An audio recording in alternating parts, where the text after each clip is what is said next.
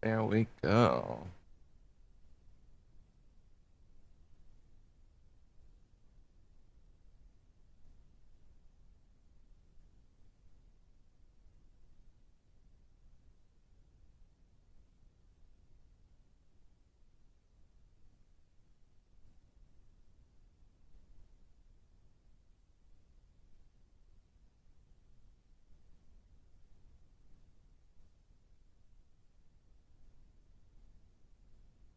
Okay.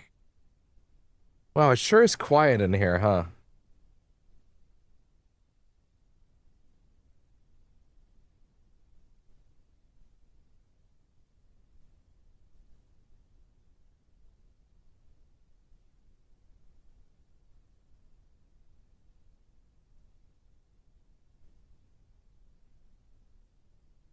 Okay.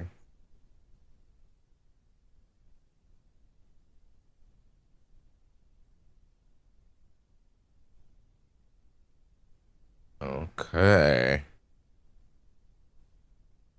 Sure. Yeah, it's a little quiet in here. Let's fix that.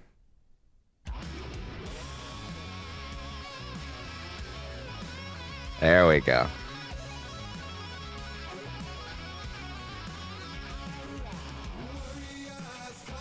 There we go.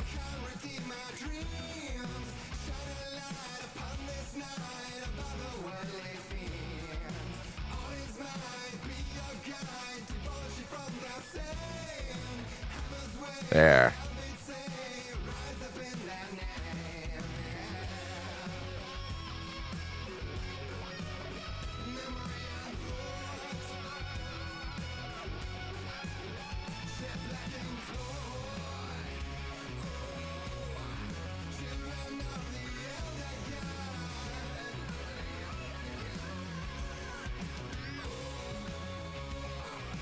There. Things are looking good.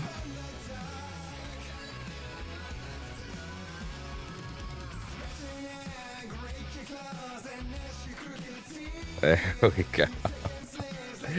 Oh, it's gonna be a good day. This feels like a long time coming.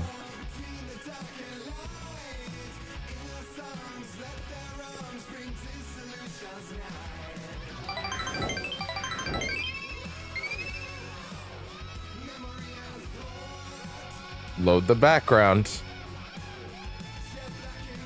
Load the there we go. If you weren't watching the main feed, you couldn't see what I was talking about. Hello and welcome to Percentage Chance for the day, children of the Elder God. It is back to Poison Pill.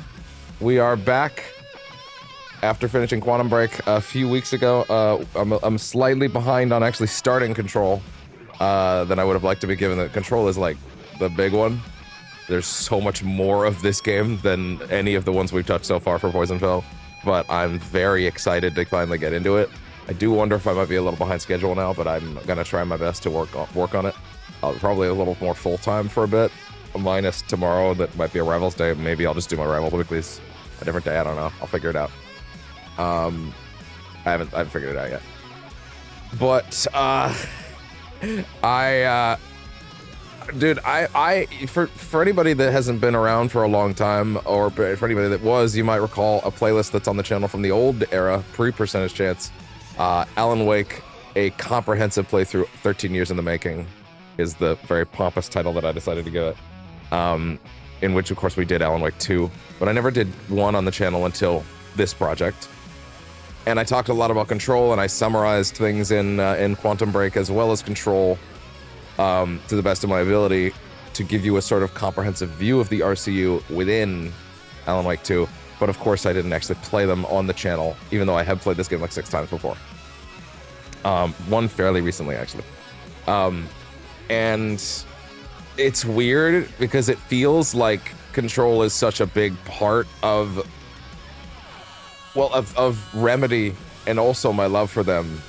It's definitely their biggest game, right? It's still crazy they went back to make Alan Wake 2 to an extent, just because, like, gosh, as much as I love it, I'm gonna roll Children of the Elder God again, actually.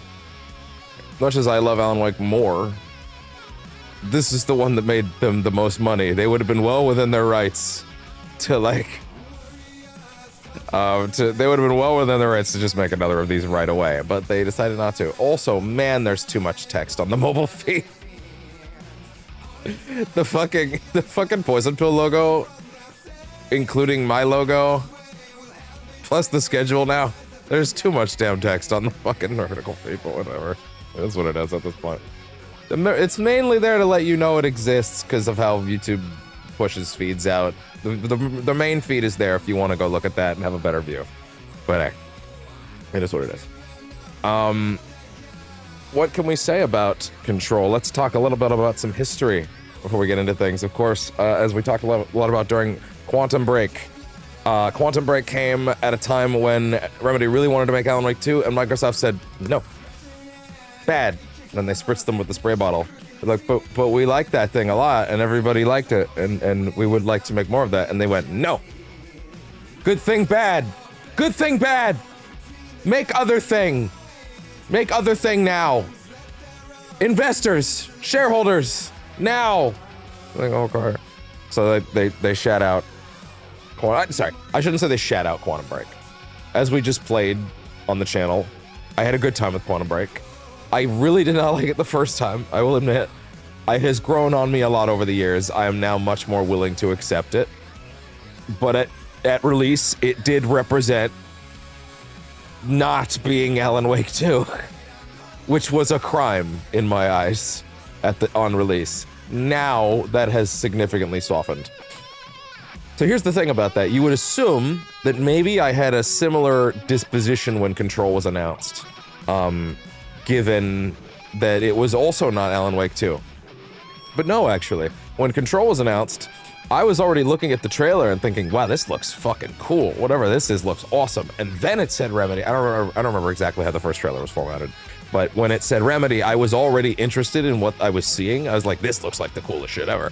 And then it said it was Remedy, and I was like, oh, okay, hold on, wait a minute. And maybe the fact that I had already accepted there was no Alan Wake 2 because of Quantum Break meant that I was more willing to ease into it. But I never had that anxiety or disposition coming into Control. For whatever reason, just probably because, again, Quantum Break probably softened the blow. But the other thing was that Quantum Break was that Control was initially hyped as like, hey, we're not working with Microsoft anymore. And I was like, oh, Unchained from the Beast that doth smite their holy inhibitions? Or I guess it would chain their holy inhibitions. No, I still think that's wrong. That's not how words work. Anyway. Unchained from the beast that held them back for millennia. Finally freed. But the other part of it was I forget exactly when they relayed this information to us, but they were pretty upfront, like when people were asking, hey, why not Alan Wake 2 now? And they just straight up said, we don't own that anymore. We left Microsoft and they own it. We want to make more Alan Wake, but they won't let us have it. And it was like, well, fuck. No ads, Spotify, that's not. Then they were very straight up, like, Microsoft won't let us use it. They will not give it to us. We're very upset about it. We want it back. But here's something we're going to make instead. Now, that was true at the time. But that statement was a bit of a Trojan horse, as we'll get into. So, I don't know. I'll run the Sea of Night. Sure, fuck it. That song's great, and it's not necessarily in Alan Wake 2, so I can go ahead and run it. Plus, it's better to be in Poison Pill somewhere than nowhere. Go ahead, run it. I love that song. Play it. Play the thing. Spotify, I swear to God. There you go. So I don't know exactly when in the process they decided that they were going to, like, make this Trojan horse scenario work. But around, I want to say 4 or 5 months before Control actually released, but like someplace relatively minimal, right? They the announcement came that, hey guys, we own Alan Wake again. We bought the rights back. We spent as much money as Microsoft wanted, and we bought the rights back. So now we own that again. And I was like bouncing up and down. I was cheering from the heavens. I was running to the roofs. I was screaming, "Oh my God, it's happening. Oh my God, everybody calm the fuck down. Fucking calm down." I was screaming from the roofs, but it wasn't just that they got it back. It was also, I can fully be excited for this Control thing now. If there was any hesitation in my heart at that time, which I really kind of think there wasn't, it was now full-on excitement. But then, at the 11th hour, right before release, they decided to announce the kicker, which was the soft announcement of the RCU, officially. When they announced that the Control expansion pass, which would contain 2 pieces of proper expansion content. For the record, we'll be playing the Ultimate Edition, which is the only version that's on PS5, so that shouldn't surprise anybody. Would of course include 2 pieces of content. One called the Foundation. I would rather say as little about the Foundation as we can, because that's the second last thing. The DLCs are going to be post-game. That's kind of how they're designed. Like, the last part of the game will be the one I'm about to talk about. So the Foundation is sort of a, let's get into the origins of the place we'll be exploring very soon kind of thing, right? And the less said about that, the better for now, because it's better to be explored later. Also, I kind of think that DLC is going to play heavily into Control 2, or Resonant. And then the second DLC, the reason I kind of was like pushing that first one out of the way was AWE, which we'll get into what AWE means, but it's a bit of a double entendre in this sense, because AWE was a full, proper announcement of an Alan Wake crossover episode. A proper crossover event was what they described it as. So not only was Control gonna pay off for Alan Wake, Control was going to actively carry it forward. And what I will tell you is that there are Alan Wake things in the base game. A decent number of them, actually. A significant number of them. But they're just small enough that it's clear that those were added after they got the rights back, and that they had to kind of wait until later to do like the big stuff, right? But there's enough there to satisfy anybody that's a fan. Like a couple extra notes, a couple voice lines, little things that call back to Alan Wake 1 that set us up going forward. And of course, AWE is a double entendre, because AWE is a phrase that we heard a little bit in Quantum Break, actually. It's spray painted in a few places, which is always interesting to me, because they really clearly had some ideas cooking already. I have to assume Control was already cooking when Quantum Break was on the way out, right? Like, they were already so disinterested in the experience that Microsoft gave them working on that. They were already thinking about the next thing, maybe even working on it. I don't know exactly how the production pipeline worked on that. Sorry, my nose is extra itchy today. But yeah, so they're cooking things around, they're kicking things around, and AWE means something important in Control, and we'll get into that soon. But it also works for Alan Wake expansion, which is just so fun. It's just so fun. I feel like, to an extent, they probably worked that one backwards from the start and then worked back what it would mean the other way. But the nice thing about Control isn't just that it's not just a buffer between Alan Wake 2 and Alan Wake like 1. It's not just an interquel. It's not a spin-off. It is its own thing. And it is so good. On its own right. In its own right, in every way. Control is a thing that stands on its own with no connections. Like the Alan Wake connections that are there are quite small. In the base game, anyway. It stands on its own. It is a brilliant piece of writing. It's a brilliant piece of world building. It's one of the only examples in the world I can think of what could be thought of as a spin-off that doesn't widen the scope of the world to a different place necessarily. It reveals that the plot of the thing that you already liked was one cog in a giant web of nonsense globally. It pulls the curtain back to become the A plot. To the point where Control Resonant looks like a natural escalation of what happens next. And also it looks like an Avengers level event in this universe. The events of Control Resonant look like a problem the Avengers would have to stop. Like, it looks like that much of a fucking problem. It is a catastrophe, what is happening in Control Resonant. It is an event I am struggling to think how this world can recover from, which is exciting. AWEMCU. The RCU, which is a term that Sam Lake started using actively after this particular yeah, I think he started using it for Alan Wake Remastered, and I pulled on it. I don't know how often he uses that phrase, but he has used it for a good amount of time, and I really do think that's fun. Also, connected universes. I think it's way better than when DC tried to do DCEU, the DC Extended Universe. What are you extending? What are you extending? Movies? You're not extending anything. AWARC. Yes, there you go. Oh man. RCU. RCU. It does. So, with all the excitement of all of that, it's also exciting because, as we'll get into in a bit, Control is also, again, listen, I played this game like 6 times, but I have not played it since I've gotten a Pro. And one of the first things that happened, well, several months before I got a Pro, back in August, September, I believe, Control dropped a wild PS5 Pro update that was said to be one of the best for PSSR1.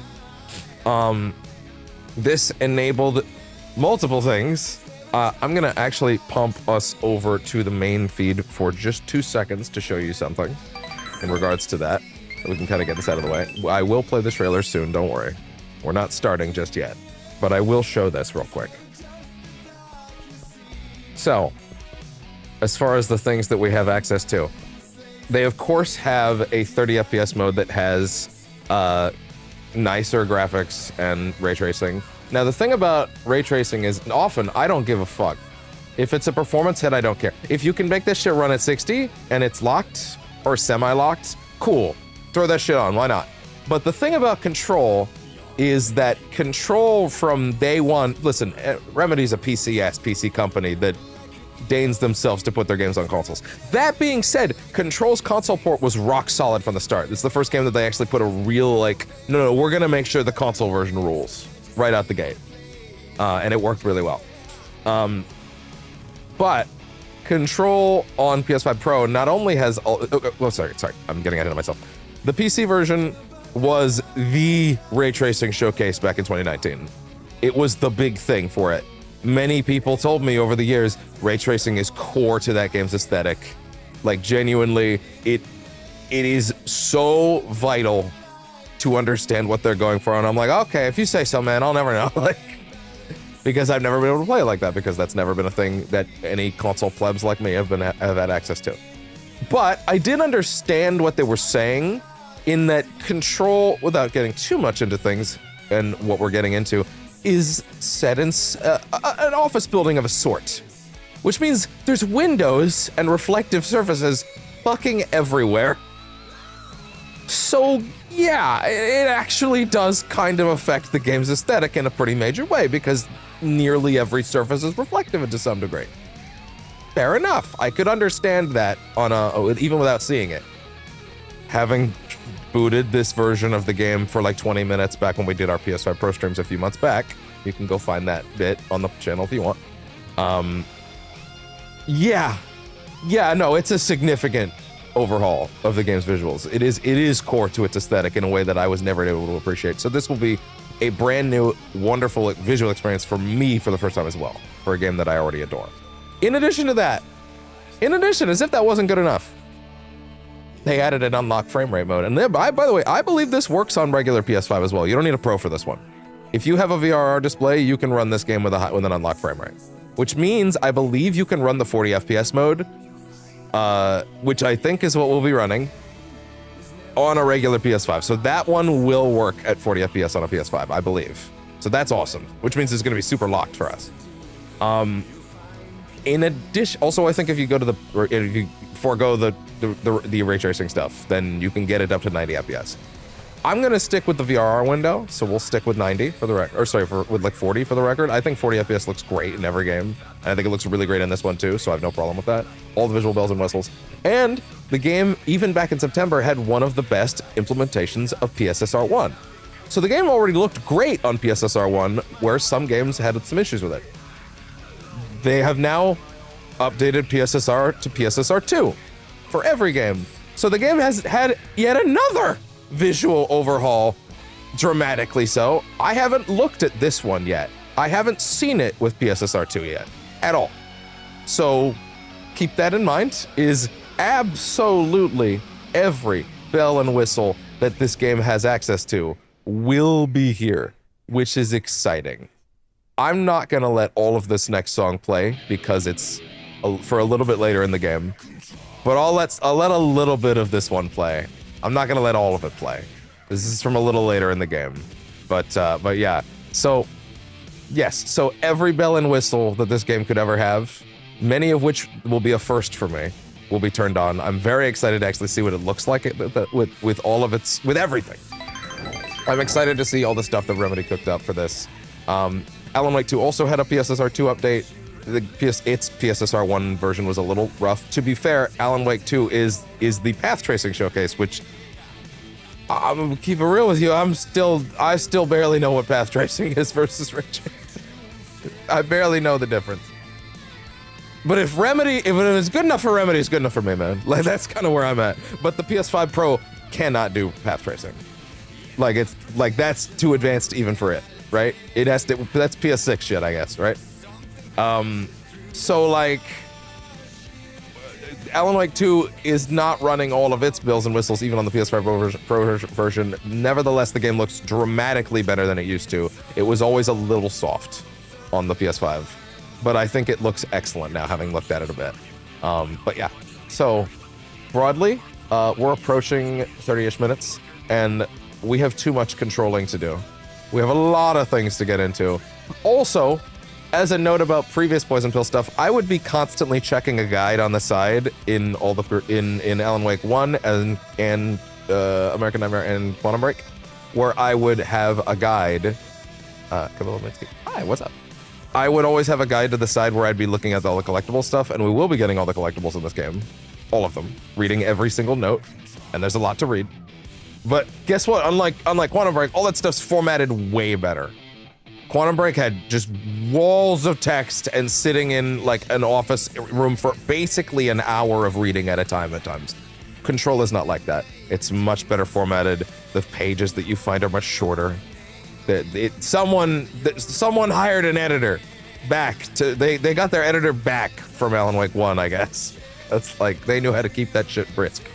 And it will be me reading it, but we'll have some fun here. But yeah, so the exciting thing is that what I've decided, an approximation that takes shortcuts while path tracing is not even more accurate but heavier. Wow. Well, thank you very much then. That does help. Regular ray tracing option. Regular ray tracing option. Pieces ray tracing option. I'm gonna add on to that real quick because that's a great explanation. I'm gonna add on to that real quick as a quick note for anybody that doesn't know what ray tracing in general is. It is essentially the process of, rather than having pre-baked lighting existing in every aspect of your game, it is the act of literally letting light sources themselves be programmed with the idea of what the light source should do, and then naturally project said light source in real time without having to cook all of the light and pre-bake it and set it in it. Well, there you go. Actually, that was okay. Fair enough. You had the explanation ready. Ray tracing is meant to replace traditional rasterization techniques in order to make a 3D world look more realistic on 2D screen. Your monitor. It simulates the behavior of light as it would occur in real life, creating a sense of photorealism. And the other nice thing about it is that it also, you're the best. the other nice thing about it is that it basically, like, when it's working, it means developer. Here's the thing that I think gets lost sometimes. When ray tracing is doing its job, it just means developers don't have to do as much work because it does the work for them because it's an automated process, right? Like, unfortunately, you kind of have to have a version of it. It's basically, imagine a sun has been programmed into a game world and the developer says, here are the properties of a sun's light based on what we're trying to do in this scene. In a normal, regular game environment where, like, the developers would have to manually bake every single surface of how the light would interact with every single spot of the world by hand, ray tracing automatically takes the data of what the sun should be doing, takes the data of where, like, various trees would be for shade and stuff like that, and automatically, realistically creates a lighting solution that looks much more natural and also requires way less work. So it speeds up development, which is also tricky because then you need to have a version of the game that doesn't have ray tracing for the people that can't run it. So you end up kind of having to do some of it anyway. It's like a theoretical. It's tricky, yeah. It would negate the God Sun. Actually, no, it wouldn't negate God rays in a game. It would make the most accurate God rays imaginable, basically. But yeah, so that's the basic idea. I'm trying to think if there was anything else. I feel like I was saying something before the ray tracing explanation came up on this thing. I'm gonna rewind my thing a little bit so I can remember what I was saying. What the hell was I saying? Let's see. I gotta back it up. Oh, the collectibles. Yes. Because of the nature of Control structure, I'm not gonna be using a guide for collectibles at the start. Because Control's a bit of a Metroidvania, where you get skills as you go, and then they open up new areas, and then you can get the rest of the collectibles. So any collectible guide that I had would be here's every single collectible in the zone, but it would likely be assuming no one made guides for this game that's like, here's every collectible in order that you can get in the order that you can find them. It's all, here's this area, here's this area, here's this area, because they're expecting you to have all the powers when you go actually do collectible hunting. So there will be a point in the game later where I will have all the powers and we'll go hunt everything. Right? But I'm just gonna play the game naturally and try to find everything I can along the way in real time, and we'll do cleanup much later in the game. I think that would be structurally much more sound, and it also means a lot less like me looking over here and like, oh, where's the next one? What do we gotta do? You know, like, cause that, especially in Quantum Break, that was getting a little rough. So, all right, with that, I'm bouncing, I'm giddy. Let's get in as quickly as possible. I only have one short for the day, and it is one from Poker Night of the Inventory. It's a good one. So, let's go ahead and bounce over and get over here. Oh, wait, sorry, I almost forgot. Yeah, that's all the take control you're getting on this stream for now. You can get the rest of the song later. All right, so let's jump over to, we need to put Tycho on a watch list.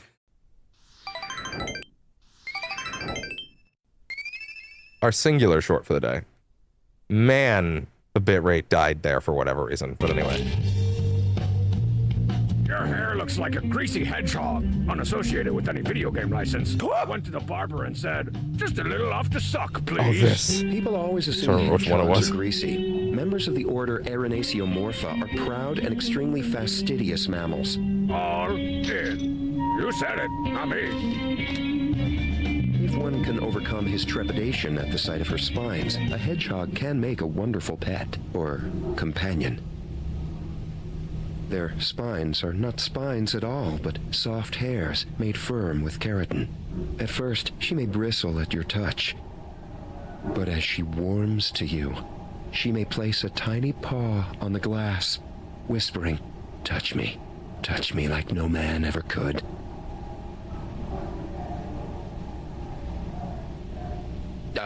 I'm sorry, you were saying?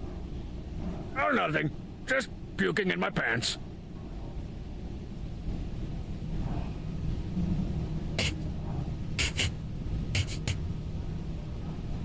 I missed the part where that's my problem. I should have played this one.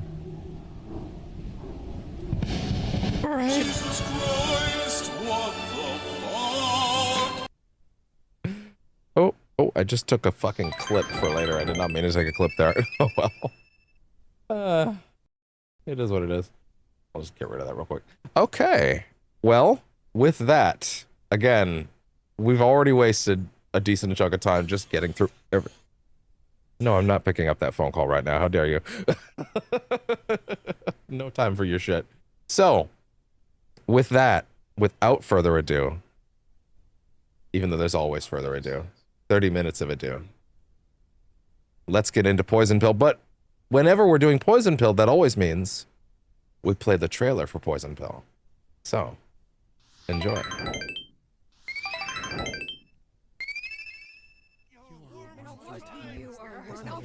If you are new here, this is the trailer that I made a few months ago at this point for this project, and I will see you in a little minute. Hey, listen. It tries to play itself, it's different.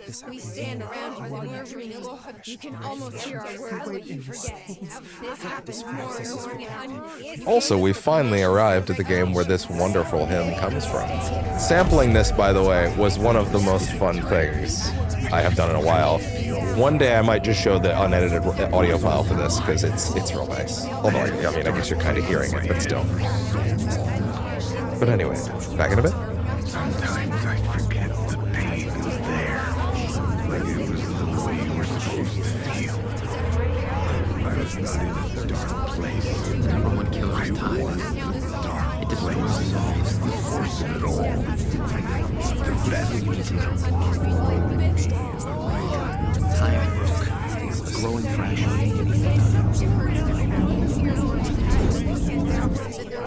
At first I kept finding the pages as if I was dead. The books I couldn't remember how the terrible atrocities of the creation pictured with the horror. I began to hunt the pages for the every answer to the mystery of the truth and my soul. I could spend hours of trying to explain to me how it felt to be from the dark. I've heard things change with you. They turned into something else, and nothing was safe. I'd never really understood what she was.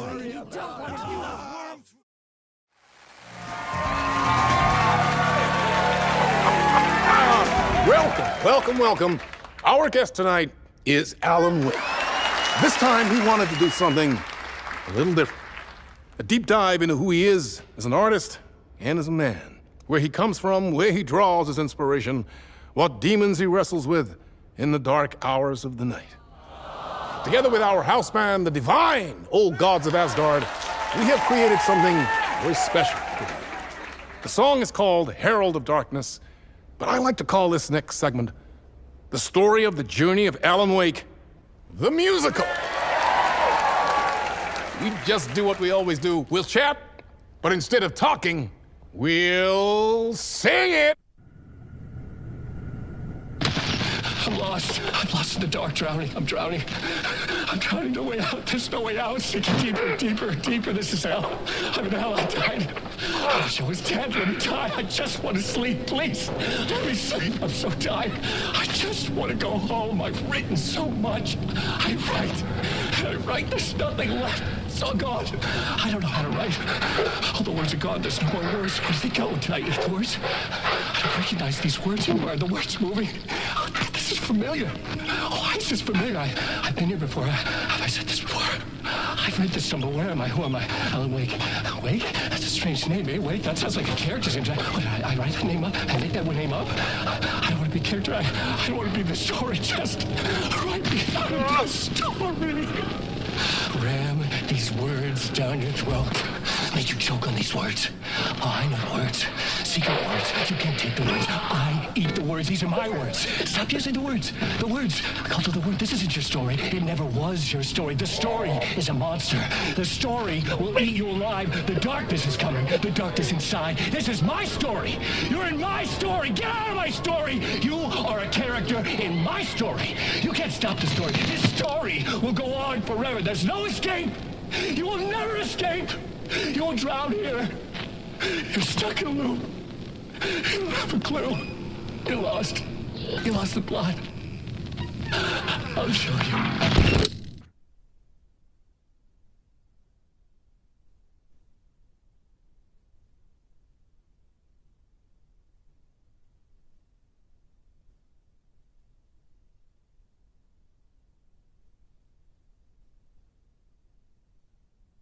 I'm a writer, goddammit.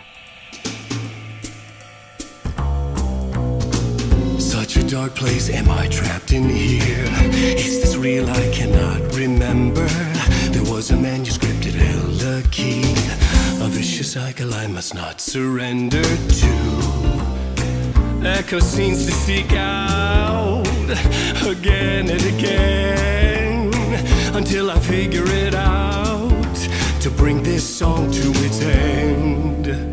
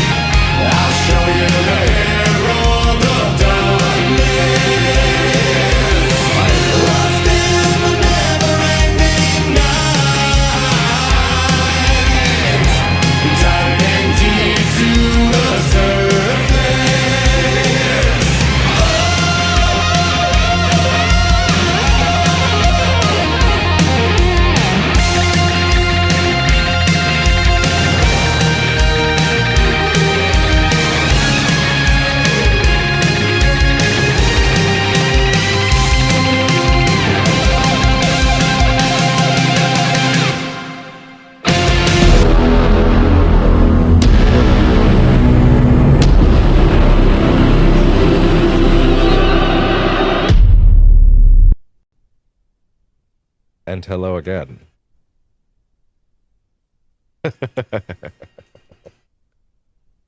It feels weird to actually press start on this, to come home to it. It feels weird, after all this time, to actually play it on the channel. But here we are. It is time. Once again, especially if you skipped the talkie segment at the start. I don't know how many people will do that, but you know, I'm sure some people might. We'll be running all the fancy bells and whistles. It's gonna be real nice. So, without further ado, this game makes you overwrite all of your save data whenever you start it up, so, but whatever. Anyway, off we go. This game makes such an incredible first impression. Fair warning. This is gonna be weirder than usual. Yeah. Can't be helped. Also, real quick, anybody that watched Quantum Break will immediately recognize the actress that played Beth Wilder, who they clearly liked a lot because they immediately handed her the starring role in their next game. You called me. So here I am. Not playing Beth, for the record. Quantum Break is not a thing they own anymore, so, but things from it will come back, actually. Even in this game, they will come back. In a legally distinct fashion.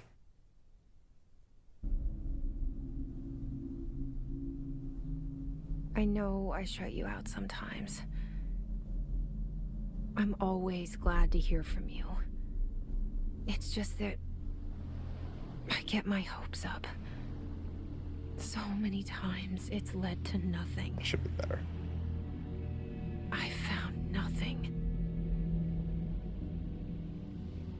I'm a writer, goddammit. Quiet, We you. live in a room, and there's a poster on the wall. We stare at it, and we think that's The the Federal whole Bureau world. of Control. The room and the poster. The picture's something nice. A landscape, a famous person. Like in that movie, what is it called? The prison movie. The room's a cell, and the picture, it's different for each of us. It can be beautiful or terrible, but we're all transfixed. Yes. Yes. But it's all a lie. Something to distract us from the truth. They're lying to us. She doesn't remember what movie it We're is, lying but that is to the movie she's talking ourselves. about. The room's not the world. The world is much. One of my favorite parts of this game is how long it takes her to remember what movie she's talking about. There's a hole hidden behind that poster that leads to the real world. Ooh, it's so smooth already. We all feel safe in that room. But sometimes something crawls out from behind the poster. And the ones that see it happen freak out and try to forget what they saw. I'm here. Bugs. Why did you bring me here? Oh my god. Even just the way that the floor looks. Anyone here? All right. I'm gonna try to somehow hold in what the game's core hook is just a little longer. Even though, I think most people would know by now, but hey. It should be revealed fairly quickly. Oh my god. Prohibited items correspondence. Reminder, certain objects are not allowed inside the Bureau, the Federal Bureau of Control. Recent incidents have necessitated an issued reminder on prohibited materials, unauthorized weapons, pagers, laptops, smartwatches, smartphones, smart gaming devices, anything smart, number 2 pencils. Any objects considered iconic representations of an archetypal concept, example, rubber ducks or ketchup bottles. All material under Bureau investigation is to be brought in through the private entrances. If you see any lobby personnel in breach of these policies, please notify your supervisor immediately. Quite an interesting place. Multiple containment breaches detected. Multiple building shifts detected. Internal lockdown in effect. Building lockdown in effect. Head of research override has protocol reactivated. No rubber ducks. Actually, there is a rubber duck in the building, but we'll get to him much later. Don't think it'll be today, though. Yeah, wow. Yeah, again, everything in this fucking building is reflective to some degree. So, yeah, it's a pretty big part of this game's aesthetic. Dun, dun, dun! I saw it a long time ago. The Federal Bureau of Control. Seeing it in my dreams. I will remind that in Alan Wake Remastered, we of course learned that Sarah Breaker, her father used to work for the FBI, but the FBI, as I gave a little early, was in that case not actually the FBI, but the FBC. Expenditure summary, major staffing surveillance, data center initiative, construction, minor. Office equipment, janitorial costs, mold removal, HQ livability costs. For cost breakdown spreadsheet, see page 5 for 5-year comparison chart. See page 9. So many things to read, so much detail to find. Wow, even just the way that the light flickers on that is totally new. Now, Head of Research, Dr. Casper Darling. This face might not look too familiar, but also might, if you are a fan of the movie Robin Hood Men in Tights. Of course, Alan Wake's voice actor is Matthew Peretta, but his physical actor is played by Finnish actor Ilkka Ville, and with Mr. Peretta dubbing over him. Matthew Peretta, his name is Dr. Darling. His name is, in fact, Dr. Casper Darling. And Dr. Darling is actually played by Matthew Peretta. So we will get Alan Wake's voice actor in the game as himself in this game. Oh, if you think that's fake, darling. Metaphorical, darling. Then we'll see how that goes.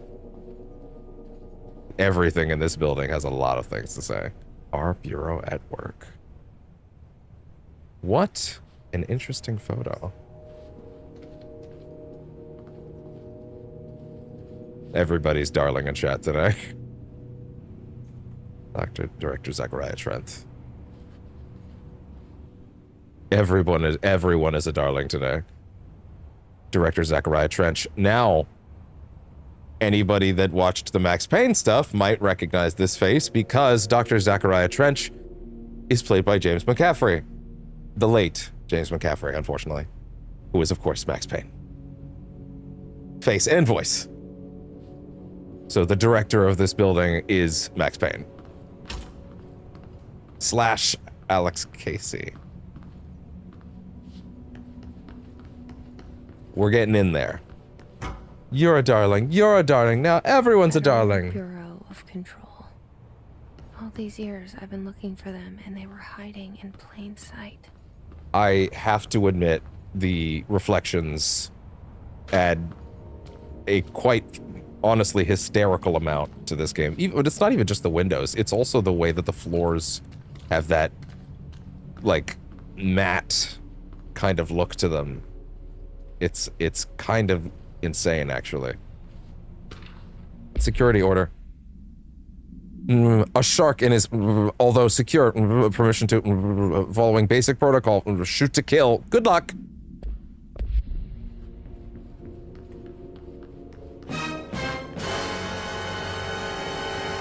Just really, really farming every single thing that I can get about this place as I can. I'm gonna let us go a little farther before I give the hook out, because the hook is, of course, the best. That was the definition of redacted. R4 reports. Hello. As you should know by now, the R4 reports were due by the end of the week. We're still waiting on them for a number of people. I'm also a darling. By the end of the week. We're still waiting on them from a number of people. If you need an extension, please request from r4.e from your supervisor. Request form. If you think if you're exempt from filing an R4, you'll need to get written permission from your department chief saying so. Remember, R4s are mandatory under section 75.2 of the employee manual. If your R4 requires interdepartmental claims, then please contact the appropriate department head, Dr. Darling, Ms. Marshall, Mr. Salvador, or Mr. Kirkland, as needed. They'll be busy on Thursday in their annual police policy review, so please schedule accordingly. Best, your administration team.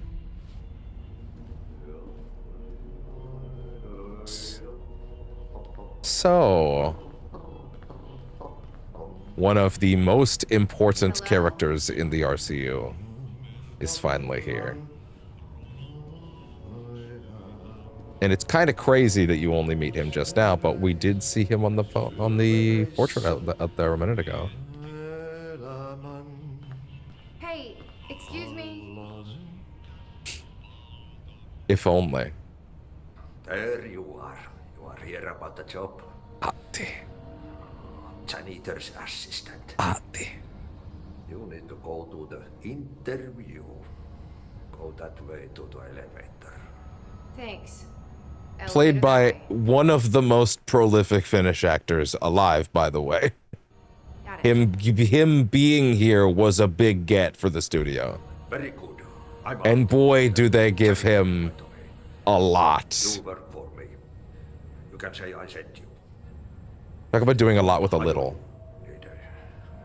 And they just let him go. They just let him talk Finnish whenever he wants. It's great. I've done enough night shift loner jobs to know it makes us come off weird. Welcome to the oldest house. Is a friendly face in my book. Better than somebody with no face at all. Think about it. No face. The things that Ati says. That said, I know what you're thinking. If there's an axe murderer around, that's him. Things that Ati says will often seem like bumbling. They might seem like nonsense. They might seem like metaphor. They might seem like obfuscation. They might even make him sound like he's a little off his rocker. Please understand, he might be the sanest person in this building.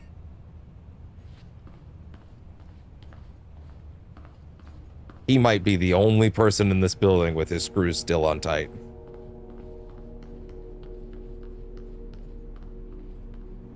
Proceed deeper into the bureau. Well, isn't that interesting? That door wasn't there before, was it? That's back to the entrance room. That's the hall we came up. We walked into a door, into a hallway that was here. Yes. You'll have fun translating a lot of the things that he says, to be honest. He is a joy, as always. But it appears that the room that we just entered is no longer in the place we thought it was. As a matter of fact, the real elevator is where Ati's photo was, which is now gone. The cell and the poster. I was 11 years old the first time I saw behind the poster. They told me I imagined it. I've been trying to pull it down ever since. Will you help?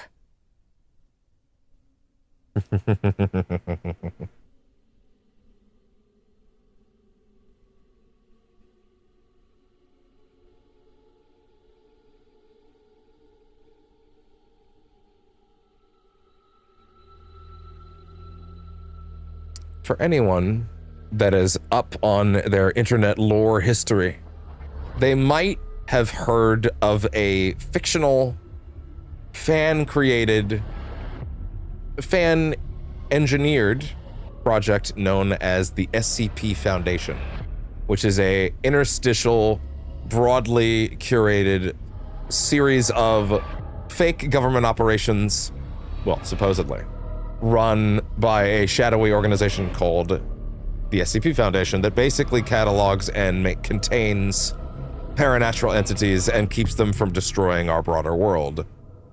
Control is Remedy essentially creating their own version of the SCP Foundation.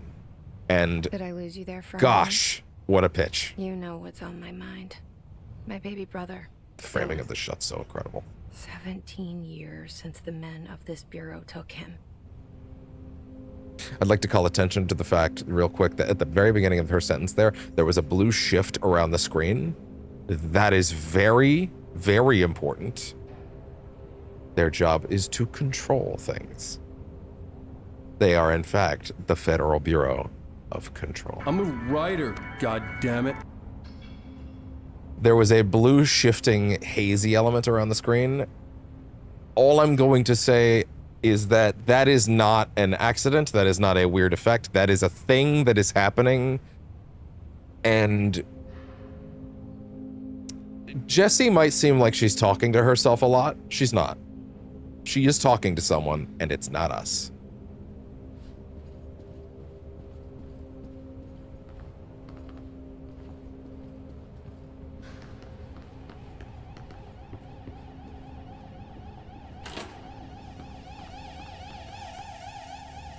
HRA protocol activated. Approved terminology of control. Reminder regarding drafting any public-facing material while penning any notifications of death related to the Willow AWE.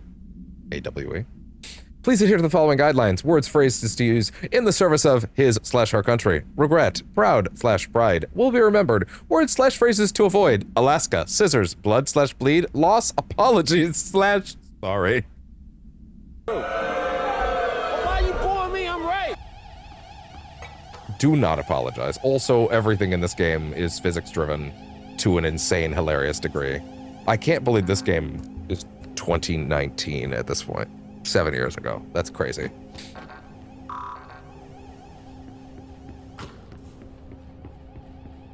Oh my god. Every little surface. Oh.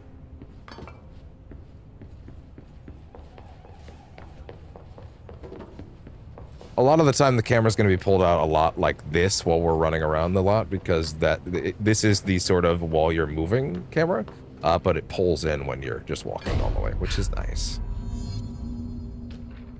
Investigate the noise in the director's office. Trench, do not disturb, not official. Barbara, I am not to be disturbed. Cancel all my appointments for the day. For the rest of the week. I can't trust them, Barbara. Not a single one. Trench.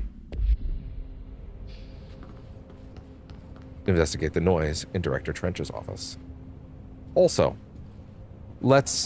before we head in there, I know I'm supposed to investigate that noise, but I want to call attention one last time to the photos of Director Trench around the building. Just making sure that we see them one last time. Also, when I mentioned things like Metroidvania style stuff, a lot of these doors will have clearance gained later as we progress.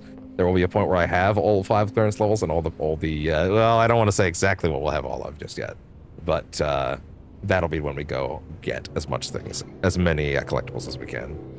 Shit.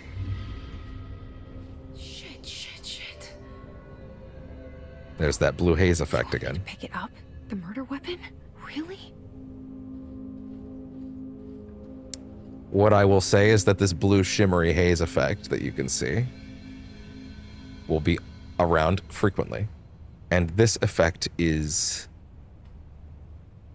I'll say it. This is a character that she is talking to.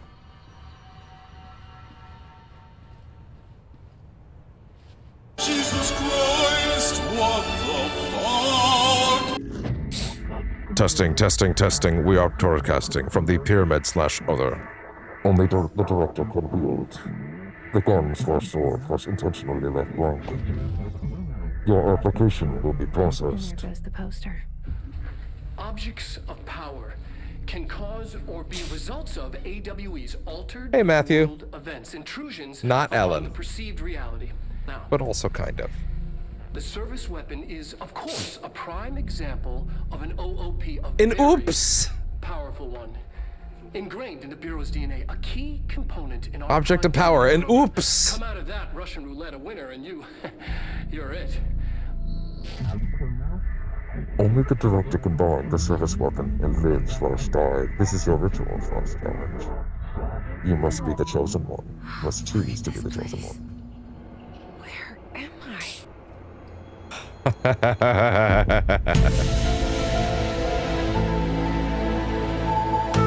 The upside down pyramid is a core part of this game's world. The board. Bubblegum/Polaroid, all/none of the above. These are the concepts/tattoos we see in your minds. The service weapon, which has many forms, like the house/prison you occupy. I just came up with the do the muffle thing on the fly. Actually, I think that's working great. I actually think that works perfectly.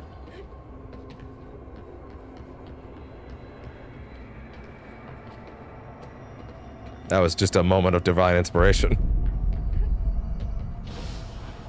Why, hello there. We now have access to our first ability, although it's a little light, but melee. The same gun. Welcome to the service weapon. Control the gun/house.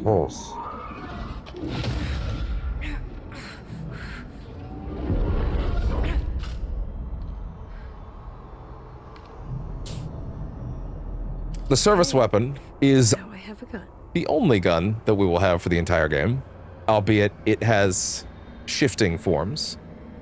It is a infinite ammo, wonderful little workhorse that will simply do its job.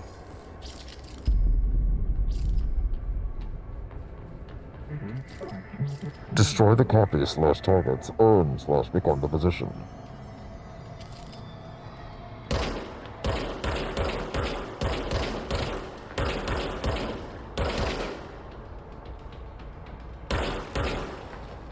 Oh god, oh god, oh god, oh god, oh god, oh god. Stupid. The service weapon regenerates ammunition automatically when not in use. Destroy the... Oh, it's the same thing.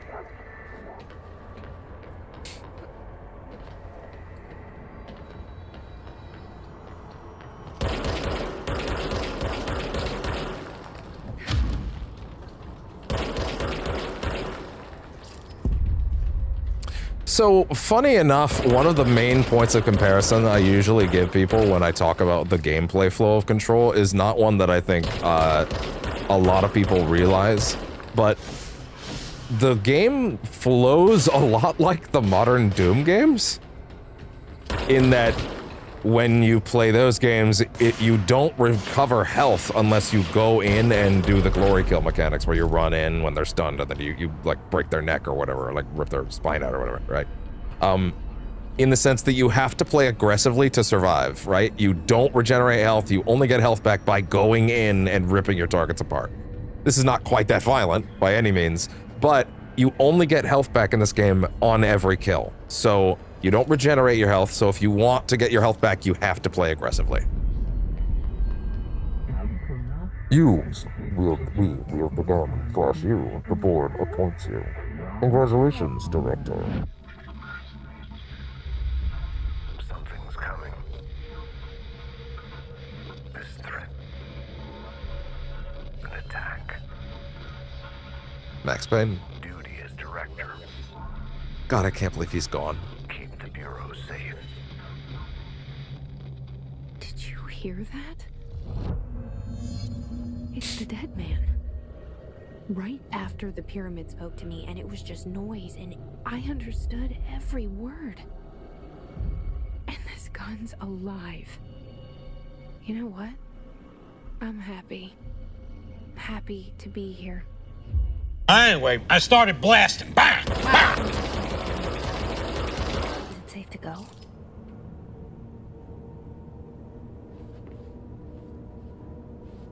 So, I picked up a gun. And, as it turns out,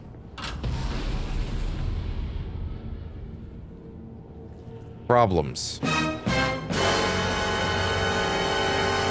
Problems.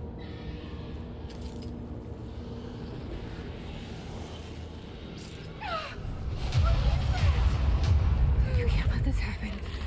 You can't let this happen.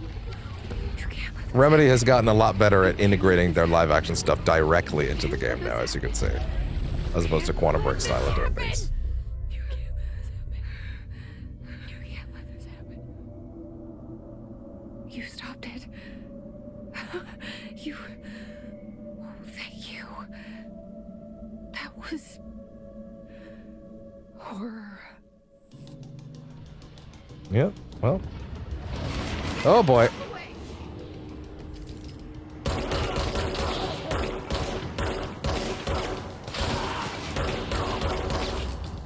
My aim is, not quite as sharp as I want it to be right now. Instantly gained new collectibles on these enemies. Hiss. Guard. Instantaneously, we received a document regarding them. Isn't that interesting? Summary on Hiss entity, Hiss corrupted security guard. Confidential. The Bureau has many internal security personnel. The Hiss was quick to take advantage of this fact. Hiss guards use the standard issue bullpup rifles that they carried prior to corruption. While the armored guards carry pump-action shotguns, they have no observed paranatural abilities, with the exception that certain Hiss guards are protected by a shield of dense Hiss resonance, capable of stopping bullets. Is this shielding a result of prolonged Hiss corruption? Does the Hiss mature in organic hosts over time? More data is needed. Did the Hiss target individuals with combat training? Does the Hiss have that level of cognizance? Does it utilize hosts for tasks that they are best suited to? Combat-trained hosts are reserved for combat. Perhaps. These are all questions for later, though it is obvious that corrupted individuals retain knowledge on the use of their weapons. Refer to for full report. There's also a few other things we got, such as this photo of director Zachariah Trench. So much is expected from the director, the responsibility, the privilege. But in addition to that, the service weapon. Containment procedure. Service weapon up1.ke. Containment procedure. No unique procedures required. Description / para-utility. The object's form is variable. Well, when bound, the object allows para-utilitarians to... This object must only be bound by individuals seeking the role of... I'll fill in some of these from time to time. Director of the FBC. The object will determine whether...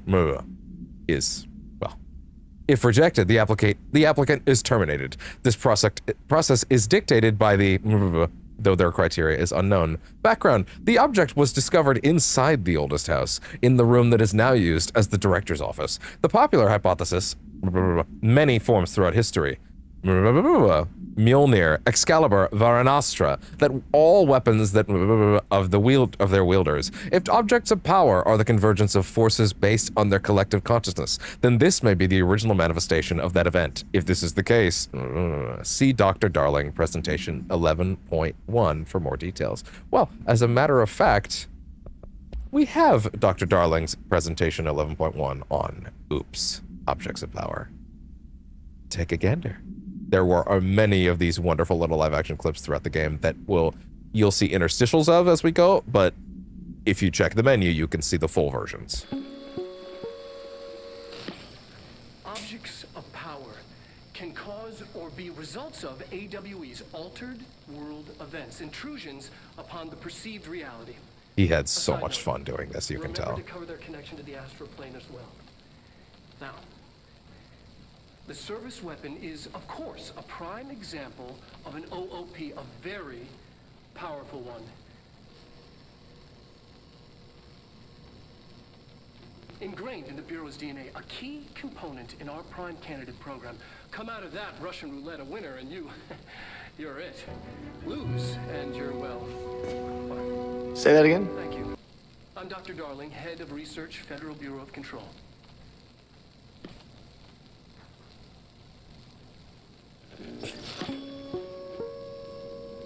I love the logo so much for the FBC. All right. And of course, they instantaneously disappear. But more than that, much more than that, we have now picked up the gun. Oh, sorry. I actually thought it was out here. I guess it's over this way.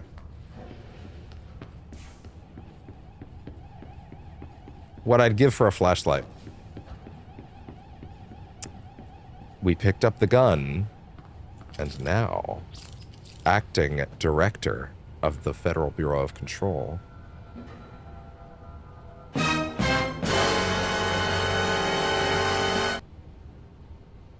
Jesse Faden.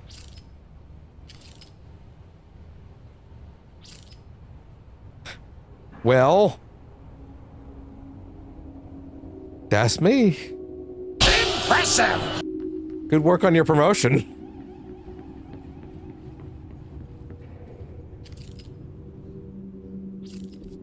This is the map. I will admit fully this game's map isn't the best. But it's serviceable. It has gotten me lost more times than I can count, which is, you know, somewhat counterintuitive for a map. The hotline. Secure line of communication. Whenever these pop up, I'm... Oh, it's not until he's done this time. Okay. The other times he'll usually get it instantly, but... Reach the hotline.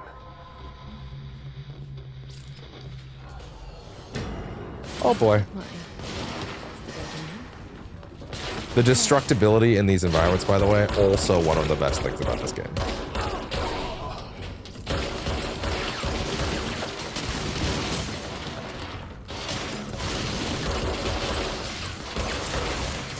I'm actually blown away right now by how much crazier it looks with all this stuff on. Like, it's way more than I thought it would be. How did this run on a PS4 at all? Look.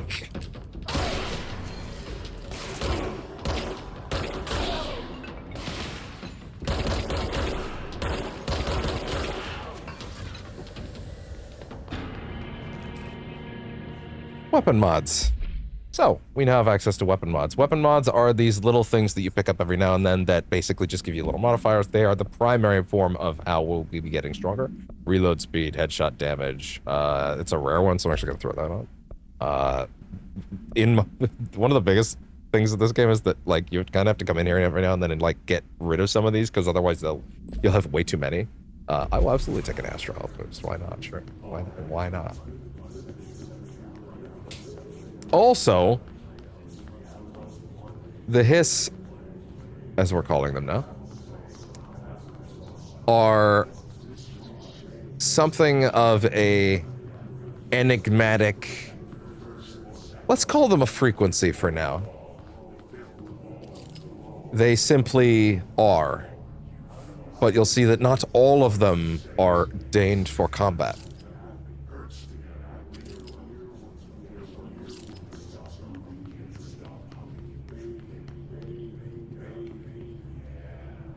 Baby, yeah. Rising costs of AWE response. Agenda items for next executive meeting. Rising costs of AWE responses. Update on mold eradication efforts. Upcoming annual salary review. New supplier of coffee filters to be found and vetted. Please come prepared. Thank you for your time. Oh, wow. Yeah, no, I'm actually kind of blown away. But also, the glass, like, shattering one bit at a time is also always been incredible to me.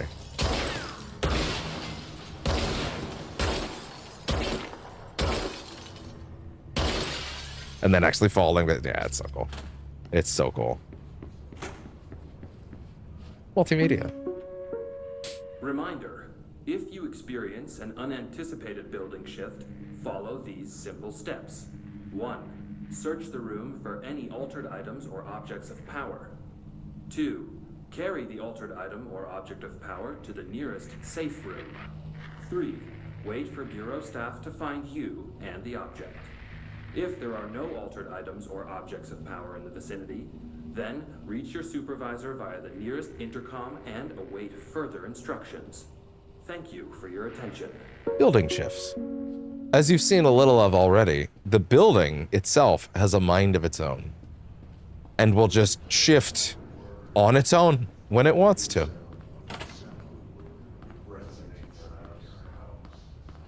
Without giving anything away, there's at least one note in the game somewhere about the concept of someone being in the bathroom and then the building shifts on them and now they're just stuck on the john. Good luck. Oh yeah, even the wood paneling.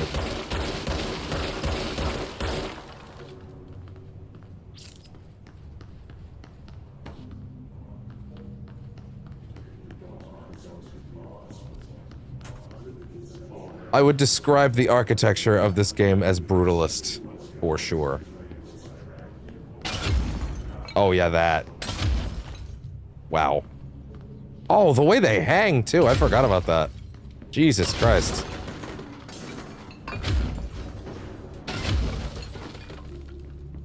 She gets her own. So like the melee's not like anything super crazy. It's like its own little. It's like a little force push, basically. But she also doesn't seem to think much of it right now. And don't worry, it's not the only power we'll get. Oh my god. Everything in this just looks so incredible, always.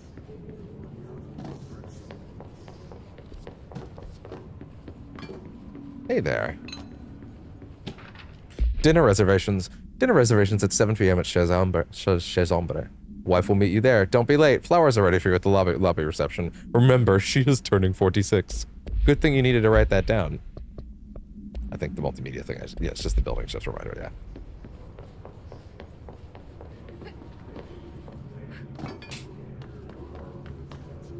How are we vibing with control right now in chat, by the way? Also, we have these special rooms that seem to be considered safe, although I beg to differ. I beg to differ. That doesn't seem fair. House memory.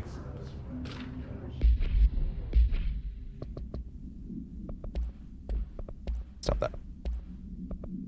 Marshal investigations. For Marshal's eyes only. Well, I've elected to ignore the council's decision on this. Marshal, we checked out the suspected AWE in Duluth, but wasn't anything. Just like the house fire before this, and the malfunctioning clothes dryer before that. My team is getting pretty sick of duds. We need to find a better way to sort fake AWEs from the real things, or you need to rotate these field agents off for a bit. Anyway, we're en route to the Sherman Ranch, next one on the list. Let's hope it's a little livelier there. Sincerely, Special Agent Keenum.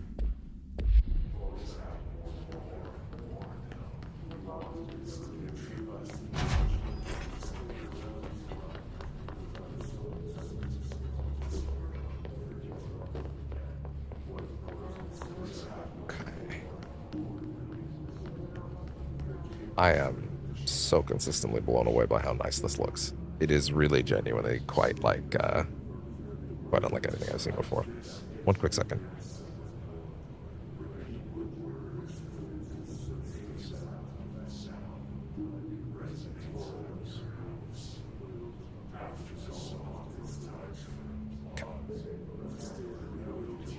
All right. Is that everything in here? Well, it'll have to be for now. Central Executive.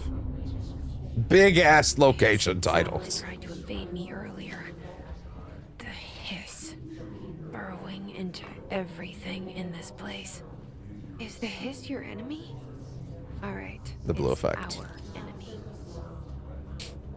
That babble's contagious. It burrows in like an infuriating melody that makes you hum it over and over.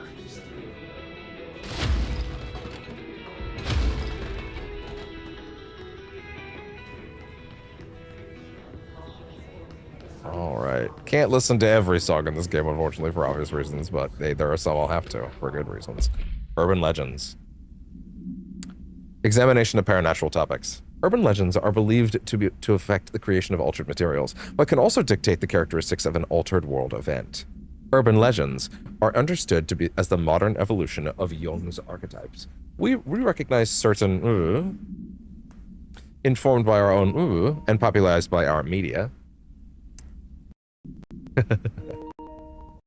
If anybody's familiar with the concept of a tulpa, that might come up a little bit and be useful for you to understand here. We've additionally proven that urban legends can be artificially in popular culture using our Bureau-made anthology television program. I'm going to cut the knees out from this one right now and tell you that's Night Springs. That'll come up quite a bit later. I'm okay giving you that one early, given how much we've already done. Once the seeds are sown, human imagination exacerbates the details. Tulpas are thought spirits. They essentially only exist. Exactly. That is correct. Exactly. Some people believe that, like, Slender Man is one of those. I don't, but, you know, that's the only thing that keeps me safe from him, technically, by that logic. Cultural phenomena. Certain cultural phenomena contain clear elements of popularized folklore. AWEs that only occur on a pair of scissors that consume human through 2 punctures on the These details, living in the minds of so many, have been given strength through belief. Urban legends are not just stories for children, they are paranatural realities waiting to happen.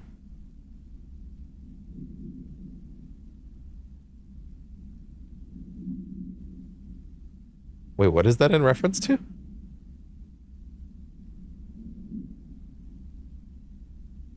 I'm completely lost on what that one was supposed to be referencing, but fair enough. A note. Where have we heard about... Oh, Slender. Oh, yeah, that. Fair enough. Now, where have we heard about elements of fiction slash... Was that actually part of the lore? I didn't know that. Where have we heard about elements of fiction being able to influence reality before? It's not coming to me. I'm a writer, god damn it. Oh, yeah. It is. That's true.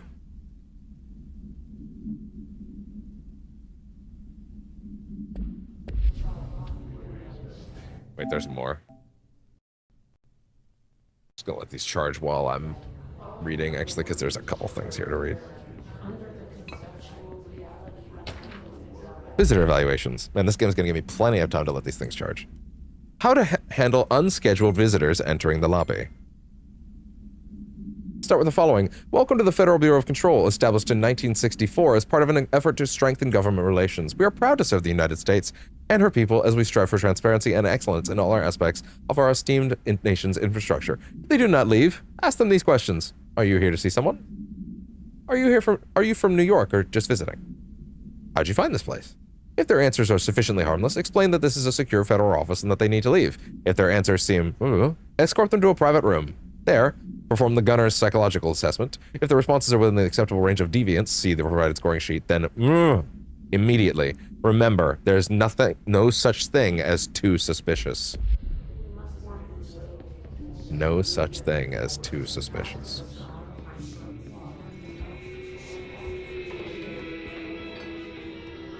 Also, this is a building shift.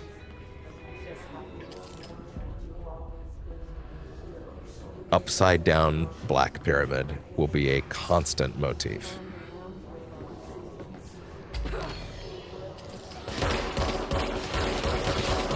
I need to tweak that sensitivity, honestly.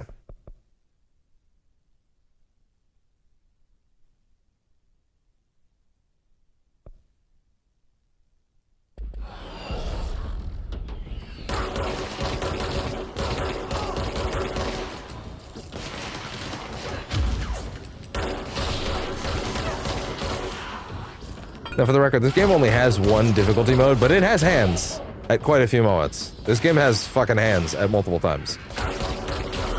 That being said, if you're keeping up with your loadout and your mods, then it'll be fine. Cleanse control points. This is admittedly the most video gamey part of the whole game, but hey. Cleansing your little checkpoints. What does that mean?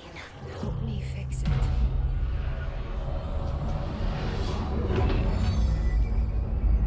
Building shifts.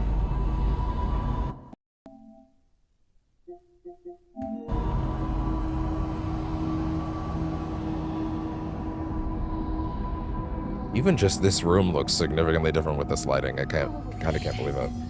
You did it. Having played this game like 6 times, I can immediately tell. It's crazy. Can you hear me? Are you with us? With the Bureau? Are you still sane? Emily Pope. There's that effect again. You'll find it's out its name decently I soon. can't tell you how happy I am to talk to somebody sane. The feeling's mutual. Yeah, I'm Pope, Emily Pope, Dr. Darling's assistant. Dr. Darling's assistant. My turn. Should I lie? Jesse Faden. I'm just visiting. I should have lied. Oh shit! You're the new director. Sam Lake's writing style is so We're good. coming out.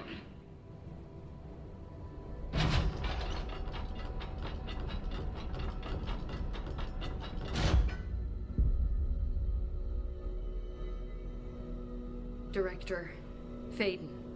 Call me Jesse. Okay, Jesse. I'm Emily.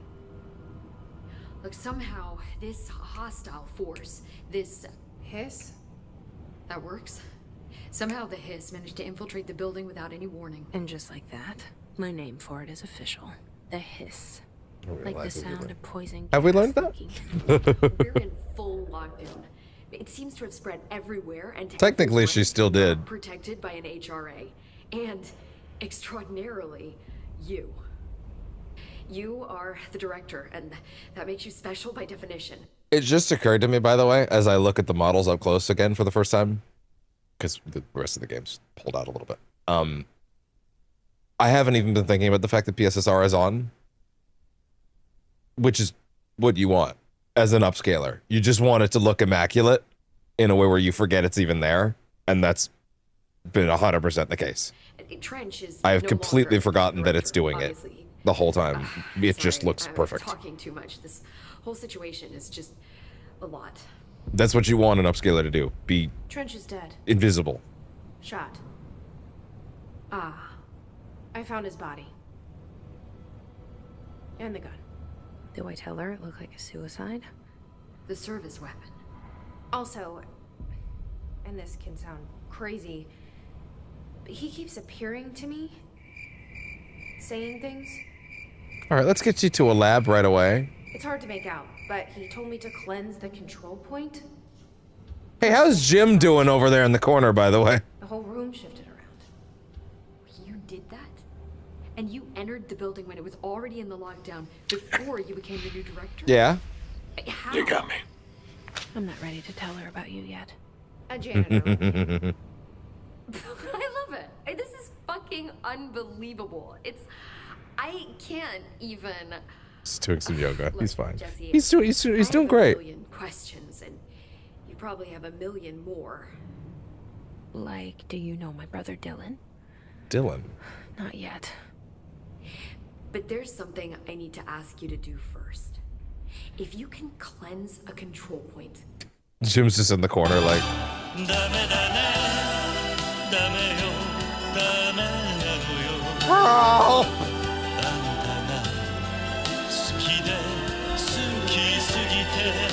Infected or possessed by the hiss. Because if that's possible, our options are very different. Emily Pope.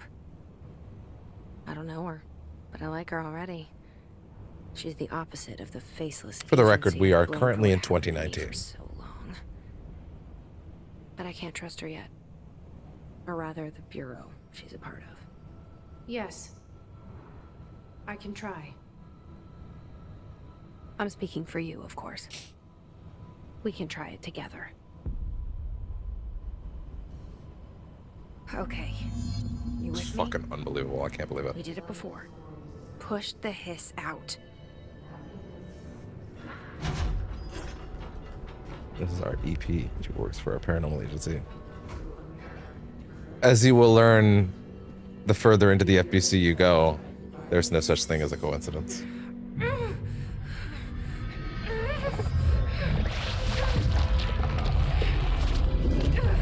Welcome Jim! to hell, motherfucker! Well, Call an ambulance! Call an ambulance! It didn't work. The hiss has his agent. At least by Jennifer Strues.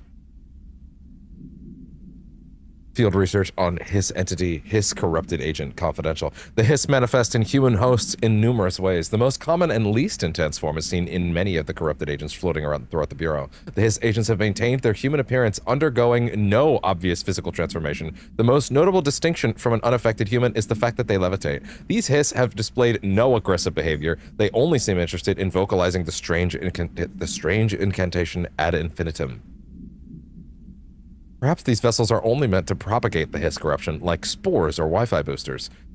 Or they are cocoons, preparing to enter their next stage of evolution. When attacked, Hiss agents disappear, entering a state of invisibility or undergoing a transformation into a purely resonant form. Research ongoing, refer to file for a full report. I would like to point out, and no, this is not just one of those video gamey things.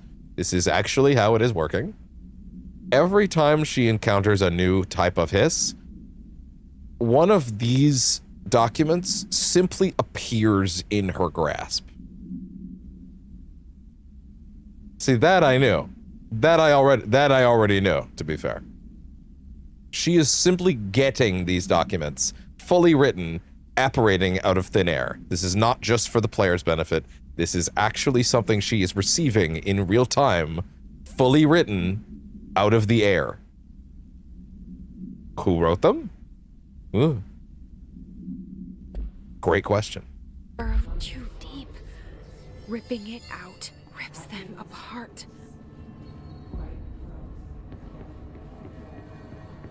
Jesse, over here.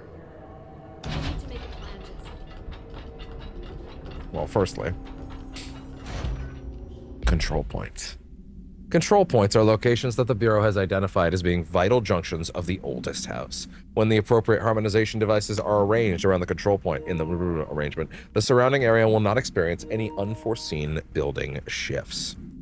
These control points are discovered by detection and are of an unobstructed ping using the within a 37-foot radius. Numerous researchers have attempted to define control points, calling them nerve junctions or vulnerable spots of the oldest house. The common factor in these theories is that the control points are susceptible to external influence, which allows us to stabilize the oldest house and work more confidently inside it. Theoretically, this technology could be extrapolated to stabilize the oldest house as a whole, but testing has found that certain parts of the building refuse to be, let's say, contained.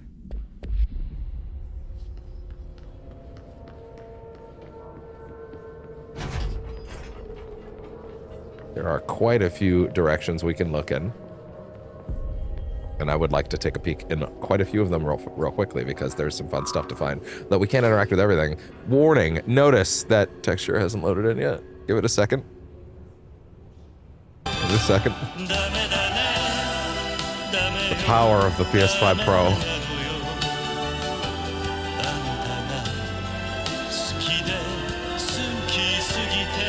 No? Maybe that texture's just like that. This one isn't. Okay, well, whatever. So, in this room is contained one of the most frightening tools that humans have ever created. Something so horrifying that they must contain it behind this glass so that no one may ever see its true terror. Maybe it's obscured on purpose. Maybe.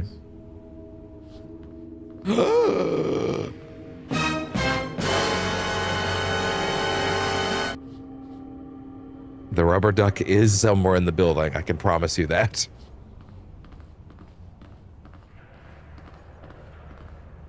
So this is actually related to a free piece of DLC that they added, that adds like these wave-based combat challenge rooms. I've never done them too much. I always think I'll try them on this playthrough, and then it's just is it? Is it just a jukebox? I think you'll find that jukebox has a lot more going on. My favorite thing in this game is a fucking fridge. Oh, we won't make it there today though. That's around the middle. But this lets you access these sort of like wave-based combat rooms. I never did them enough to determine if there's like any like story stuff in them. I felt like it was just for grinding purposes. It was free, so I didn't really bother with it too much. Maybe I'll give it a look. By the way, I should mention, there is some stuff in Control Ultimate Edition. So the PS5 version, when they brought it over, it was lacking some things that were exclusive to the deluxe edition of the original release, the PS4 version, because 505 Games owned Control for a while. Remedy has it back now. I know they can never hold on to their IPs apparently. People using jukeboxes. Oh, banana. I see what you're saying there. Say that again? Basically, there were 2 pieces of DLC, like some costumes that weren't included in the Ultimate Edition that were part of the original release, as well as a special extra side mission that I've never seen, that I've never gotten to play. But they recently, for the PS5 Pro patch actually, back in September, they added all that stuff back in. They added all that stuff back into the game, so I'll have some new costumes to mess around with, for one. But 2, this brand new side mission for me that I've never gotten to see because I didn't get that version originally. It was like a pre-order thing, like a special thing from somewhere. Is back in the game. This side mission is very cool because it features a guest starring appearance from a man that also put Sam Lake in one of his most recent video games at the time. It is a guest appearance by Mr. Hideo Kojima, the creator of Metal Gear Solid and Death Stranding. I've never seen this mission. It's relatively early in the game. I'm very excited to see it for the first time. I'm only aware of it. I've seen maybe snippets of it. I don't know if it's that extensive. I figure it's more just a neat bonus, but I haven't seen it, so that will actually be new to me for this playthrough. So that there's a tiny little piece of new baked into this playthrough as well. I knew I wanted to do it at some point on camera. I just didn't know if it would actually get rolled into the playthrough or not. So it is getting rolled into this playthrough. So speaking of outfits, tactical response suit. That one was already in the game. The astral dive suit. I believe this is one of the ones that's been added new. It looks quite cool, to be fair. And then the urban response. It's fun. Are these 2 outfits game-changing? No, not particularly. Although I do think this is quite cool. I'm not gonna make her wear it right now, though. Narratively, maybe I can justify some of it later, but yeah. These are still fun looks, though. So yeah, those are key. Those are cool. Neat little bonuses. I'm going to quickly survey the room and grab any documents that might have been missed. Clearance level. That I believe that's no, it's a different room I'm thinking of. What's up, girl? How you doing up there? One of my favorite rooms in the game is actually very close by, but we can't get into it until we have clearance later. It's a room that's just fucking covered in sticky notes. It's so neat. A room that was kind of quietly expanded, not quietly expanded, in FBC Firebreak, the multiplayer spinoff that came out a while back. It kind of bombed, but the game very clearly, I'm not going to get into FBC Firebreak right now. I'm sure there'll be time to talk about it at some point. There's too much stuff to get into already, but I thought that game was quite neat, and it was nice to have basically Left 4 Dead Control Edition. Technological, what did that say? Technological restrictions. The oldest house imposes certain limitations on our bureau, but by far the most restrictive is the inability to use certain technological instruments. The oldest house does not allow devices that receive or emit any well, I'm going to have to say radio signal based on the next sentence. Radio waves are the only transmittable signals in the oldest house, and even those are often unreliable. Oh, no, it's not. It's not. Oh, no, it's not radio then. Wi-Fi? Wi-Fi signal. Yeah, okay.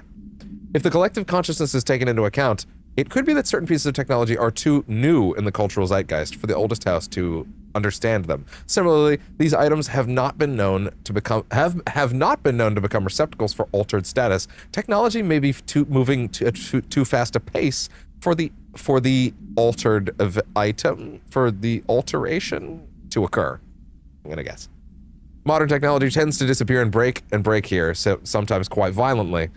Agents have been injured by agents have been injured by cell phones exploding in their pockets while entering the oldest house. So this building doesn't like modern tech, so you'll notice that this office building is adorned with many relatively old, not relatively, quite old pieces of tech, like projectors and more analog pieces of tech and like proper like film reels and stuff like that. So no cell phones, no nothing, no Wi-Fi, and that's why the computers are the way they are.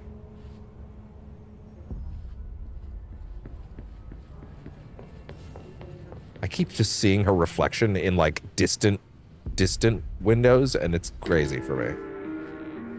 Delays caused by house shifts do not count towards overtime. That doesn't seem fair. Let's work hard. His life is in your hands. Can't find your office? Watch your step. No. Don't read confidential correspondence. It's not just rude. It's illegal. Oh, I'm sorry, Dave. You were in the bathroom and you shifted to the other side of the building and you couldn't get out for 7 hours? Sorry. No overtime pay for you.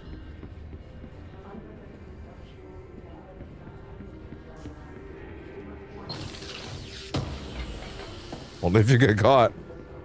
Good luck not getting caught, as you need someone to come unshift the building so you can get out of taking a shift. Oh, I think this is the one!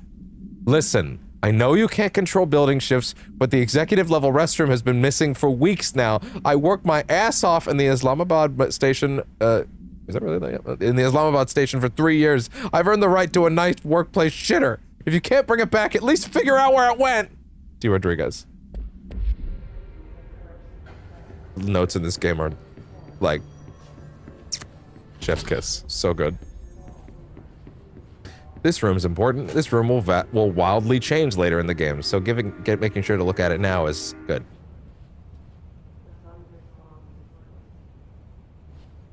Oh, that part. Fair enough. Also correct. Okay, yeah, no, there's nothing in here right now because this room is actually going to change quite dramatically later. The way that I'm walking by these and I can't see what's in them because of the reflections is actually totally changing the vibe of how I walk through this place. Like usually I could see right through these. It is so interesting. It is so visually interesting and cool. Well, if I get things that are like lower rarity, I'm just gonna scrap them in real time because otherwise we're gonna end up fucking with too many things. Also, oh, you can't melee right now. Okay, fair enough. Okay, let me quadruple check there. That was the radio. We checked there. We checked there. We checked there. Wait. Yeah, the sticky note room. But that's for way later. Clearance 4. Also, I'm the director. It ain't illegal for me to read this shit. I just got here. I'm in charge now. Look at me. I'm the captain now. This is my building. I own this place now. Oh, you can even see the reflection of the light in the wood. Hey, look. Back to the director's office. I won't tell anyone. Good. Don't tell anybody about all the illegal correspondence you're reading right now.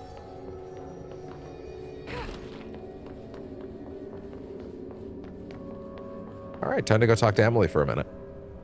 I can't cleanse them. Lots of optional dialogue, by the way, and of course, we'll be going through all of it. Thank you, Director Jesse. I'm gonna tell her why I'm here. I'll risk it. Son, just don't. The Bureau was involved in an incident in my hometown, Ordinary, 17 years ago. let's stop on that note. If you've been paying attention for the last number of games, you might recall in Alan Wake's American Nightmare, there was a song called Balance Slays the Demon, which I'm going to load up really quickly because there's a specific portion of that song that's very important. That game came out in 2012, and then this game came out in 2019, for the record. So 7 fucking years of my life where I waited to, let's see, where is it? Where is it? Where is it? Where is it? Wait, right here.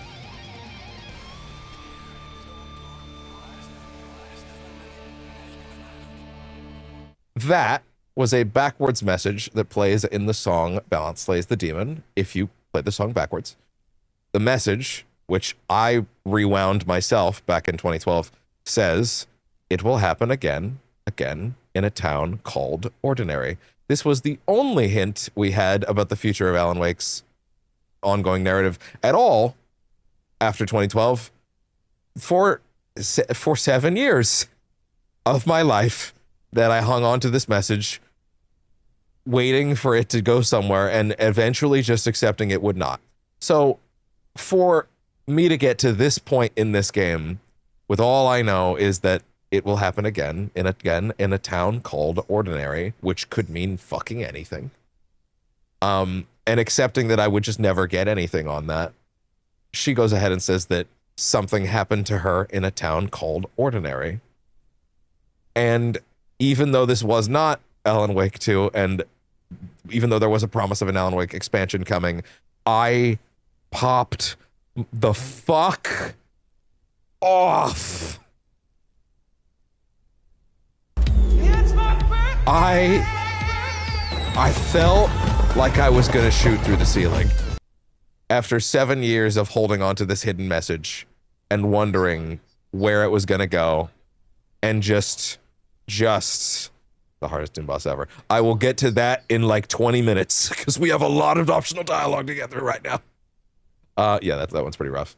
And that moment was a astronomical shift in my brain space. I felt my brain chemistry rewiring. I felt every element of my soul recombinating all at once. I felt like I was all powerful. I felt like I had achieved unlimited power.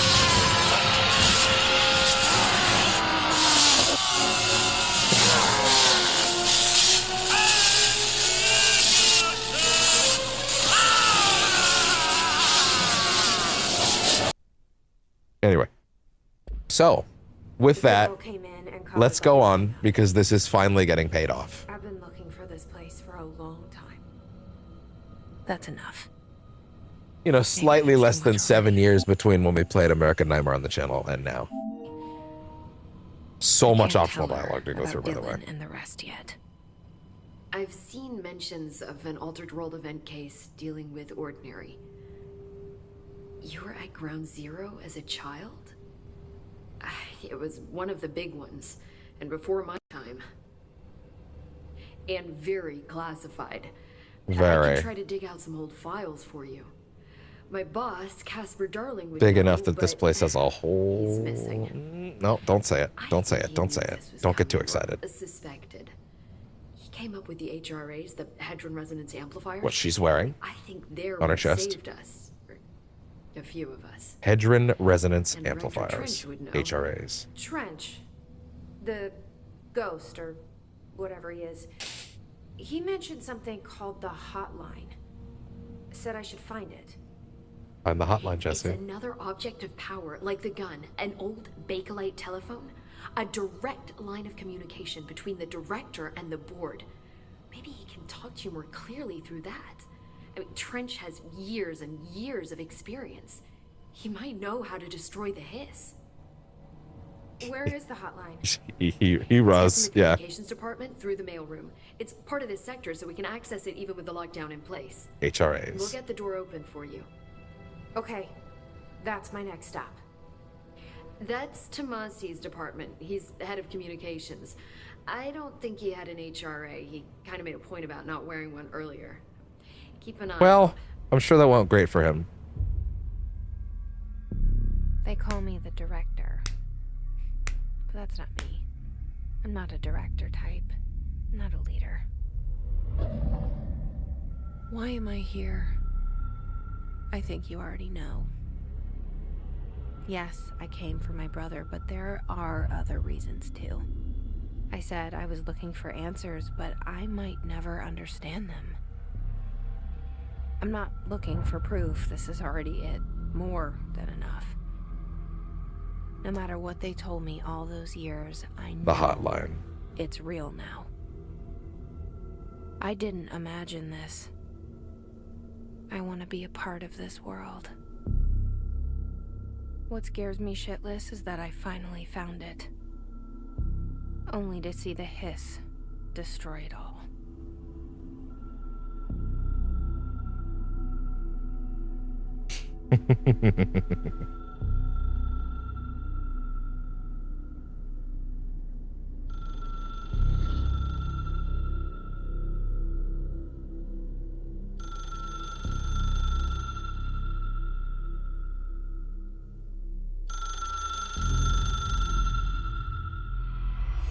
I know this is all new to you, so don't hesitate. It's a couple of extra pieces of records that we got from here. A new portrait of Zachariah Trent. The only person you should fail is yourself. To ask me anything you want to know. I have a lot to ask you. The hotline should be in the communications department. Sorry, I just realized I'm blocking the objective thing. I'm gonna have to move. I don't think the bottom right... You know what? Actually, wait. Maybe this is one of those games that doing this would work for. Because I've tried this recently where I take the logo and I put it next to me. Yeah. Actually, yeah. Yeah, no, that's going to work better. Okay, perfect. Many things to ask about. The origin of the hiss. Where did the hiss come from? I'm not sure. You said the hiss was here when you entered. Did you see anything like that outside before you came in? No. No, just inside. The source is internal then. See, the oldest house is a sprawling complex with openings to other places as well. I don't even know where to start looking. But in the context, it's good news. The lockdown holds. The hiss escaping the building would be the end. Pretty shit world out there if you ask me, but I wouldn't want the hiss to destroy it. With you on that, Emily. The oldest house. You mentioned the oldest house. What is it? This building, the Bureau headquarters, the oldest house, is a shifting place. You've seen it. It transcends its physical limits. I've been to New York a few times. How didn't I notice this place? It's an attribute of the building. This is a place of power. The oldest house doesn't like attention, so unless you're purposely trying to find it, you don't, which is perfect for us. You can't see it unless you want to see it. Essential, but unstable. The Bureau prefers not to be noticed. And we need strong walls to make sure nothing gets out. So without you, I never would have found the front door. Okay. Director Trench. This Trench guy. I keep hearing him in my head. Is he a ghost? Haunting me? I doubt we're talking about a ghost in the traditional sense, but an echo maybe. See, if he was killed by the service weapon, your gun, maybe it's his final thoughts recorded by the bullet in his brain, like it... I'm a writer, goddammit. But that's just a hypothesis on my part. I need the gun to research it. But you better hold on. Yeah, you don't want this smoke, darling. I think I will. You're also darling now, Emily. Yeah. Can you tell me what an object of power is? Oops. Exactly? Oops, oops. Well, new to me. Don't worry, I love going over the basics. So objects of power are mundane objects that house paranatural energies and have developed a link to the astral plane and can thus be controlled, which is what differentiates them Everyone from is darling items, today. which are still housings of paranatural forces, but are more volatile and cannot be bound in the peri-utilitarian sense. I need to go up because the Got it? subtitles. Did she memorize this? Maybe this corner's gonna have to be good enough. Thanks. Either that or... See, the problem is, like, the objective bar actually sometimes gets quite low. Like, it can actually stretch on a bit. So it's kind of hard for me to put something up there. But anyway. Hedron Resonance Amplifiers, HRAs. So HRA stop you from becoming his? It seems that way. I mean, I Seems. hadn't even heard of an HRA until a few weeks ago when Dr. Darling started handing them out. Well, I began analyzing mine as soon as I got it. I mean, each one seems to emit a powerful short-range frequency way beyond anything I've ever seen. Doesn't the timing seem suspicious? Sus. I thought that too. Dr. Darling usually likes to unveil his latest breakthrough in big presentations. With these, he just passed them out. Yeah, his behavior makes me wonder what exactly he knew. Her dialogue will update periodically, as well as several other characters will. So I'll be trying to come back whenever I get the chance. Okay. Enter the communications department to find the hotline. To be fair, most of our gameplay mechanics have not even entered our purview yet. Once again, this spinning entity clearly is something that Jessie has had with her for a while. She seems very familiar with it. How you guys doing over here? A welcome message.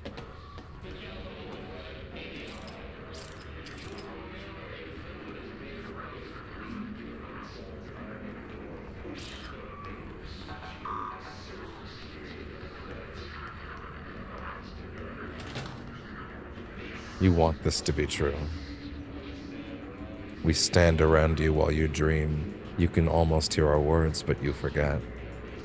This happens more and more now. You gave us the permission in your regulations. We wait in the stains. The word that describes this is redacted. Repeat the word. The name of the sound. It resonates in your house.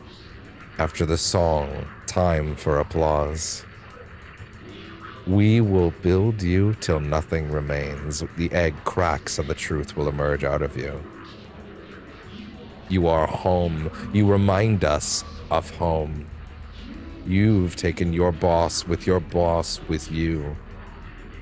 All hair must be eaten. Under the conceptual reality behind this reality, you must want these waves to drag you away. After the song, time for applause. This cliche of death out of time, breaking the first, the second, the third, the fourth wall, the fifth wall, floor, no floor, you fail, you fall. How do you say insane? Hurts to be happy. An earworm is a tune you can't stop humming in a dream. Baby, baby, baby, yeah. Just plastic, so safe and nothing to worry about. Haha, funny. The last egg breaks now. The hole in your room is a hole in you. You came and we let you in through the hole in you. You have always been here, the only child. A copy of a copy of a copy. Orange peel. The picture is you holding the picture. When you hear this, you will know you're in new you. You want to listen. You want to dream. You want to smile. You want to hurt. You don't want to be. You are a worm through time. The thunder song distorts you. Happiness comes, white pearls, but yellow and red in the eye. Through a mirror inverted is made right. Leave your insides by the door. Push the fingers in through the surface into the wet. Phrasing? You've always been the new you. You want this to be true. We stand around you while you dream. You can almost hear our words, but you forget. This happens more and more now. You gave us the permission in your regulations. We wait in the stains. The word that describes this is redacted. Repeat the word. The name of the sound. It resonates in your house. After the song, time for applause. We build you till nothing remains. The egg cracks and the truth will emerge out of you. Okay, now I think we're looping. You remind. Okay, yes. I'm glad we got a place where I could actually read the whole thing. that chant is what they're always constantly saying. That is the whole chant. I forgot there was a point where you got the whole subtitled version where I could not be interrupted by combat if I waited for a second. So, that speech is, well, I mean, to be blunt for a second, it's this. I'm not gonna play the whole thing. Every character in the game at a certain point has a version of this, and I overlaid all of them together. This was so much fun to sample. But, yeah. Not gonna play the whole thing by any means right now, but yeah, it was a ton of fun to put that together. I love the otherworldly, ethereal, but also bizarre quality to it, where it's ominous, it's a little menacing, but it's also a little off-kilter. There's something not just wrong, there's something strange. It almost sounds like it's trying to taunt you, and then it gets to weird shit like baby, baby, baby, yeah, orange peel, and you're like, what the fuck are they doing? What are we doing here? And that element of ominous, foreboding, malevolent, but also off-kilter and bizarre and strange, that has stuck in my head for years. The phrase, "you are a worm through time," has been embedded in my skull for 7 years. It comes out of me sometimes in other situations, embedded into me like a song distorting itself in my mind. I love this game, man.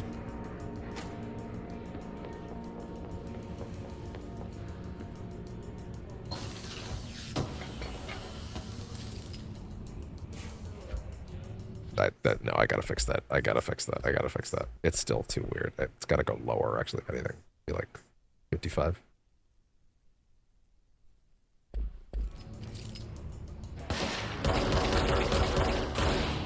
There we go. So anyway, I started blasting. Bang! Bang! Undefined reading.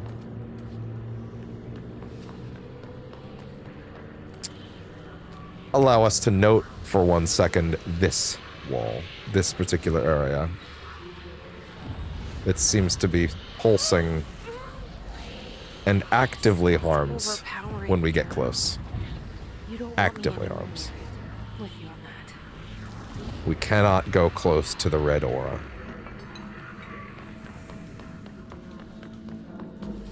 And to think, the primary things that make this game sing, gameplay-wise, we haven't even gotten to yet. No, it's not just running around shooting. It is so much more.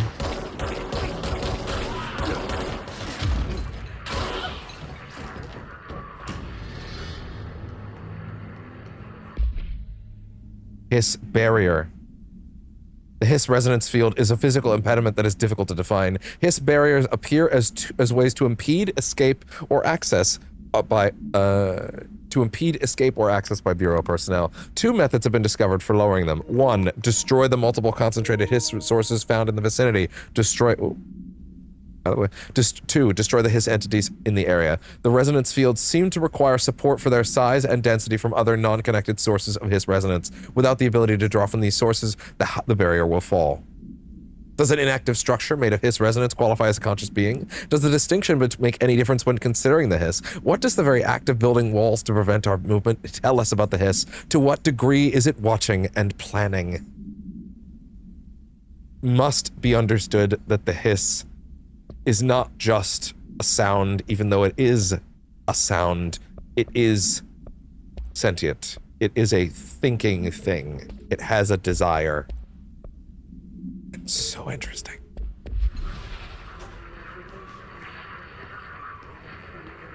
Who on earth could have come up with that? I'm a writer, god damn it.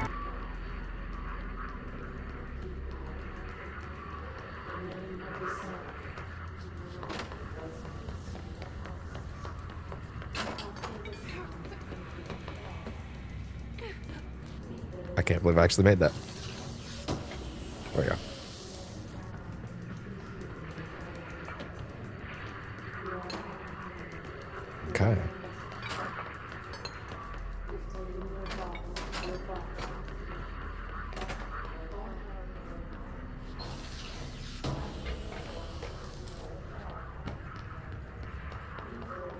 Okay. For the record, all those little things like the house memories, these things, house memory, undefined reading, hidden trend, these are basically resources for creating mods later.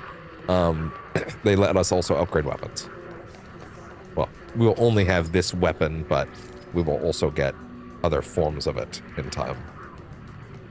Funny enough, the later ones are the best ones. This is my favorite room in the whole game, but we won't get to actually experience everything about it until a little later. Dead letters.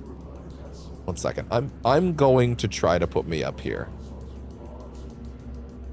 And I'm gonna try to like just maybe have one objective on screen at a time if I can manage it. The reason this is my favorite room in the game is dead letters. The concept of dead letters is okay. I'm sure we'll get to it in a second. Okay, no, okay. If this one's being given to us first, then I have to tell you. Dead letters is the idea. Again, this is a building that has every part of this building. They've thought about what its actual job function is going to be. Dead letters is the part of the building that intercepts any letter found in the postal service that sounds odd enough that it may lead towards a paranatural event. What this means in practice is that they get a lot of letters from crazy people that don't mean anything. But because of that, they pick up stuff that sometimes does lead them to paranatural events or forces of some kind. So stuff like this, imagine just some crazy dude in Massachusetts writing this shit out and sending it to his grandma or something. I had a dream, and I built the thing I saw in my dream, a machine that will contain God, but not the God you know or the ones anyone knows. A new God. This machine will be his body, his heart, his mind, and I made it just like the dream showed me. I used the motor from my refrigerator, and the coils for my toaster, and the fans, plus the timing belt for my car's engine, and the wheels for my son's skateboard. God can't move yet, but the dream said he would learn how on his own. And this is just a beginner's body, like a baby, but a machine instead. God only needs a place to start. If you want to interview me, please contact me at the address in the envelope. My phone does not work anymore. I had to use the dialing plate on God.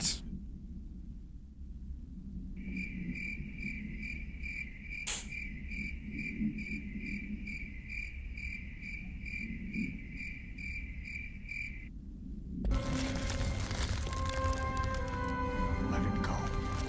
The best room in the game. For the record, we will not get to fully explore Dead Letters today because, as you will note in a moment, Dead Letters is a very vertical room, and we can't do vertical stuff just yet. There will be a lot of vertical exploration in the game much later, but for now, we are locked to the first 2 floors. And the best stuff is way up above, so that stuff will be later. Now, luckily, they do intentionally bring you back to Dead Letters later. Also, this game has side missions. Like, this game is the first one of these games that they've ever made that has side content. And yes, we'll be doing all of it. DLC included.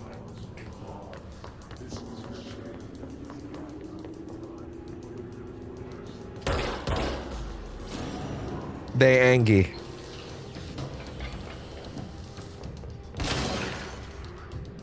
Little shields.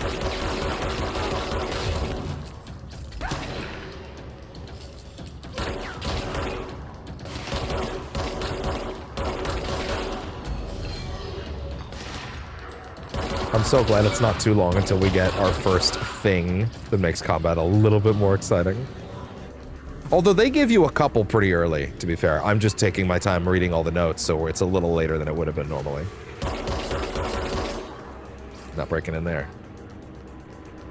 Although there are rooms in the game that you can get into early, even without access, by just punching the mirror or the window.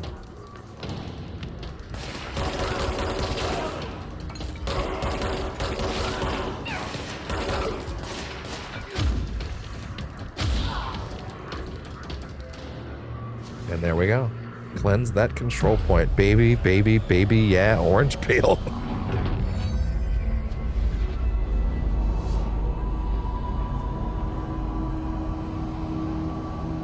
Orange peel? Say that again? Vertical. Lots of stuff up above. Can't get there right now. 2019, the same year that it is set.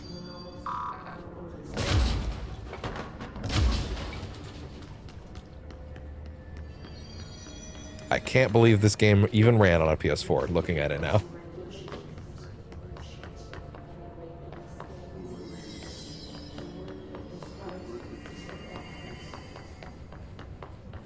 How are you feeling about Control so far? How are we feeling about Control so far? Even though we have so much to see still. We've barely scratched the surface. You can only change your costume in the main area, but I'm not going to worry about it. Baby, yeah. I'm going to go ahead and say that song probably wasn't that big in Finland. So probably not.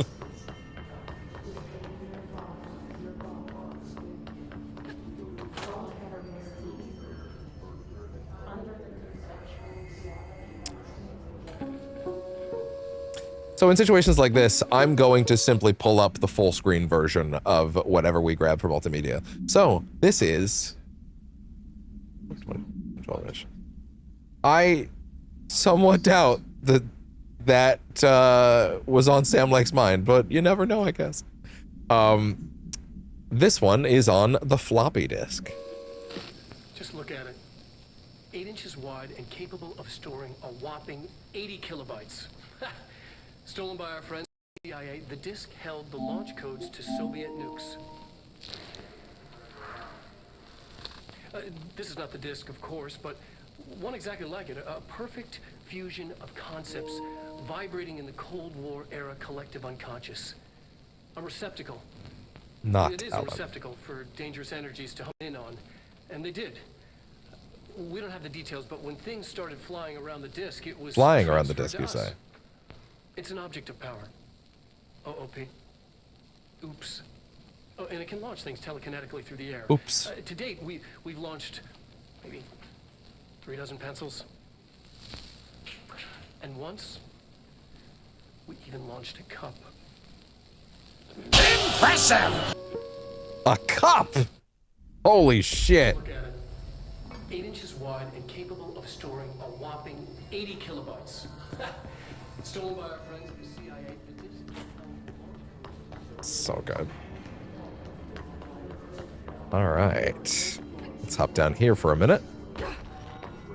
I have to fiend on as many dead letters as I can get my hands on down here. Trench, dead letter approval. Okay, here we go. Yeah, this is the one for how this place actually works.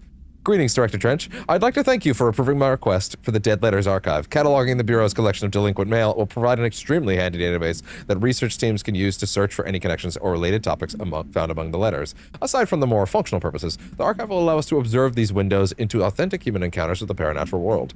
The letters came to us from various places and times, gathered by the Postal Service are as undeliverable. The Bureau is the perfect home for them. I realize that not all letters contain accounts of genuine paranatural events, but even the erroneous ones allow us insight into how the unknown is perceived by real people. Of course, I will first compile a system to allow us to analyze the letters for any information on or suspected connections to AWEs and other altered materials. So thank you again. Can't wait to delve into my dead letters, P. Bartwell. Very excited about his job. Once again, this is a normal-ass office building where people are ostensibly trying to live normal-ass bureaucratic jobs amidst all this horse shit. Singing fish, Mr. Governor, I called the police, but they never come to my house. I got a problem and you got to send folk to fix it. No, this is not the right voice. Let's try this again. Mr. Governor, I called the police, that's it. But they never came to my house. I got a problem and you got to send folk to fix it. I got my wife one of them singing fish on the walls. It's not a real fish. It sings when you hit a button. But it's got the devil in it. It flies around at night and sings devil songs. Lots of cuss words. The devil got in my house because of the fish, and you gotta come handle it. My wife is real upset. When can you come? Sincerely. I'm getting fucking bodied right now. Dwayne Barr.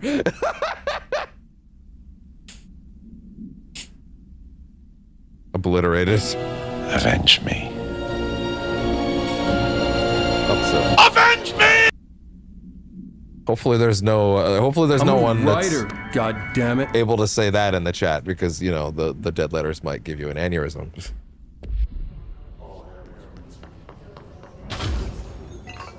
Fuck that wall.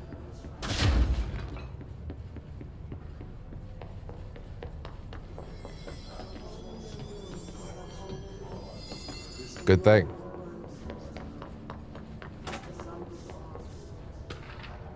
Book Club Penny. Oh, these are the best. All I'm going to say is mentally file all of the Book Club ones in your brain right now and try to pick up details, because I'll revisit all of them later. Watching me play fucked up office space. A little weird. Oh, fucked up office space after being... Oh, in your regular office? Yeah. Yeah, I would imagine. Hello, avid readers. The Bureau Book Brunch will convene at the usual spot in the corner table of the in the corner table of the cafeteria at 5 p.m. on Tuesday. Currently discussing Unless You by J.D. Brooks. Everyone should get their reviews to me by Monday before lunch, so I can generate some conversation starters before the meeting. Happy reading, Penny Bartwell. All I'm going to say is, with the book club stuff, there will be a point where I might go back and reread some of those for some specific purposes. But also... Da da da da da da da. It's time to meet the Threshold kids. I'm gonna bury the lead on this one a little bit. This is explained in a later note. This is the FBC's attempts to... Oh my god, no, I'm still gonna be covering these. Can't win. Maybe like up here. I don't know. Anyway. These are the FBC's attempts to explain certain paranatural concepts to children. And I'm sure they're doing a great job!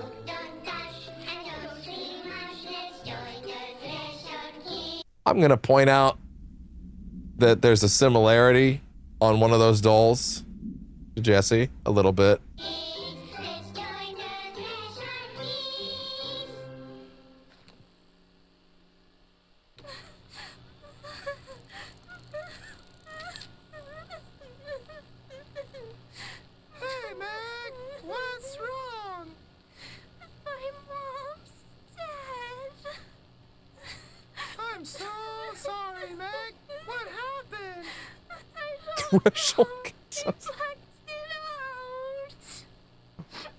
Don't make it weird.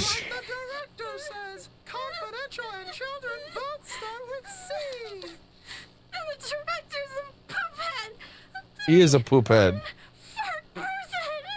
Fart person. Dad says my mama went missing in actions. She walked into the city and didn't come back. How rude! I don't know what missing in actions is, but I sure wish someone would find her. I'll help you look, Topher. We'll find your mama together. Also, I believe these two voices are, in fact, the two of... Well, we'll get there.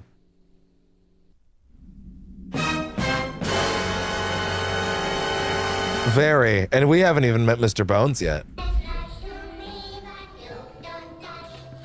I mean, who?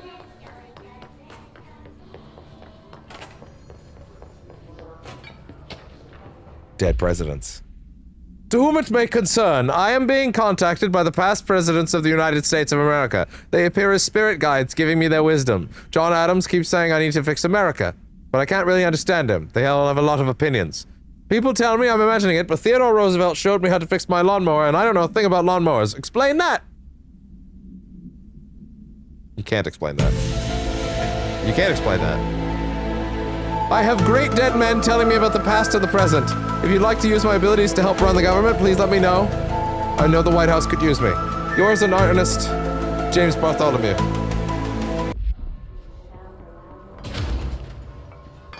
I'm sure that went great. I'm sure that went well. Although he'd probably do a better job than the current guy, so, you know, what do I know? My cat taking a shit could do a better job than that guy, though. For the record, he's sleeping.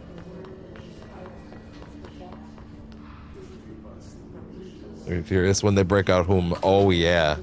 Oh yeah, absolutely. That's where Twitch dropped to 0. Huh. Oh, this does need to be plugged in though. Plug this in. I'm so happy we're minutes away from Control becoming the game that I know it as.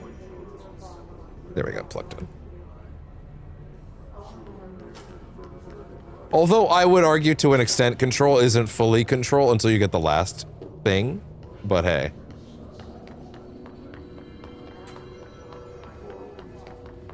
It is a bit of a different game before and after that thing. I'll start calling them what they are in a minute. Internet usage rules. Internet is not for social media use. 2. No FPC materials of any kind may be scanned or uploaded. 3. FPC email addresses are for work-related correspondence only. 4. Level 5 clearance required to access internet.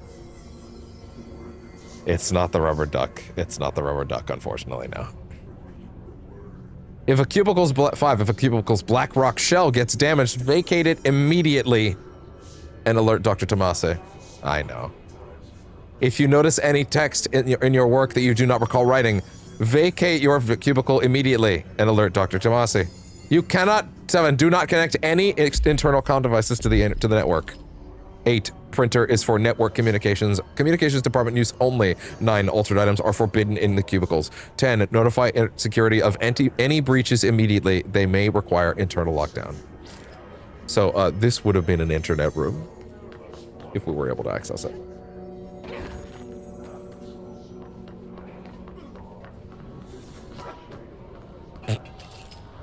Well, damn. Oh, hi there, what's up? Object of power. It's like piss. Oh! We need to cleanse it. I see. Reach the object of power to cleanse it. It's mad! And if you've been paying attention recently, you can probably figure out what it is that's throwing stuff at us.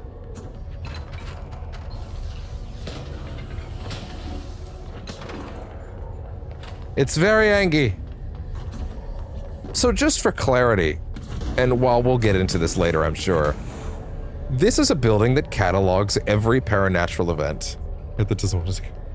You got it. This is a paranatural building that catalogs every paranatural event that happens in this universe, which essentially has the events of Alan Wake 1 as one folder in a cabinet somewhere in the building in a list of many folders, thus widening the scope of the universe out dramatically and reframing the entirety of Alan Wake as almost a side plot with so many places that they could go. I think like a fair because Supernatural's covered into the show. No, I think they just wanted to have their own terms.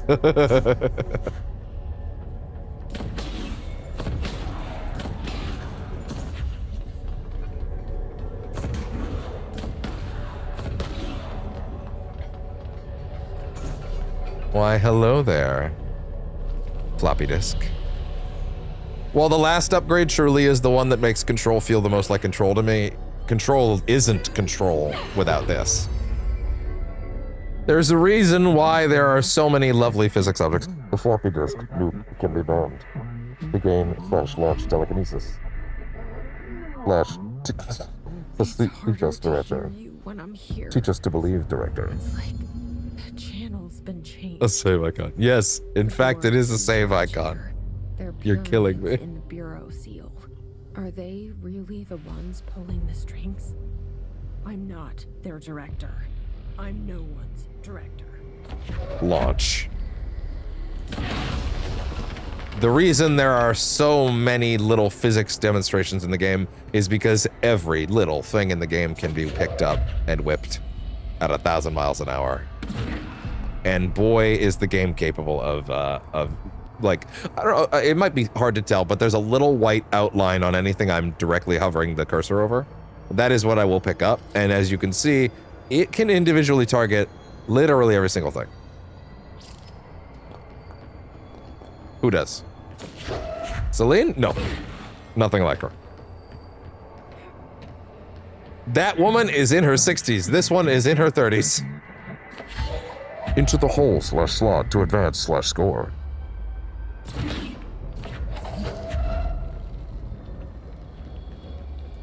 Dirty?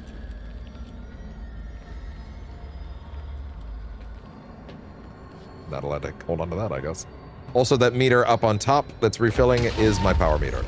Technically, the poison pill logo is in front of that. I'm gonna go ahead and move this.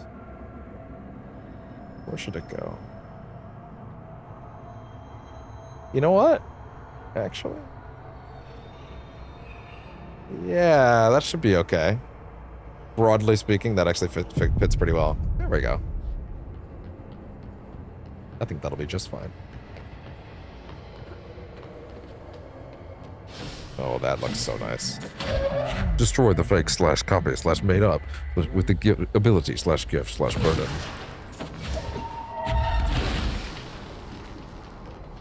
It is very cool, isn't it?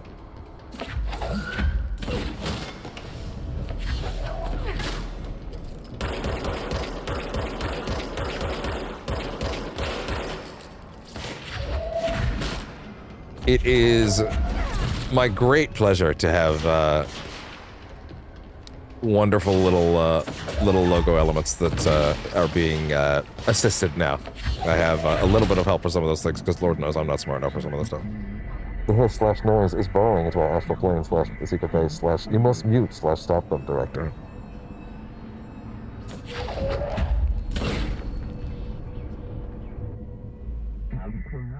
The floppy disk is now bound / delivered. I am. Thank you. The hiss / antagonist is seeking our astral plane. You were gone. Floppy disk must be contained in a cell that no other loose material. I feel like the poison logo might actually be like slightly. Like, I wish I could get it to like relax. Ah, somehow doubt that, but wouldn't it be nice? I'm gonna stick the poison pill logo next to the percentage chance logo, actually. Yeah, that should be okay. Or maybe like here. Yeah, that should be all right. That'll probably fit a little better. Because otherwise the middle of the screen is where the power meter is, so that's kind of an important piece of the UI. Must be contained in a cell with no other loose material. Description / para utility. The object is an 8-inch, nice, diskette containing Soviet-era nuclear launch codes. When bound, the object allows para-utilitarians to telekinetically lift materials and throw it in a short distance. See Dr. Bertali presentation. More information. What's great about my memory is I've already forgotten what the joke was, so it all works out. Background: stolen from a Soviet military base located by agents and within the CIA. The diskette contained launch codes to, well, nuclear missiles, believed to be reserved for use against. After being returned to America, the diskette began throwing computational hardware at members of the decoding team. An informant of the CIA tipped the bureau off, and it was requisitioned by agents the next day. Cut off. I got it. Just like you wanted, right? This will help me fight the hiss. Oh, yeah.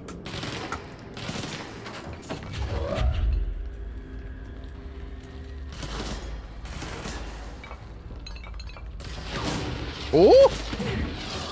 Oh, jeez.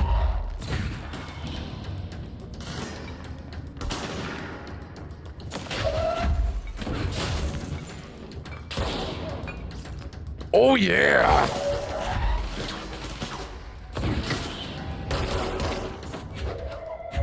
Anyone else?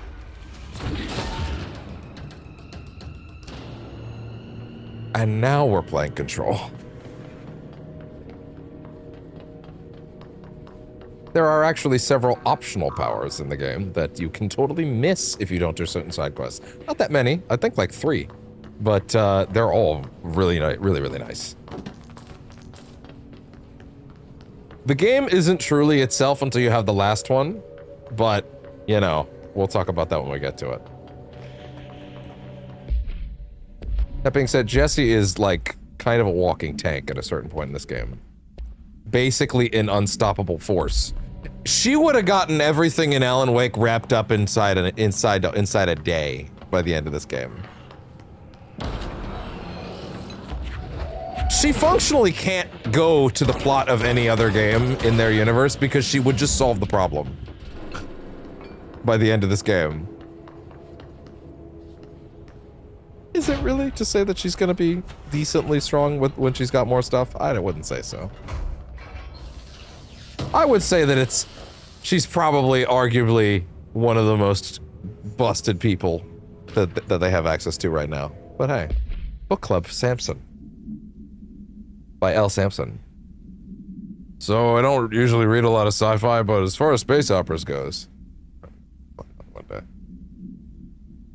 No, I said if she ever was allowed to engage in it, she would wrap the plot up in one day. I don't really read a lot of sci-fi, but as far as space operas goes, this was alright. The title, Unless You, could refer to a bunch of things in the book, I guess. But I thought it was a little vague and stupid. Wait, sorry. There we go. What's it? I'm aware, yeah. Wait, fix that. Okay. But I thought it was a little vague and stupid. I get the way the characters... Stop that. The way the characters kept throwing it around almost like a catchphrase got real annoying real fast. The best part of the story was the space battles. I said it with the fixers, obviously, but because they had the coolest tech and their motives made the most sense to me. Honestly, if I had to choose between some hoity-toity flowers and guns space hippies or a badass bunch of warriors who go around devouring planets like cheap sushi on a Sunday, I know who I'm picking. That scene where they invade City Planet and convert the entire population using those brainworms, and that space dogfight between those two ace pilots, sign me the fuck up. What kind of ruined the whole thing for me was when my favorite character got killed not even halfway through the story by getting a battery cylinder launched into his face by a gravitational anomaly. His death didn't feel necessary at all. Is that a Serenity joke? Is that a Serenity joke? Oh, we do have something else. Ah, sorry, we've missed two of these. Hiss demolition expert, corrupted demolition expert. The Bureau only allows certain highly trained individuals to handle volatile materials and weaponry. Our demolitions experts are instructed in the use of explosives in dimensions with distinct physical laws, making them important assets for engineering work as well as combat situations. Hiss demolitions experts are the only observed Hiss variations to wield this specially built rocket-propelled grenade that is designed to identify and track entities once fired, making them a threat whose termination should be prioritized in combat scenarios. I find it remarkable that the Hiss restrict usage of this weapon to the Bureau personnel specifically trained for its use. What does this tell us about its behavior? Can it not pass along new information to corrupted entities? Still too many unknowns. Hiss Ranger. The Rangers are the Bureau's well-trained and well-armed expeditionary forces. Their Hiss corrupted counterparts are equally formidable. Prior to corruption, Rangers were trained to use a variety of weapons in order to face any threat found during AWE response or threshold exploration, including submachine guns, assault rifles, and automatic shotguns. Hiss Rangers utilize these weapons as well as the advanced tactics taught by Bureau instructors. Some are additionally outfitted with Bureau-made body armor. Hiss Rangers have no observed paranatural abilities beyond some being protected by a dense shielding of dense Hiss resonance, capable of stopping bullets. Considering the advanced training the Hiss Rangers are capable of applying to their situation, is it feasible to consider that the human mind still remains intact to some degree, or is the Hiss able to tap into this combat training and utilize it? Further observation is required. Refer to the file report.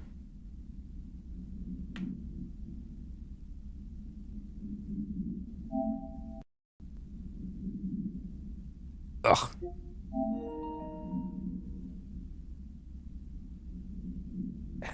Plug this in. Golden. All right. Not quite that one.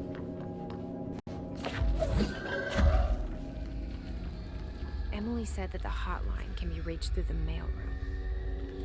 The mailroom.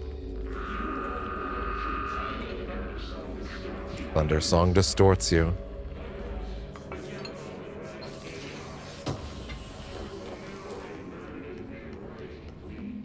Anything around here, guys? Literally every object, as you can see, is constantly lighting up with my ability to grab it with that little outline. Tomasi, Willow AWE outcome. Regarding information campaign summary of Willow AWE. As we go through, we will get summaries on various AWE cases around the world that have been solved, some of which tie into some real-world events. One of them does tie into a real-world event coming up decently soon that has no real-world explanation, but yeah, anyway. So there's a lot of this stuff that actually plays into some real history as well. National news sites have begun publishing the story of the polar bear attack in the Alaskan town. You all know I don't like to boast, but claiming that the family was killed by migrating polar bears desperate for food because their ecosystem was being ruined by global warming was a stroke of genius. Using current ecological concerns makes the public much less likely to... So, another AWE behind us, and the public is none the wiser. Well done, everyone. It was a strong campaign and perfectly executed. This doesn't mean we can stop monitoring and for any off-message opinions. It's looking like we're in the clear. Tomasi out. Cover-ups! We will learn through various different archives about different events, how they were covered up, what happened during them, the details of the aftermath, and various other situations like that. Out of my way!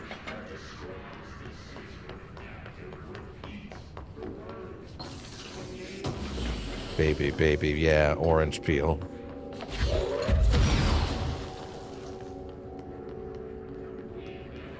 You are a worm through time. I always feel a little mad when those come out of me. In a we're all mad down here kind of way.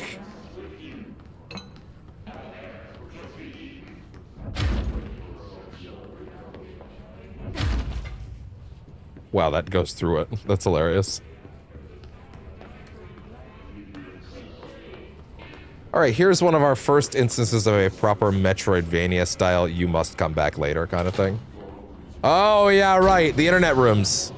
Yeah, these are the rooms where they're allowed to use the internet.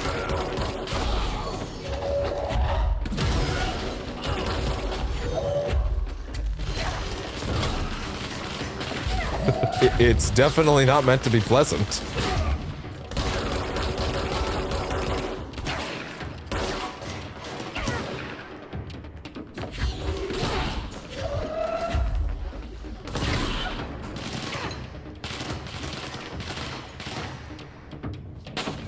Looks like you should have upgraded your service.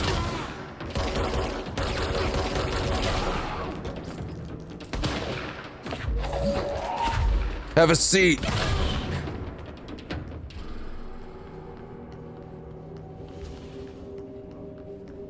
God damn it. All right. Wait, grab this first.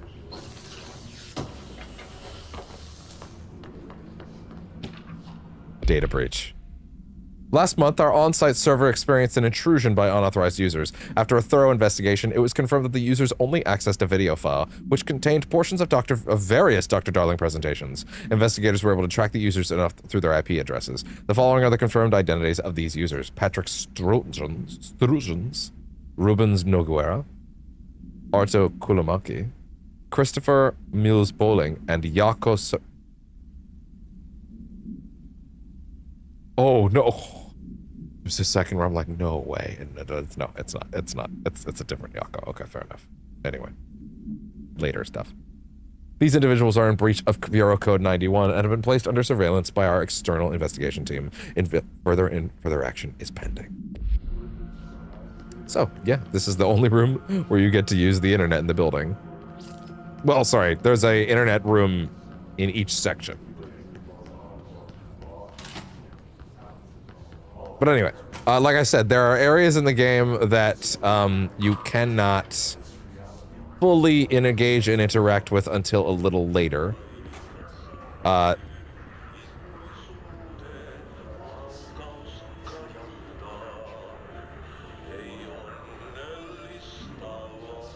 Believe it or not, this song is important. But anyway. This is some moldy problems. the mold is incredibly hostile. So we will need to get a later upgrade to come back and access those rooms. It's actually related to a side mission. It's completely missable. Martial lockdown distinctions. Pay attention, Alberto. This is the last time I'm explaining this. Internal lockdowns are manually triggered events that lock one of or all the sectors. By restricting use of the sector elevator, effectively locking staff in their sector until the emergency is handled. They can only be lifted via the directorial override and maintenance once the director is satisfied that the situation is under control. External lockdowns are a bigger deal. Nothing in or out of the whole building. It's only triggered by a code red containment breach based on some complicated system that security and research slapped together. It can only be lifted once. A, the threat has been neutralized, and B, a high clearance individual gives the system all clear. The process is not the same as the directorial override, so stop saying so in documentation. I know it's confusing as all hell. I've told Darling 100 times to change it, but they're adamant it stays the way it is. Honestly, I don't think they even know how to change it at this point. So let's just make sure our staff understands how this mess all works, okay? And then he went and immediately forgot it. Also, another reason I'm not going to run this at a higher FPS than 40, and I'm just going to keep it within the VRR window, which for the record, I believe this is a locked. Yeah, it's pretty locked in. Darling, I would absolutely describe Darling as a little bratty. Absolutely. No questions about that.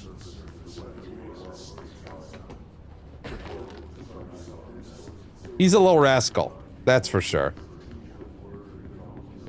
There was something else I was about to say. Oh, yeah. The other thing about leaving the ray tracing on, I could technically get a higher frame rate if I wanted to, like just for the record, like if I did come in here. It's not like Resident Evil where you have to like go back to the main menu to swap those things.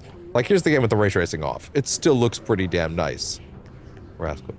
I would say so, yeah. I would say it's the equivalent, yeah. The game looks very smooth like this, right? But the trick is you're not seeing, like if I was to look at my TV's frame counter real quick, it's hovering around 75 frames right now on average. Yeah, like 69, 75 frames roughly, based on how many things are on screen, right? YouTube can't see, YouTube or Twitch can't see anything above 60 anyway, so that's kind of pointless. B, you're losing all the visual bells and whistles, like all the reflections and stuff like that. And that stuff does make a big difference for this game's aesthetic. So like if I was to turn that off real quick again while we're actually looking at a window, completely gone, right? Nothing reflective whatsoever. Not even a little. Is it a deal breaker? Well, if I wasn't streaming the game, maybe I would still consider playing it like that. But since it's not gonna record at anything higher than 60 anyway, there's no reason I wouldn't have all the visual bells and whistles on for this anyway. You're mainly gonna see it in the reflections, in the sense that right here, you can see her and that back wall back there. And if I turn it off,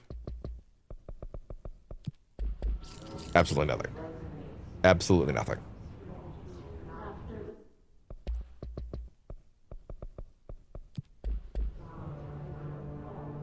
Simulated reflections everywhere. As well as more natural ways that light bounces, like that lamp on that desk is projecting the light down below. Like that's baked lighting, right? So that's automatic. That's by hand, right? And then if it's like this, there's a certain extra sheen on it. Yeah, the way the lighting is actually still represented is still pretty consistent, but yeah. Yes, this is ray tracing, yes. Yeah, that's what that would be, yeah. So yeah, I could technically run it at a higher frame rate by ditching that stuff, but YouTube's not gonna see it anyway, so there's really no reason why I wouldn't make the game look the best for the footage that I could. You're still gonna see it at 60 either way. I'm technically seeing the game at 40 frames, and 40 frames looks fucking awesome to me. I think 40 frames is excellent. It's one of those really nice things you can have on a TV that it's VRR enabled, which is a variable refresh rate TV for the record. The more you know. All right, here's some of my favorite stuff. America Overnight. You're listening to America Overnight, mystifying the airwaves for more than 29 years. They tried this theme for a bit, but they almost got sued. We've had many callers over the years tell us of hauntings, voices, and other phantasmagorical phenomena. Today, friend of the show, Dr. Quincy Reagan, tells his story. Quincy, thanks. This is something I experienced recently while staying at the Chili Pines Motel in Macon for last year's Suspicion Column. I was in room 47. Suspicion Column. The night manager, an avid listener of the program, insisted 47? I take this particular room. Now, the manager explained that years back, the body of a man was discovered under the bed, inside that wooden border that motel beds tend to have. And the body had been there a week, he said. It makes no damn sense. It is. Compels me, though. About the smell. Hauntings have been reported in room 47 ever since. I happily took the room. I fell asleep pretty quick, checking under the bed first, of course. No ghosts visited me, no chilly spots or flickering lights. But when I woke up, I found myself under the bed.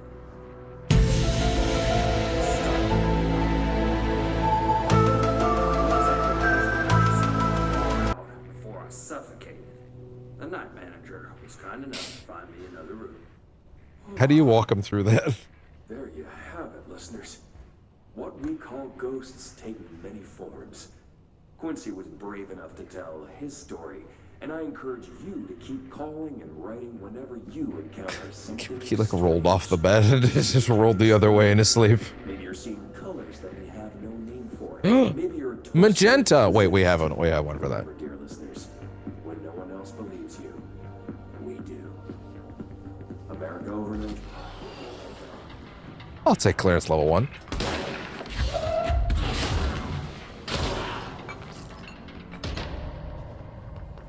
Clearance level 1. Checks notes. Drunk, clumsy guy who rolled himself off the toast.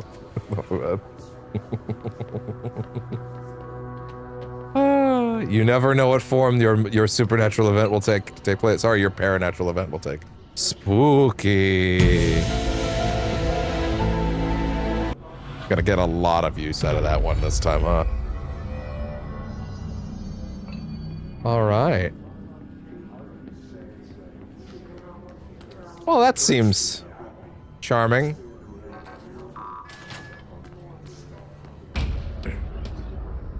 Why, hello there. Tomasi.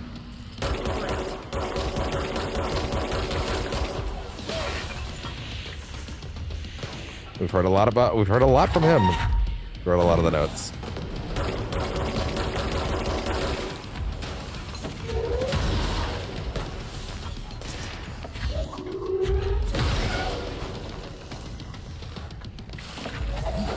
Oh!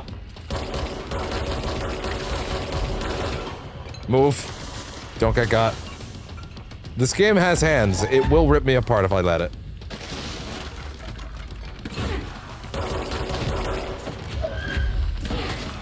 Tomasi. It is definitely Tomasi. Characters say it out loud at certain points. Oh, jeez.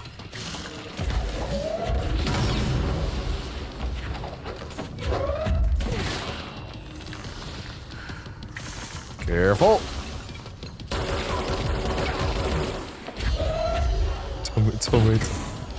Tomato. Oh, hey, we got him. And he's out. Running away. Scared. He's gotten away. Hiss elevated. I have a feeling he'll be back. Yeah. Let's stay focused. The hotline should be past the mailroom. Yeah, let's. Hiss elevated. Hiss elevated agents display abilities similar to telekinetic competence. observed in Bureau para-utilitarians. Some prefer to charge their targets, while others launch objects at them. Telekinetic attacks have been ineffective.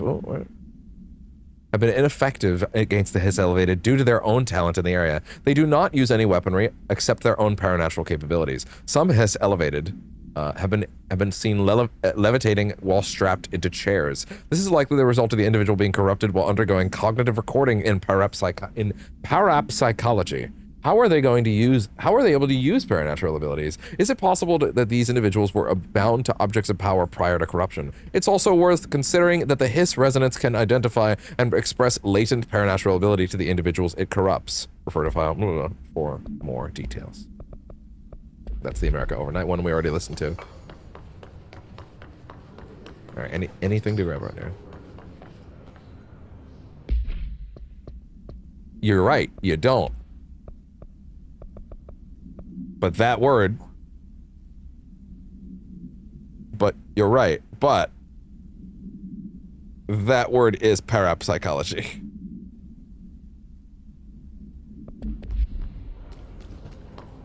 Actually, wait, no, hold on. I think you might have just broke me down for a second there. I'm trying to think if they say it out loud. I feel like they do say parapsychology in this game. But maybe I'm actually inventing that. Suddenly, I'm not confident in that detail anymore. Oh no. That actually makes a lot more sense that way, doesn't it? That makes a lot more sense, actually. Well... That's embarrassing. They played us like a No, you're right. I just thought they were trying to be fun about it.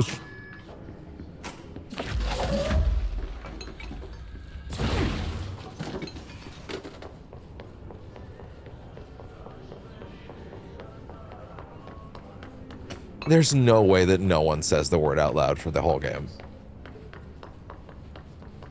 There's no way that no one says the word out loud for the whole game. There's no way. There's no way no one in the whole game says it out loud. But I guess we'll find out. Okay, there's nothing else.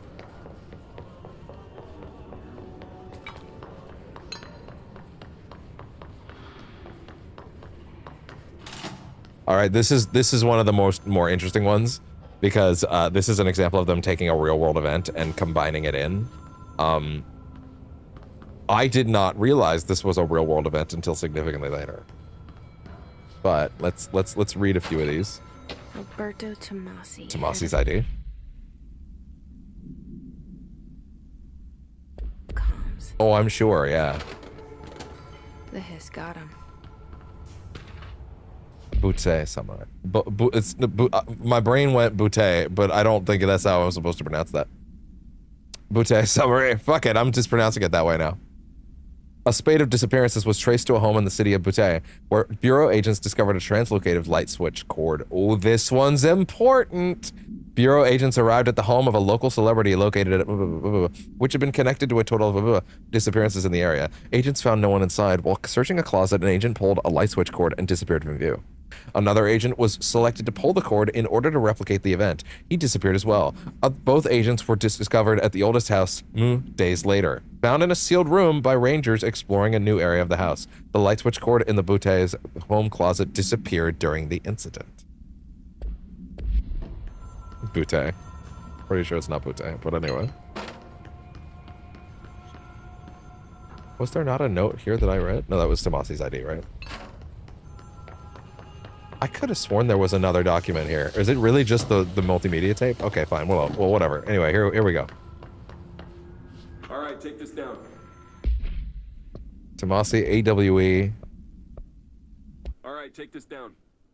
The situation in Cuba has been evaluated by the relevant authorities. The mysterious illness affecting the staff at the U.S. Embassy in Havana was caused by sonic weaponry in the hands of a foreign power. Numerous personnel have damage to the inner ear, but most are expected to make a full recovery. Of course, the event also damaged their cellular walls, but we can't blame that on some stupid noise gun. Thank God no local doctors examined them first. Honestly, what are the odds an altered item would show up inside a U.S. embassy? Talk about good luck, huh? So much easier to... Hey, are you still recording this? Secluded hills. It sits on a small, relatively flat top. Buttes are smaller landfills. Buttes. It comes from the word for butte. Meaning knoll. Knoll? Really? Knoll? Huh. That's interesting. So, so I learned this many years after I played this game, that there was an incident in Havana, Cuba, at an embassy, relatively recently, actually, I forget the exact year, where, the more you know, where, there was a group of, like, Congress people in the lobby or whatever, exactly how it happened, I'm not exactly sure, where, like, everybody keeled over from a high-frequency sound, and it was blamed on, like, essentially sonic weaponry, I believe. Like, some sort of attack, right? But they ran with the idea that it was actually a piece of altered power. Please reconfigure both primary and backup streams correctly. The comparison of the streams falls... Hold on a second.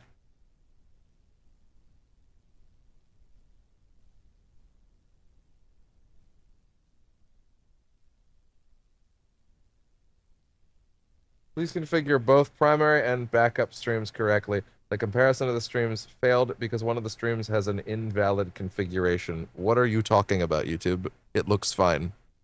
It looks great, even. Does YouTube look rough right now?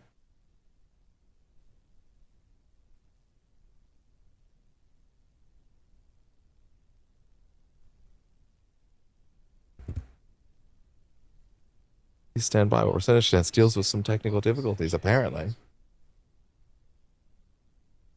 It looks completely fucking fine. It's literally just trying to scare me, dog. Okay. Awesome. Thanks, boss. How? Anyway, yeah, so this apparently was a real world event.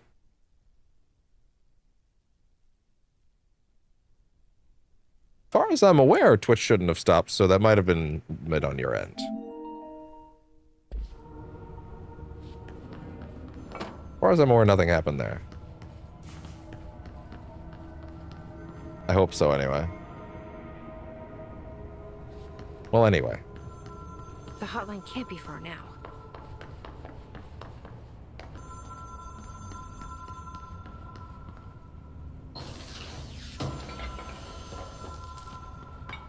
All right. Online chamber. Butte supplement. According to their testimony, the agents had been transported from the Butte home to a roadside motel named the Ocean View Motel and Casino.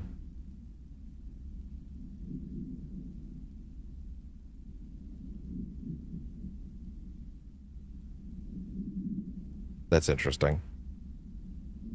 Yeah, the timer's correct, yeah. A roadside motel named the Ocean View Motel and Casino. Everyone put that one in your notes if you have any. That's a big one. And discovered a room key by performing a ritual, C-file MOT-01. The key opened a door marked with an inverted black pyramid, which they only learned after a lengthy period of trial and error. After pulling another motel cord found inside this room, they were transported to the oldest house. The disappearances of the home's owner and the other locals at the Butte have been attributed to the light switch cord. The Ocean View Motel is now known to have many doors and pathways. Since the occurrence, identical light switch cords to be found to the one found in the Butte home have begun appearing throughout the oldest house. As at the time of writing, all light switch cords, or sorry, blank light switch cords have been found in the oldest house, located in the dun dun dun and sectors. These all access the Ocean View Motel, though how exactly this link operates is a mystery. But initial hypotheses center on the Butte AWE as a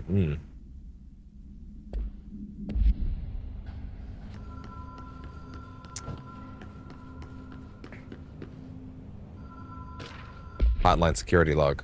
All visitors check in 245 2019. Director Trench, Director Trench, to Director Trench. Bill Everett, custodian. Director Trench, Director Trench. Bill Everett, custodian. Director Trench, Trench. Carol Bishop, custodian. Interesting. 11:03 p.m. Bill Everett, custodian. 11:11 p.m. Carol Bishop. 2 weeks later. Interesting. We can surmise from this that Bill Everett potentially touched the phone and was instantly killed.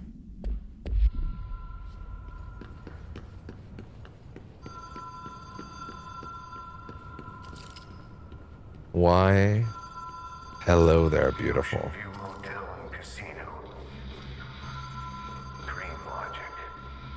Or bro got fired.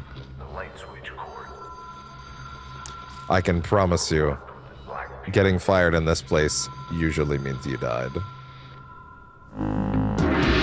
Oh, banana. 1. Notice.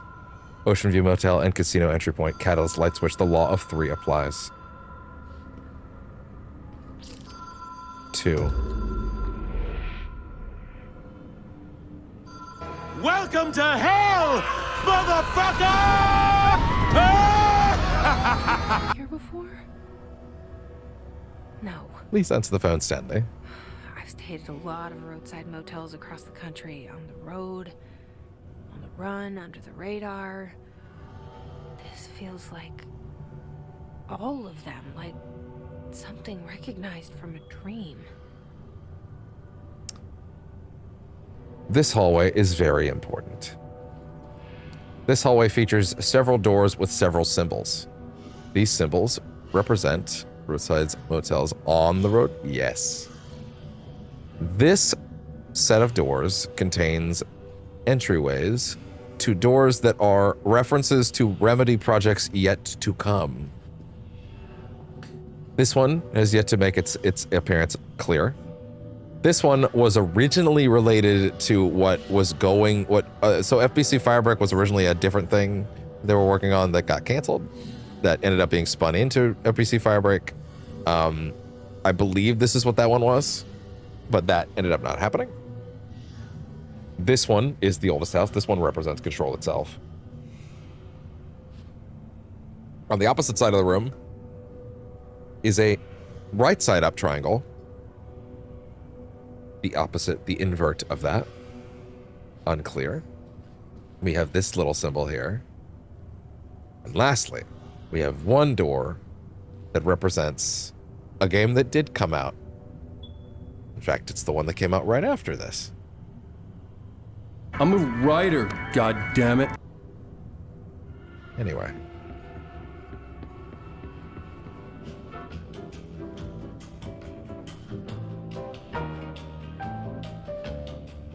Washington America Airlines. Welcome to Montana.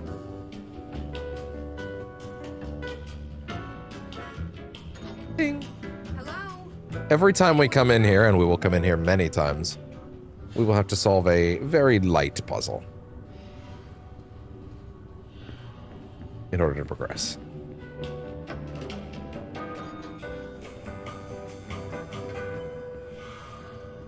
It'll get weird in here. Very weird. Sometimes the weirdness might even have Darling's name written all over it.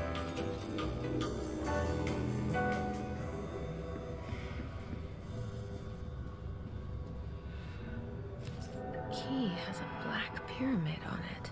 If I was to be ostentatious about it, I might even describe that moment as dynamite.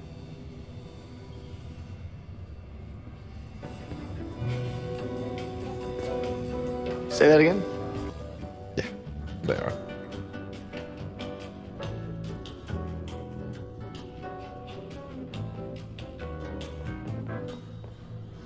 Wait, I got the keys, right? Also, wait 1 second.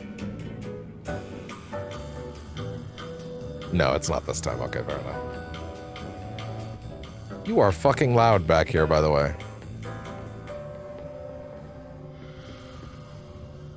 Also realized that every time I played this game, I've apparently played it with on the speaker setting, and this is the first time I'm playing with headphones, which is interesting. There's a lot more going on here, and audio-wise, I'm immediately catching, which is hilarious. Hey there.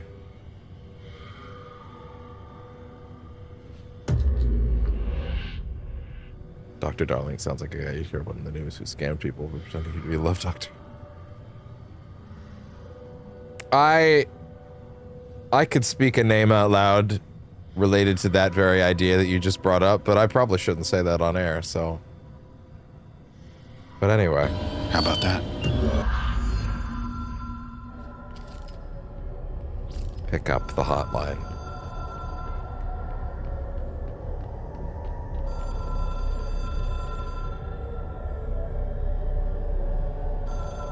And then everything changed. The hotline slash she show is a transmitter slash bridge. The directors can call the board slash long distance.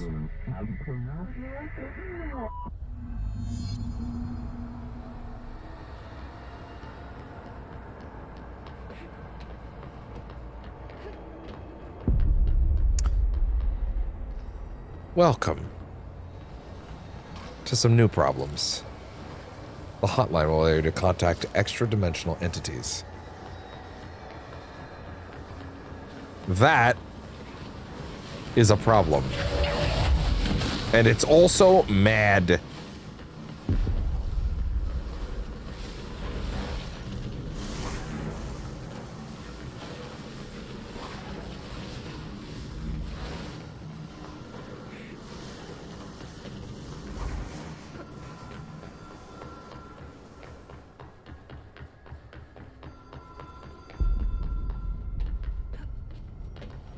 Stanley, pick up the phone. Well done, slash dial director. You can contact us slash ourselves in the hotline slash we can expect compulsive slash weekly calls. Hello. So the phone plan is to reach the... God damn it. I'm gonna say... How fucking far back did it just put me? Just put me through the whole area? Oh, that's mean. That's really mean. I'm gonna say extra dimensional collect calls are probably a lot harsher than anything that's cross-continental. Like in the billions. Hi, how you doing? No, the quadrillions. Just start making up numbers. It's the only way you'll get there.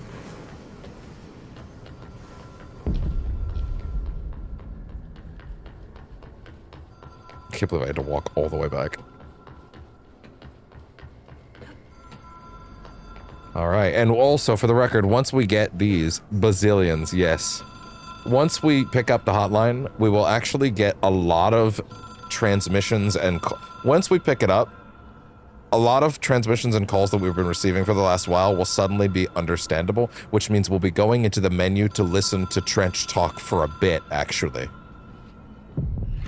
It is a phone. It's an object of power. And oops. It doesn't connect to any typical network. My dreams A direct line to the astral I plane would say so, and yeah. the board. And my hypothesis is... Under the right conditions. Under the right conditions to other planes of existence as well.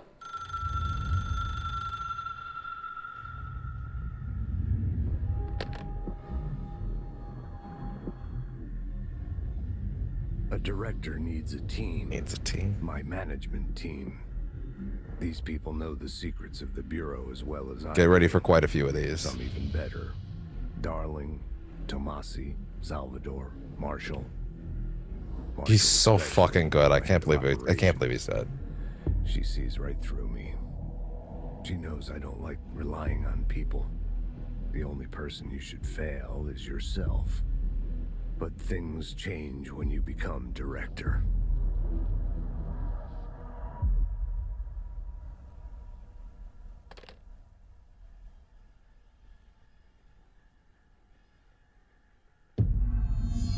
Speak with Emily. The hotline. I can reach. Yeah, these go for a bit, so we have several of these to watch. It's kind of just a loop of him standing in the same like looped sequence, but you know the words are different. This threat could destroy the Bureau. I would hope so too. Destroy me. A web spun, turning this place against me. I catch glimpses of it in the corner of my eye. It's just out of reach. Lazy to die. You're funny. A perverse game of hide and seek. this part of an attack? Obfuscating the facts, dimming my eyes. It's hard to tell. I need answers. He's so fucking cool. Darling, I fear for my friend, my closest ally. I think we made a terrible mistake all those years ago. Probably, yeah. The thing he studies is putting us all in danger. The thing he studies. It's my duty as director to keep the Bureau safe. It'll be difficult. What's done can't be undone. There's no easy fix. Magical thinking is a requirement for survival. Pain and suffering are mandatory. To change things, you have to break yourself. I don't know if I have the strength. I'm old and weak. I'm afraid. You can see my hands trembling. I'm losing control.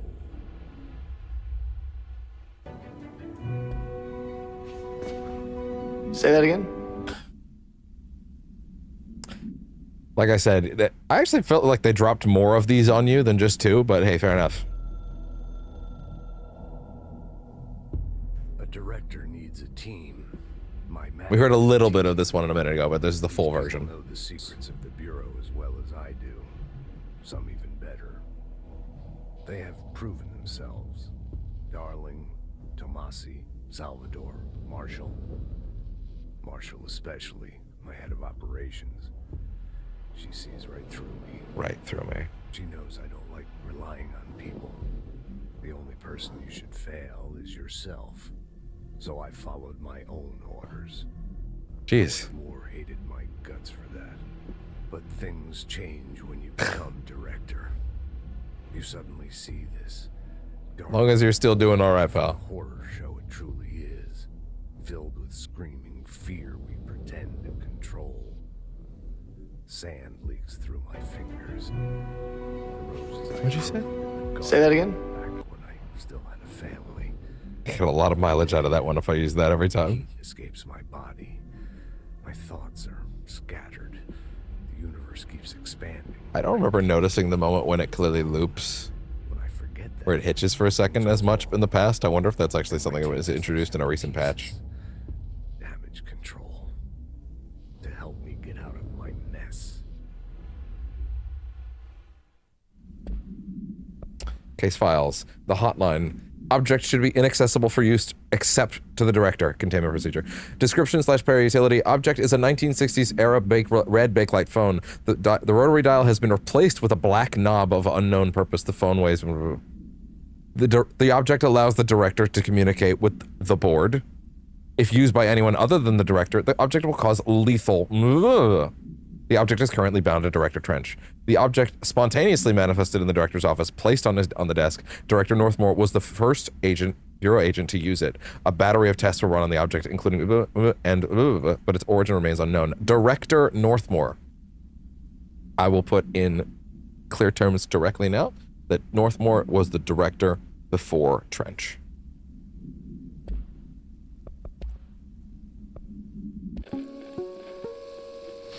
Ring, ring. It's Dr. Darling calling. In 1978, he's having so much fun. Department intern heard the hotline ring and picked it up, going against every safety protocol in the manual. I'm a writer, god damn it. And the handful of witnesses required extensive memory repression therapy. It is a phone.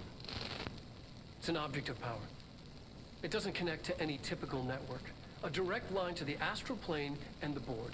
Direct line. And my hypothesis is, under the right conditions, to other planes of existence as well. One note. Very own Ouija board. Well, you can't pause Only the it. director can answer it safely, and what he hears is kept classified. I want to read the oldest house sign on the back. Is there like a frame where that's like in focus? Ring, ring. It's Dr. Darling calling. I know there's one where you get to read it clearly. I have done it heard the before. hotline ring and picked it up, going against every safety protocol in the manual. Well, okay, you don't necessarily need to read it to get the picture, but that image of the oldest house in the back is a pretty solid understanding of what we're dealing with here. That is, of course, an image of the New York City skyline. some of the tallest buildings in the world. Not the tallest, you know, it's not Dubai.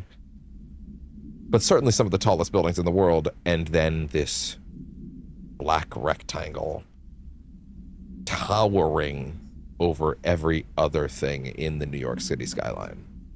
And that is the oldest house, if you wish to find it. If you wish to find it, it is unmistakable in the skyline. You can see it for miles if you are trying to get there. But if you don't know about it, you'll never see it. The scale of it cannot be overstated. It is very, very cool.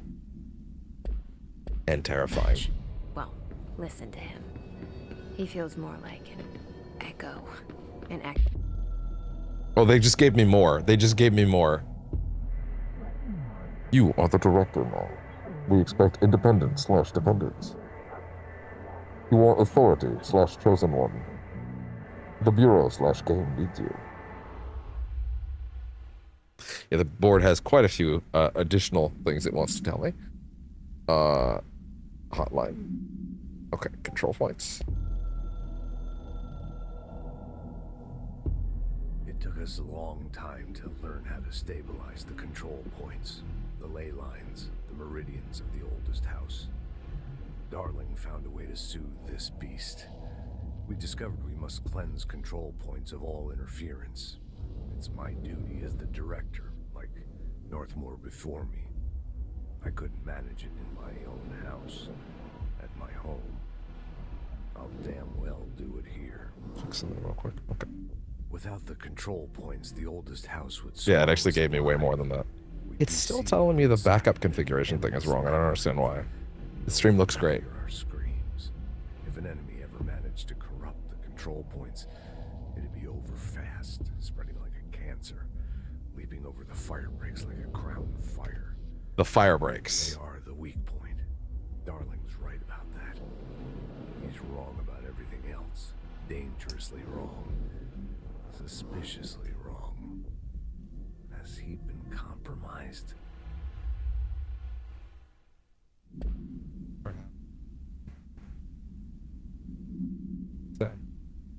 Who could say? Hotline. Yeah, I was like, there's way too few of these. I know they give you way more than this. Hotline ringing in my dreams, constantly ringing, ringing so loud I can't hear the voice I'm straining to understand. Why don't I pick up? It's a secure line of communication with Secure line of communication. It would tell me what I need to know. Do I fear their answers? Would they have warned me of this threat? I didn't see it coming. The traitor in our midst. A conspiracy plotted right behind me. I can't trust anyone. I must assume all my intel has been manipulated. The hotline is the only channel I can trust. Bind it, control it. The rule and the ritual with objects of power. It can't be tampered with. The lifeline to the astral plane and the board. I must seek guidance. Soon. I'll rest first. I'm so tired. Always tired now. So tired. But I must reach the hotline. I think I'm under attack. An attack of dementia, exhaustion. It's a brain cloud making me forget. The hotline. I must reach the hotline.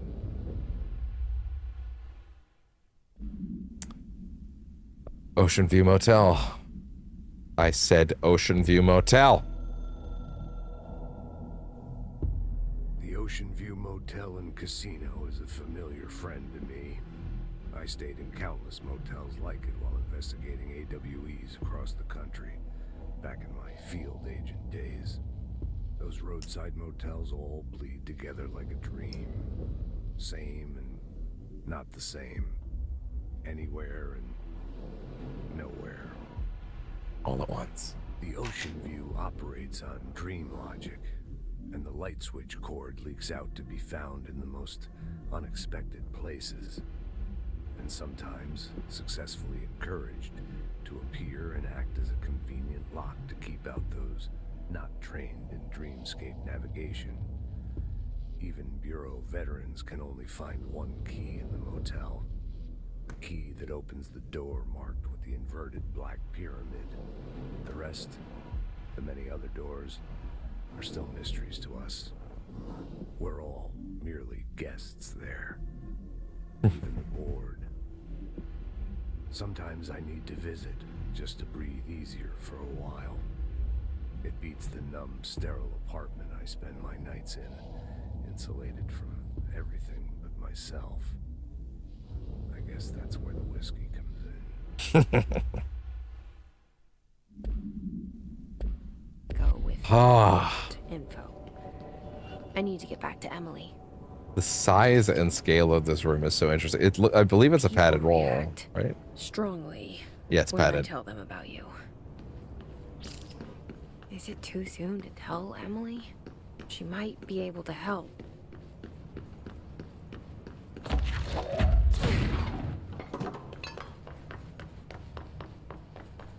Things change when you become director.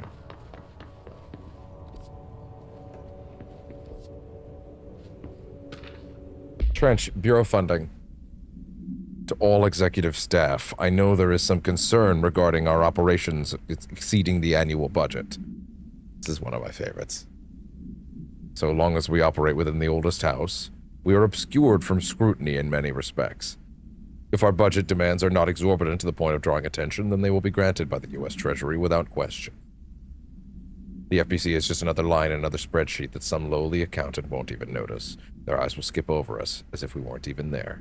The nature of the oldest house allows us certain freedoms in how we operate.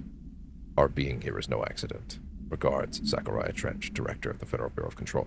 So, the properties of the building are not limited to the premises of the building itself and the visual acquisition of the building itself. The properties of the building extend to documents. Extend to any perception of the building. Technically, the U.S. Treasury does have documents that mention the Federal Bureau of Control, but in that way where when you're squinting at something and it's just sort of out of view, it's there, but if you're not looking for it, you still can't see it. So unless the numbers start going up really high, right? And someone trying to figure out what money's going where looks at an exorbitantly high funding bill, right? They're basically incapable of seeing it. They can't perceive it unless they're trying to perceive it, which would only happen if their budget had gone over. So, even on documents, the building is extending its influence and ability to try and push people's ability to see what's going on with it out of their perception. It is so fascinating and interesting. Resetting these because they're getting a little clicky and choppy.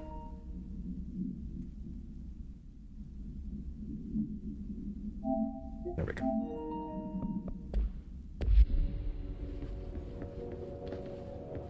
Yeah.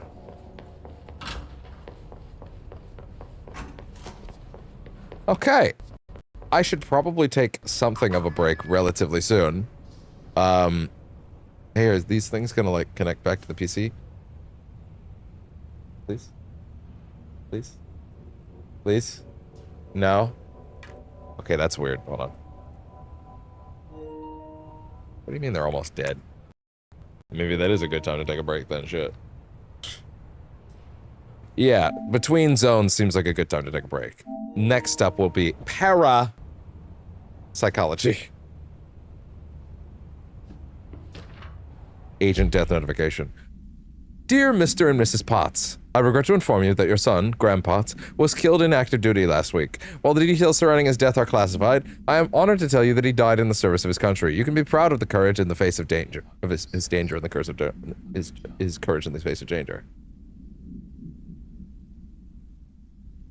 And his commitment to protecting our nation against her enemies. He will be remembered by his comrades and colleagues. I sincerely regret the pain this message will bring you. Just take some solace in knowing that his sacrifice helped protect the country he loves so much. His efforts will be returned to you with speed.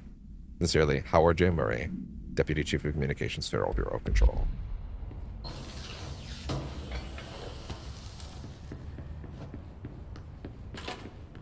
All right. Yeah, sure. Yeah, and don't say sorry. Remember? Never say sorry. Never apologize. No, wait, is next up perhaps psychology, or is tomorrow? Is next the basement? Effects, not efforts. Did I say efforts? Did I say efforts?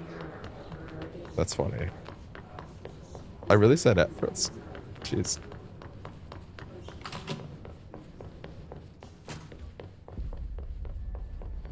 Oh. That's kind of funny. Well, we can't win them all, apparently. Yeah. Let these things charge up. It eats something. Para-utility. Objects of power are unique in their capacity to grant certain individuals paranatural abilities. We call these individuals para-utilitarians. The potency of these abilities depends on the para-utilitarian. Using the object of power as an example, using the floppy disk object of power as an example, some para-utilitarians can achieve a throw distance of, while others are capable of only as little as, see Dr. Darling present. There's a word. Which one? Para-utilitarians?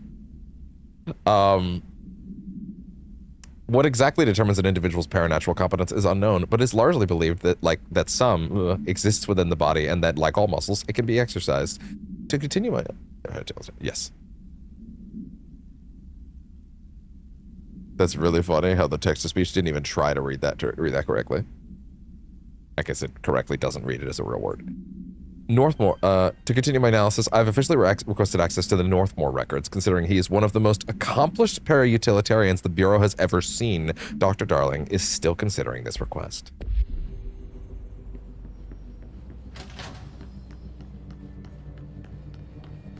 It read that correctly. Hi, bud. Did you just wake up? Hi. Oh, hello. Did you have a good sleep? Yeah, you came to sit down right as I was gonna get up to eat? Yeah, that's what I thought. There's a specific segment I would love to get to during the first session, but I don't know if it's gonna happen.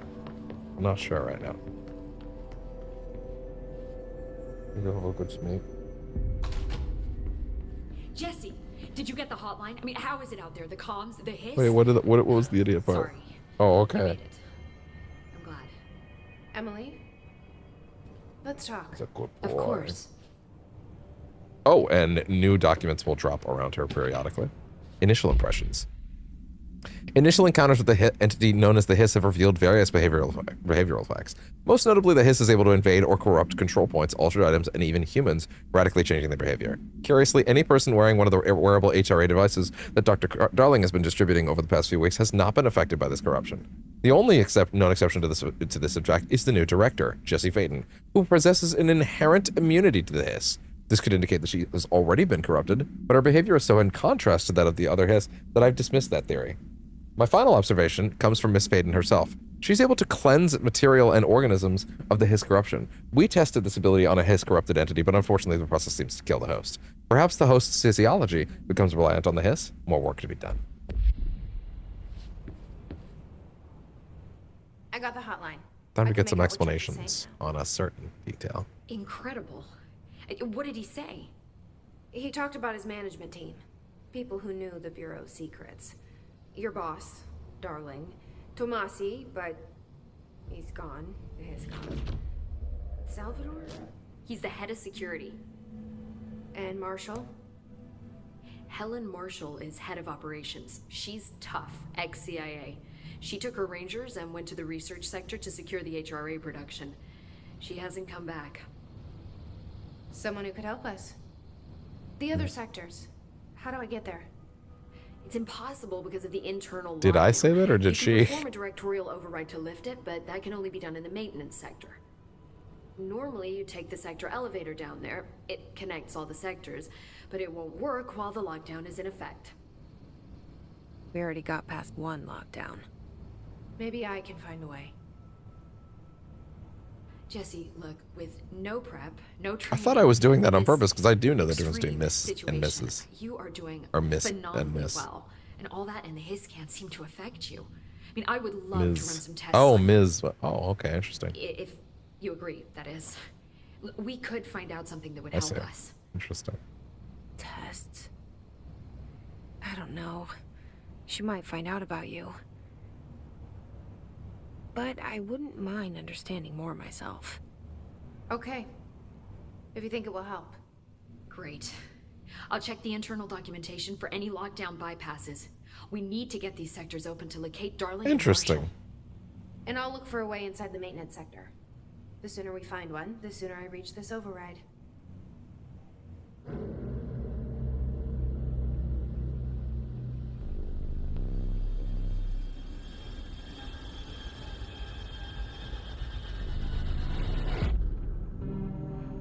This is like respectfully. Ati.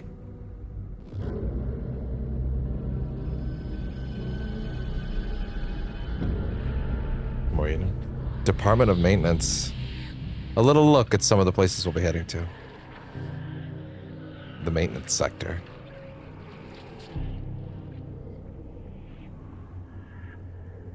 I would love to get to parapsychology today, at least, but I don't know if that's actually going to happen. We'll see.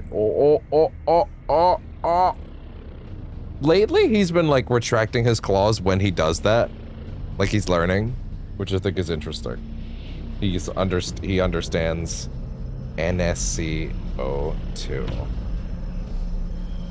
What could NSC stand for? Maintenance sector. I'm going to go ahead and give us a pause right here. And we are now going to jump into our first break. Not supernatural good. Definitely not. Definitely not. Of course, given that it is Poison Pill, I will run this first since it gives me a little extra time. And then I'll roll some music. The usual stuff. Anyway, back soon.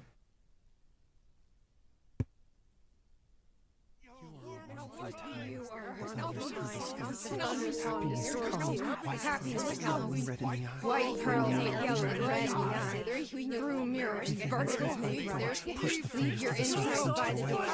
Push your fingers through the dirt, you into the wet. You always want this to be true.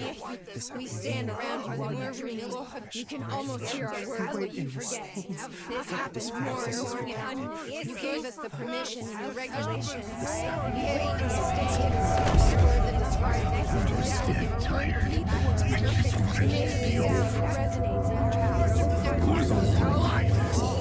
I had this dark place in my head for so long. Sometimes I forget the pain was there. Like it was the way you were supposed to feel. I was not in a dark place. Number one killer's time. It displays the force of it all. The best reason to time work, glowing fresh.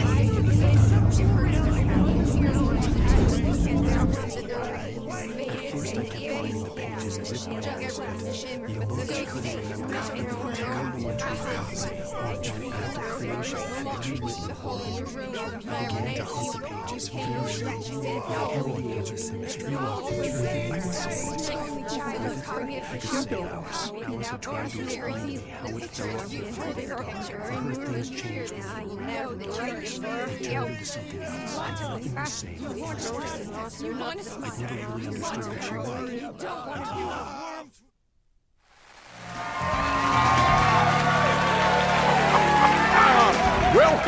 Welcome. Our guest tonight is Alan Wake. This time he wanted to do something a little different.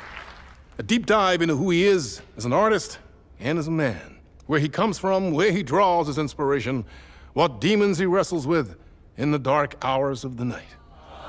Together with our house band, the divine old gods of Asgard, we have created something very special today. The song is called Herald of Darkness, but I like to call this next segment the story of the journey of Alan Wake, the musical. We just do what we always do. We'll chat, but instead of talking, we'll sing it. lost. I'm lost in the dark, drowning. I'm drowning. I'm drowning. No way out. There's no way out. Sinking deeper, deeper, deeper. This is hell. I'm in hell. I died. I wish I was dead. Let me die. I just want to sleep. Please. Let me sleep. I'm so tired. I just want to go home. I've written so much. I write. There's nothing left. It's all gone. I don't know how to write. All the words are gone. There's no more words. Where did they go? Did I eat the words? I don't recognize these words anymore. Are the words moving? Oh, this is familiar. Oh, why is this familiar? I've been here before. Have I said this before? I've read this somewhere. Where am I? Who am I? Alan Wake. Wake? That's a strange name, eh? Wake? That sounds like a character's name. What, I write that name up? I make that name up? I don't want to be a character. I don't want to be the story. Just write me out of the story. Ram these words down your throat. Make you choke on these words. Oh, I know the words. Secret words. You can't take the words. I eat the words. These are my words. Stop using the words. The words. I called it the word. This isn't your story. It never was your story. The story is a monster. The story will eat you alive. The darkness is coming. The darkness inside. This is my story. You're in my story. Get out of my story. You are a character in my story. You can't stop the story. This story will go on forever. There's no escape. You will never escape. You will drown here. You're stuck in a loop. You don't have a clue. You're lost. You lost the plot. I'll show you.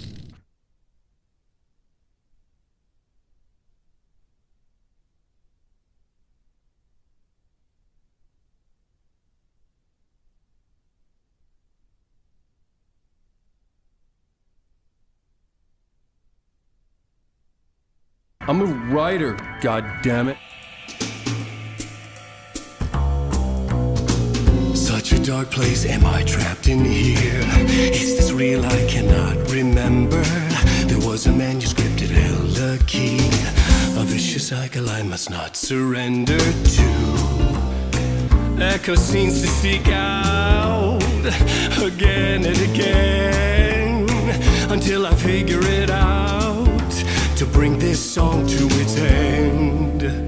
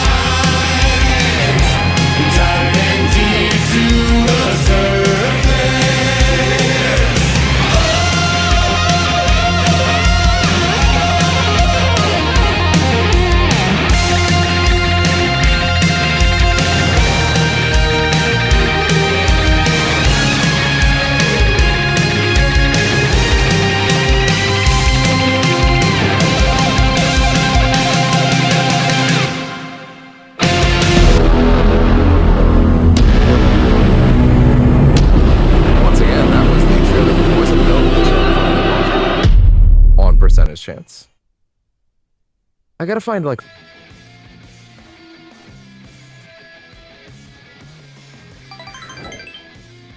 all right, good. Okay, for the record, I hadn't actually said it out loud just yet, but I haven't actually. Oh wait, this needs to charge. I'm not sure how many sessions Control is going to end up being, just because Alan Wake had a very strict number of sittings that it was going to take. It was, if I'm not mistaken, I think Max Payne 1 and 2 were like 2 each. 3 was also 2. Alan Wake was 4, including the bonus episodes. American Nightmare is obviously just 1. Then Quantum Break, I think, stretched out to, I'm trying to think. I think it ended up being 5 in the end. 4 or 5, something like that. I think I bunched 2 of them together. This game has side content and stuff to consider and worry about on the side. Its structure is much more open. It is still broadly linear, but you can do a lot of additional things on the side. And of course, we will be doing everything, grabbing every note, every document. So this could stretch out a little longer. So I can't really actually place how long this one's gonna go. Which is only slightly annoying, because like, well, it basically guarantees we will not be getting to Pragmata when it comes out now, because I'm getting to it a little later in the week. Alan Wake 2 will, of course, follow that, but I'll probably put a little bit more of a stopgap on that. Soros is coming. Soros will be day one. Soros will be day one, even if this is not done yet. Requiem is also in the middle of its insanity run, like the dead-ass middle. That's something else to consider. But I'm not really sure exactly how many settings this one's going to take, especially because I firmly expect both DLCs to be their own setting entirely. Like, I can imagine the Foundation taking one entire sitting and then AWE taking one entire sitting on its own. There's enough there on both of those just for their own entire sittings. So yeah. Hi, Jesse. Nothing updated yet. Okay, fair enough. I thought there was. Emily. I'm sure I'll have more questions. So they've also added a bunch of new mechanics here at this exact moment. They've added these new missions. So they have Directorial Override. So this is our current main one. This is in the maintenance sector. There's these things called board countermeasures. They're like, I've never really understood them, to be honest. They're like these like little radiant generative quests. Not like generative AI or anything like that. This is way before that. But like they're like these constantly generated quests that like basically just give you a little bit of bonus materials. There's also no reason not to do them, because you'll just sort of passively do them while you're doing other stuff. You basically kind of just want to take stuff that makes sense for your current loadout and just roll with it, so you just get bonus resources that you can use to pump into stuff later. I've still always found it kind of weird as a mechanic, but whatever. We are at war / hostile takeover. This is the opposing force / foreign power. We will provide countermeasures / strategy. Accept / ingest them at control points. These countermeasures / missions will benefit you. We will give resources / rewards for each completed countermeasure. It's not like, I wouldn't really call it a bad mechanic or anything like that. It's just kind of superfluous, I guess, if that makes sense. I guess it's just. Do you hear that? Someone's singing. Where's it coming from? I guess it's probably in the game so that you can never truly run out of resources, is my guess. But yeah. Also, here is our list of, I believe this is all the directors. I think. Notice that there's quite a few, despite the fact that the building, I believe, was founded in the 60s, which implies some workplace accidents. Otherwise, that's way too many guys. Singing. Sounds like it's coming from the elevator. In fact, it is.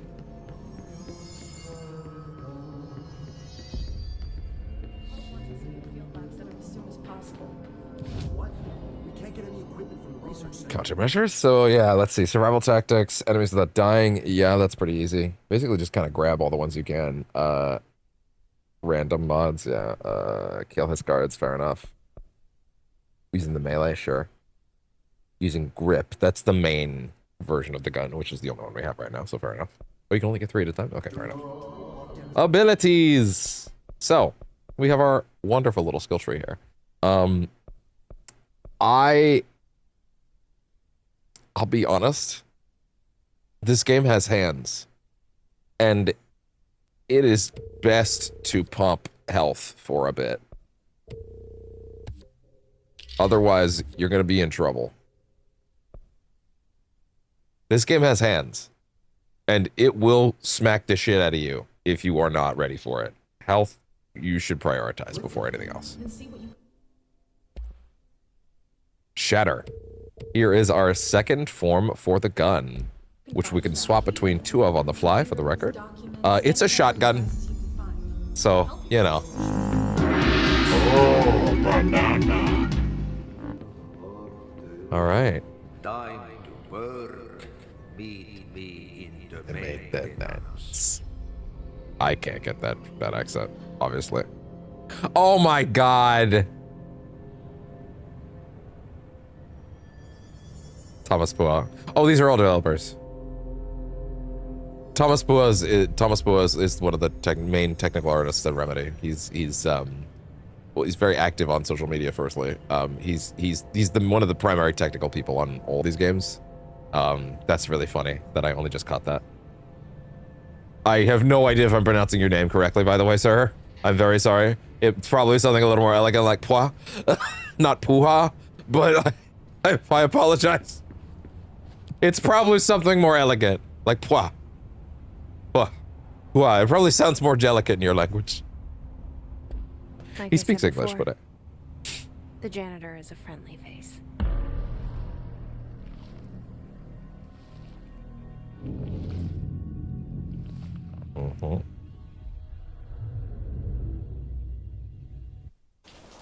It makes no damn sense.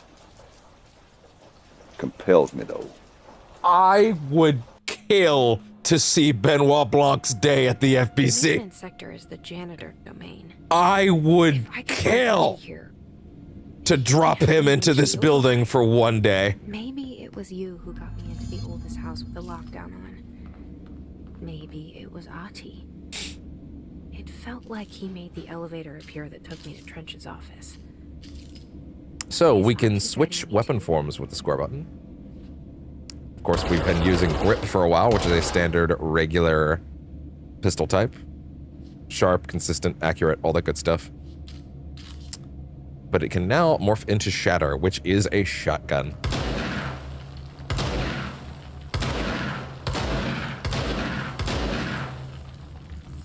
It's radical. That being said, my two favorite ones are actually... Sorry, the third one and the fifth one are my favorites, actually. At least I think it's the third one. Or I think it's the fifth one. I know the third one is my other favorite. Those are the ones I end up rocking. This is one of my favorite moments early on from my original run of, like, realizing, oh, okay, I don't have clearance for it. And then coming back a little later in the game when I still didn't. And I look at that window and I just kind of go... And yeah, fuck your clearance. I'm in charge, bitch. Book Club Lopez. Ah, more book club stuff. Unless you review by corporate. It's not corporate. It's not corporal. CPT. Captain Lopez. It's probably that guy. Captain Lopez. These days, most YA novels intertwine the coming-of-age story with either a contrived dystopian setting or a tragic romance. Unless you manage to do both. In the story, the protagonist and her love interest search for a cure to a virus called the Fix, which is simultaneously killing her and spreading across the whole world. To find the cure, they go on expeditions into dangerous, uncharted territories. People all live in walled cities now because dystopian future. And along the way, they just have to fall in love. I liked how we never got to know if the fix. We never got to know if the fix was ever actually fixed. The ending was bold, especially for YA. The main character succumbs to the fix, in which she's close to the cure and commands her love interest to go on and save the world. She knows that this is the end for her, but that the job can still get done. Trying to make it emphatically clear, this guy's probably not overwhelmingly excited about reading this. But it's part of the job, apparently. She dies out in the unknown, and alone, and surrounded by danger, and never loses sight of the goal. That's a good soldier's death. I give this book 3 out of 5. I feel most of the teenage angst is a little lost on me, but I'd recommend it to my brother's kids. Some of those details sounded a little different than the last book report we read. But hey. Almost sounded like a different book entirely. Shame.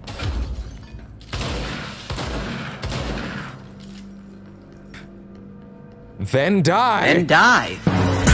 What do we do? Argue with you? I'm not on the debate team. This isn't mock trial. The directorial override is right there, in the control room. How do we get there?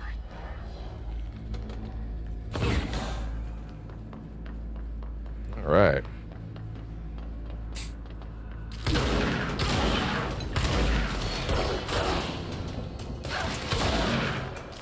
That'll do it. Oh, hi, what's up? Oh, boy.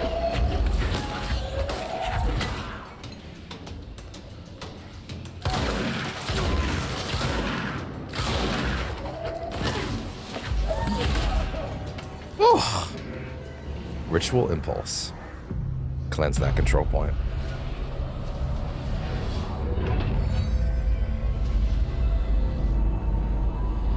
One second. Refresh Twitch real quick.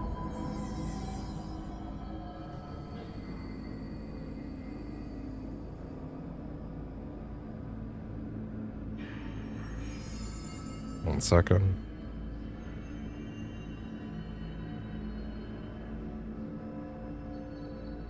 Okay. Fixed that up.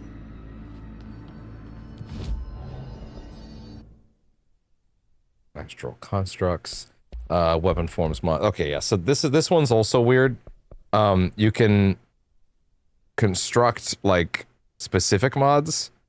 The thing about it is that like it gives you random mods, but you only get better ones by continually putting points into them. But your points are better spent on the weapon upgrades as they come along at first. So if anything, it's kind of better to like hey, look at this one. Oh no, sorry, I had that wrong. Sorry.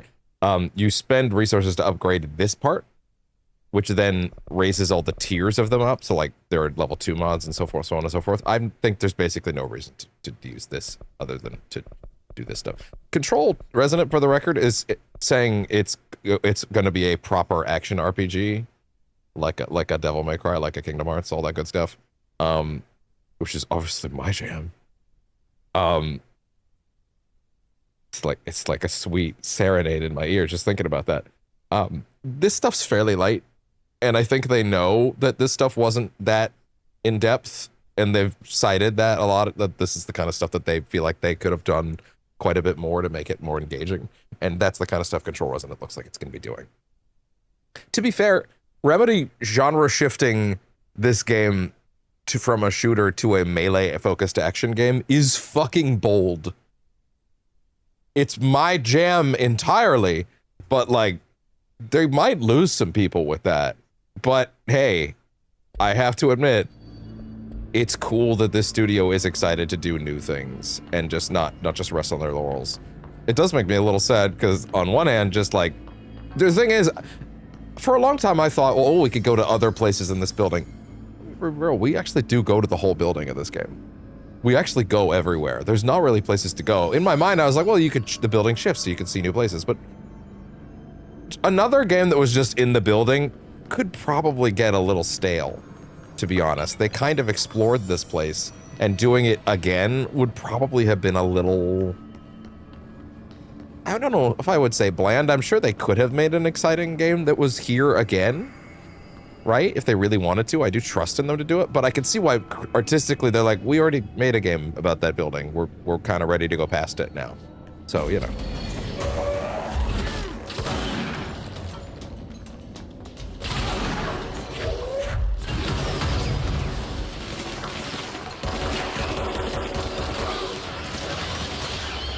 Oh.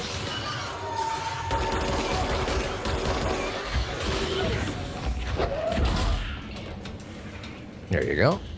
Who else?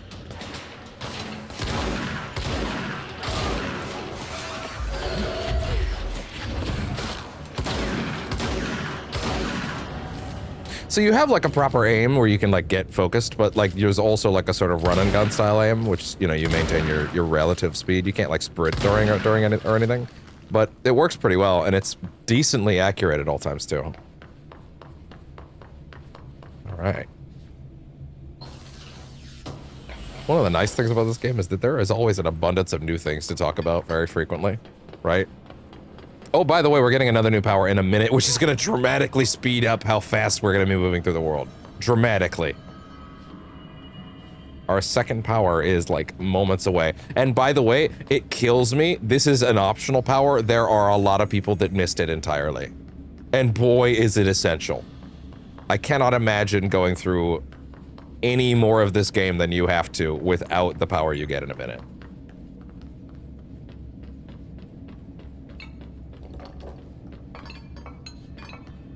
Oh. The janitor's office. What's down that way? A merry chase. A merry chase.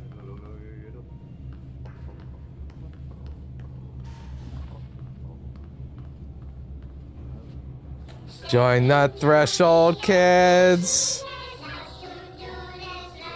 I'll let this one run like this because the framing is actually still pretty good. By the way, someone at Remedy heard me from the past talking about having to hold the focus button during Alan Wake to watch these things, and stay here. They're just like, no, we're putting you right on it until you leave. Oh, you can actually see the room reflected. That's crazy. You can actually see the TV reflecting the screens. Oh wow, I might do that. I might let that run more often then. That's cool. That's an awesome effect. Wow. What are you drawing? I'm drawing a dog! I'm drawing the pyramid. The what? Oh what? The pyramid. The fax machine noise is really funny. Because I know that they're just like simulating office sounds, but in my brain, that was his brain short-circuiting. It's in the astral plane. He's like, Astral plane. It's big, white, and empty. Or is it? Crazy alien dimension. The white goes on forever. You can get lost in all that white and never find your way back home. Lost in all that white. I miss my home. His brain short-circuiting again. Now I'm starting to think that is the joke. Because they did it twice.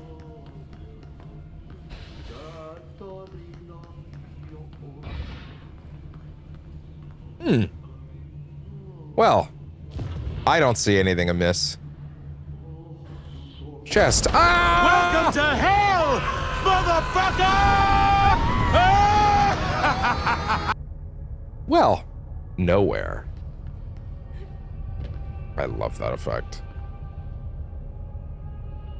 The way they play with non-Euclidean geometry in this game makes me so jazzed every time. I'm trying to think of what other game played with non-Euclidean geometry like this in a way that like really messed me up. I mean, to be fair, Outer Wilds would be one of those. But also, Outer Wilds is like the greatest, so she's not wrong.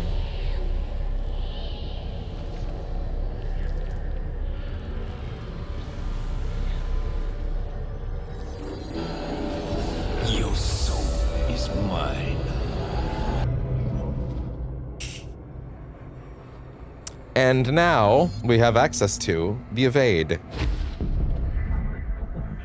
The horse/choo-choo allows you to evade/dash, use it/prove, gives prove/escape yourself. Choo-choo. So yeah, we have a dodge now. Come to think of it, actually, real quick. I think I had this on this button this time because I don't need to reload in this game.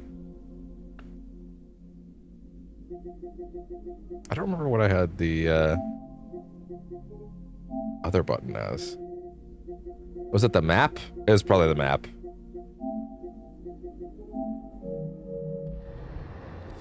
Yeah, that makes a lot of sense. No D-pad necessary. Yeah, prepare to see me fucking darting around the building like this a lot now.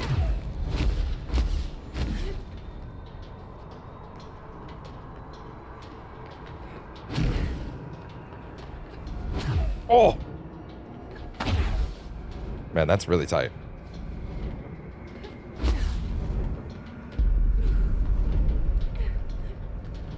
One thing I think is really interesting, by the way, and because I've seen some people saying, I saw some people talking about Control Resonant and even saying that, like, oh, it looks like a Souls, is it a Souls-like or is it like a Devil May Cry? And they've already said, like, no, it's an action RPG, like it's a Devil May Cry, it's not, whoa. It's not, they've even said, for example, like, that it doesn't have a parry, because they actively want it to be, they don't want it to be too much like a Souls-like. which is interesting. And listen, even as a parry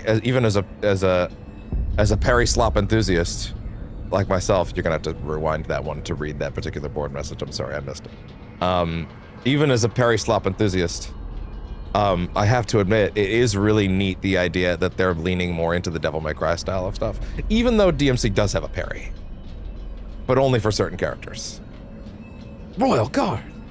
I'm curious to see what kinds of methods of avoidance that they would rather you go with. To be fair, like, they have the dodge mechanic from this game, so it makes sense that they'd go another direction. Keep up with me now. I'm clearly trying to do the dodge on the other button, so I'm gonna fix that right away, actually. I clearly have muscle memory associated with it on that side, so let's go ahead and just do that instead. There we go.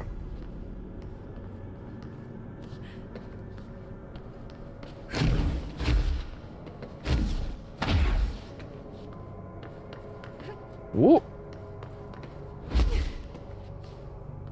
Wow, the way that the light reflects there looks crazy.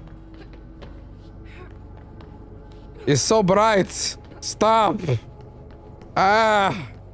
Anyway, I started blasting. Bang! Bang! Well done! Evade. We have bonded with the merry-go-round.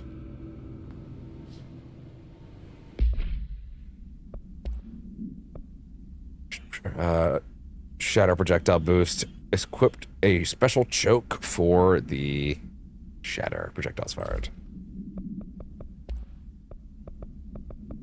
Launch efficiency.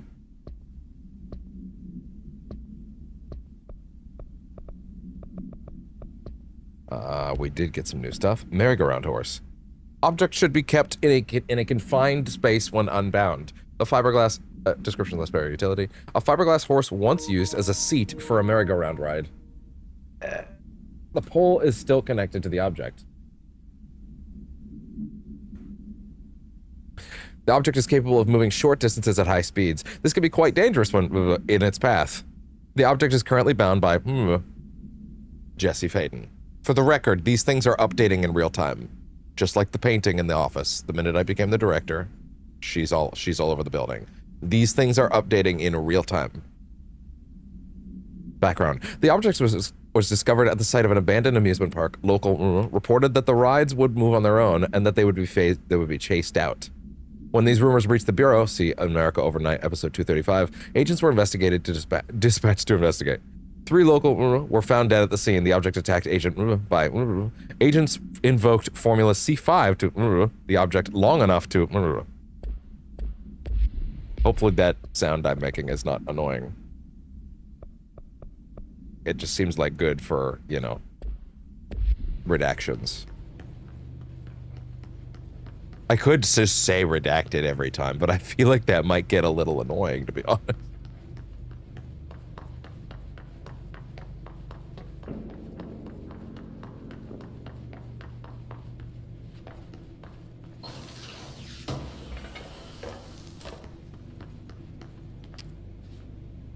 I know that guy. Barcale.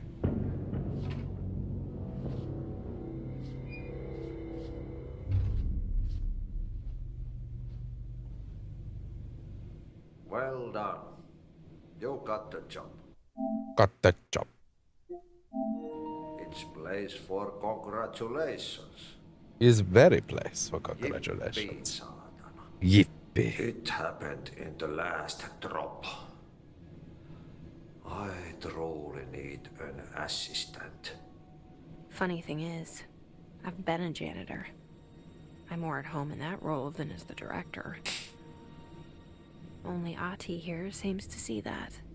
Yeah, hi, Ati. Look, we need to get the lockdown lifted, otherwise I can't get to the other sectors.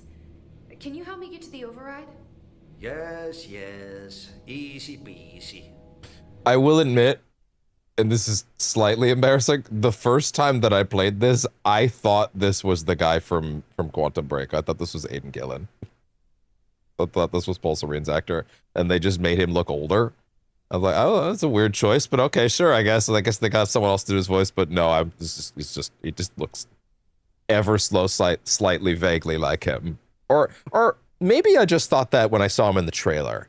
And then when I played the game, I was like, oh, okay, well, that's clearly not him. Just around the corner. I remember thinking that it was him for a bit. It was probably just from the trailer, though, before we heard his voice.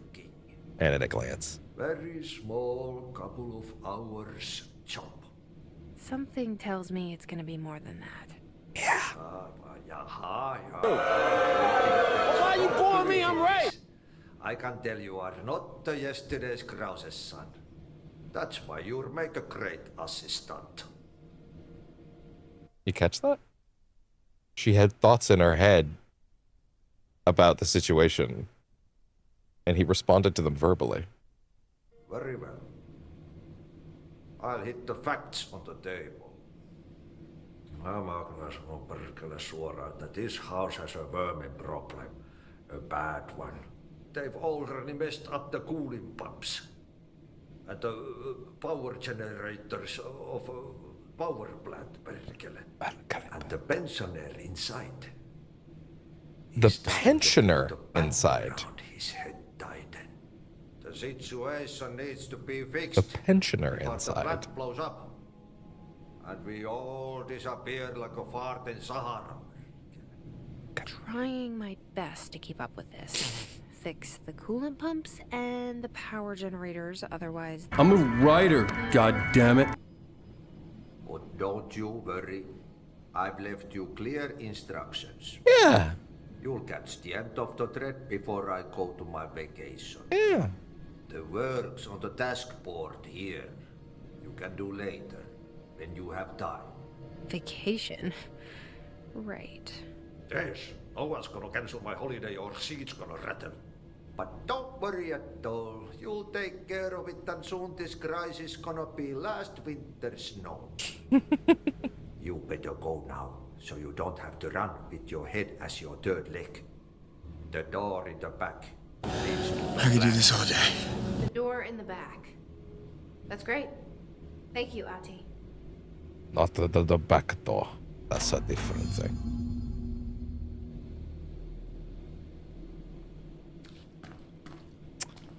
This specific vista might be familiar to anybody that played their next game.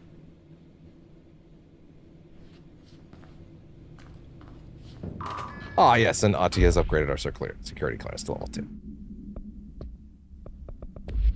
And he says we could do this later, but I mean, Ati's a bro, so we'll do it. What a mess. Burn the trash. Burn the trash around the furnace.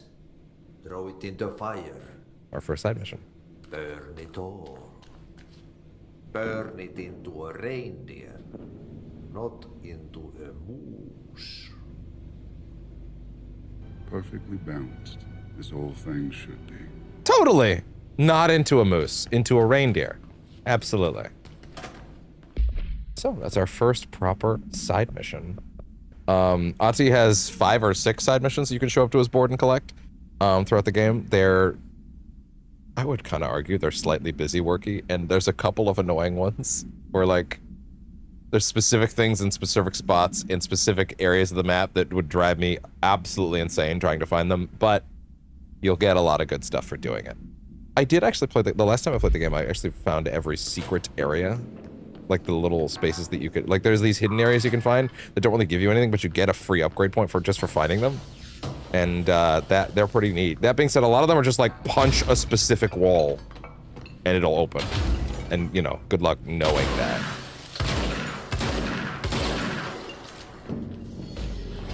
What's up, guys?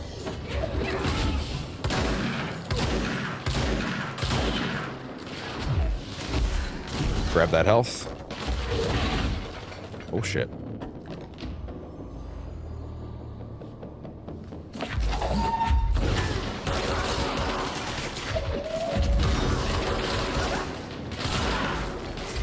Oh. Keep it going. Oh boy. Oh, jeez.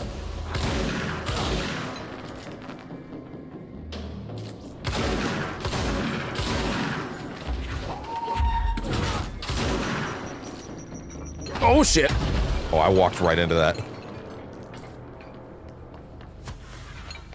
All right then. 4.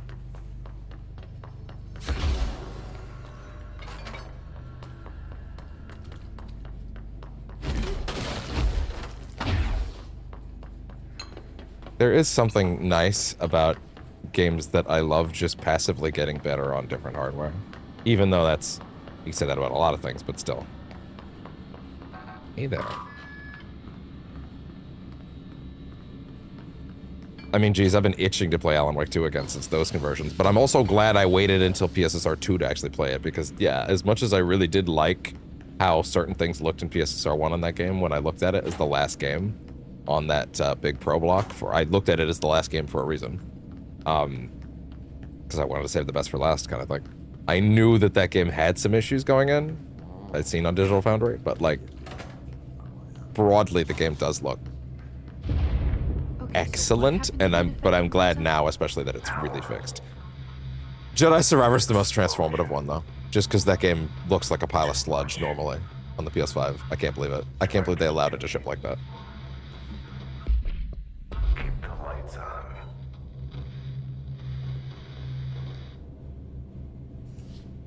Northmore.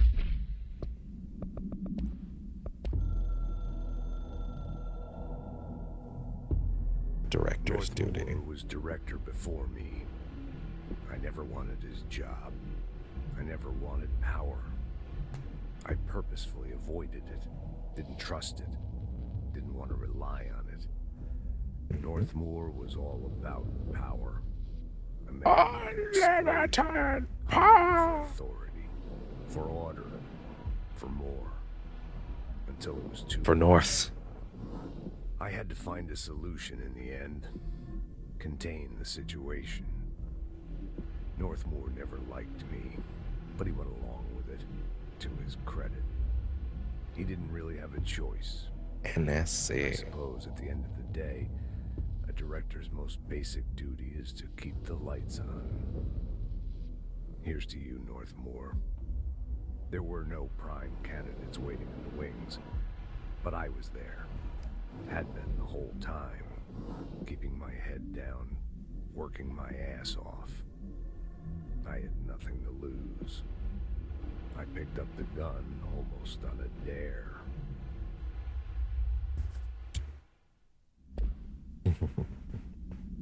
Impressive! Every single word out of Trench's mouth is dripping with text upon subtext upon subtext, and I love it.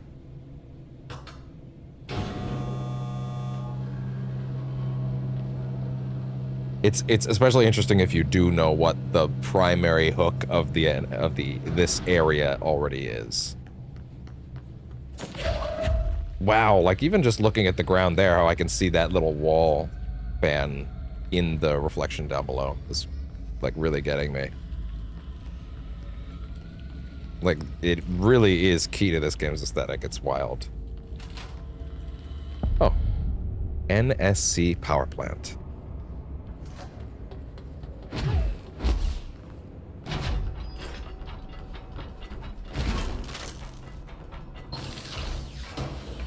Alright. Threshold remnant.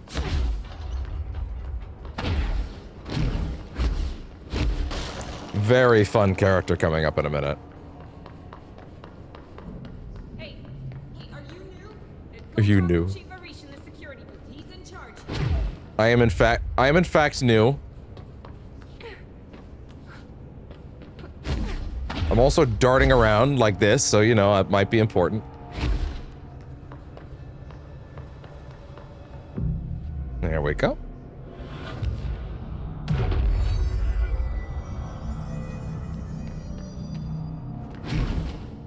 Ma'am! Hey! Chief Arish, FBC Security. Shouldn't you be in a safe room? Arish Security Matters. Hey, Simon. I got your message. Yeah, if someone in the sector is asking about Ati, just tell them you'll handle it and leave it at that. Under no circumstances should any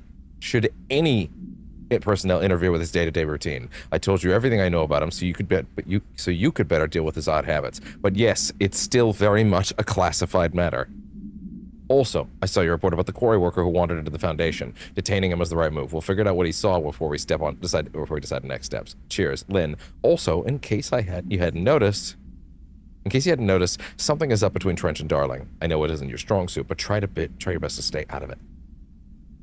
Don't interfere with Ati. It's classified.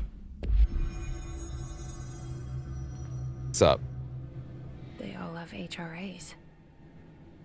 We're on the same side. I'm in charge. My name is Jesse Faden. I'm here to perform the directorial override to get the lockdown lifted. Yeah, Chief Arish, FBC Security. I'm just... Oh, hang on, you're the new director. Yeah. Cockshot! Ma'am. Let's skip the formalities, please. Right. Wise up. Faden, ma'am. Look, as you can probably tell, it's a bit of a shit show down here. We've been holding our ground, but whatever's gotten into our buddies has them wrecking the coolant pumps and the power converters. The NSC keeps overheating, and my crews keep getting shot before they have a chance to make any repairs. NSC? Oh, sorry. Bureau jargon. It's what we call the power plant. You know, the big rumbling metal thing? Salvador, head of security, asked me to protect it in case of an attack. See, what's inside is dangerous. Yeah. Dr. Darling seemed to know it would be a target. Darling? He's here? No, he came down a few days ago, before everything went to hell. He was out of it. Smelled like a bar mat. He was ranting about vulnerabilities and how he only had one large-scale HRA, but that he needed it somewhere else. Still, at least he gave us these personal HRAs before he left. At least. Did I mention that he was tearing his clothes off? Crazy dude. I missed the part where that's my problem. Listen, I love playing 20 questions as much as the next guy, but we have got to get the water and electrical systems repaired before this baby blows. I'll have my guys unlock the doors out of here for you. I'll take care of it. You stay and keep the hiss away from the plant if you can. The hiss? That's what we're calling him? Oh, that's catchy. Oh, listen, the radios aren't working, so if you find my boss Salvador out there, could you please ask him what the plan is? I'm sure he will have one by now. I'll keep an eye out for him. He sure has a lot of faith in his boss. All right. Try to stay alive.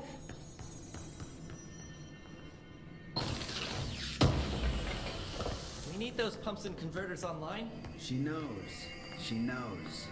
I just wanted to make sure. Yeah, got any more for me, RH?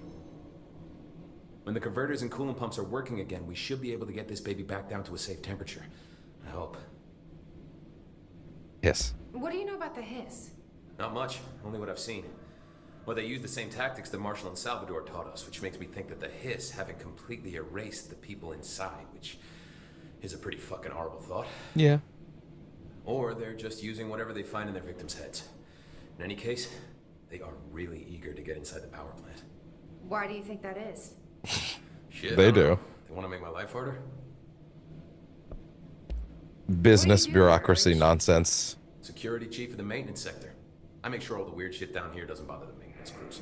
Learned everything I know from Salvador. You know, just casual. Like, you know, at the end of the day, everybody upstairs needs to be able to drink their coffee in peace. So it's my job to make sure none of the ghosts get to them. Maintenance is the lowest rung on the ladder just because we fix pipes instead of writing memos. But I gotta be honest, these are the bravest people in the goddamn building.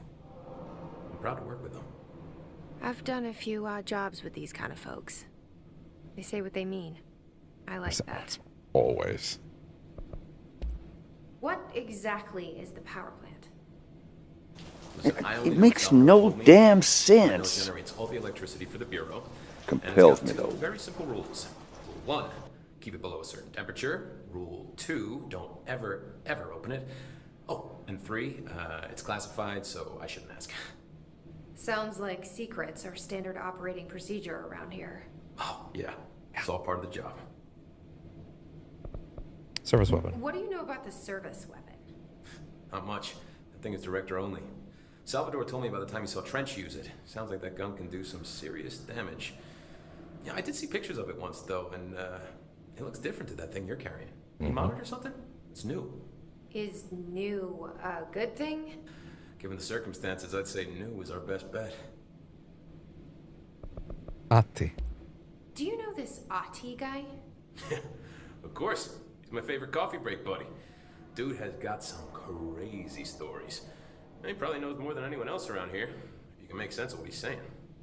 Any idea where he's from? I'm guessing Sweden. Wrong. He's from where he's from. Look, there are just some stones that are better left Or is unturned. that in, or is Finland in Sweden? Oh, fuck. Geographically challenged. I should be going. Right. Well, Gotta lock down the lift. that's embarrassing anyway.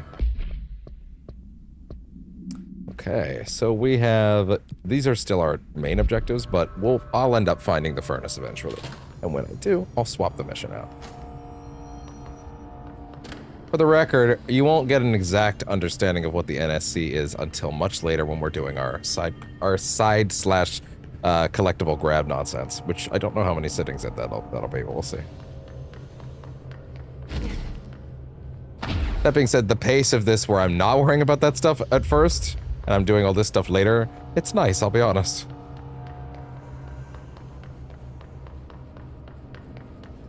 Oh, hey there, everybody.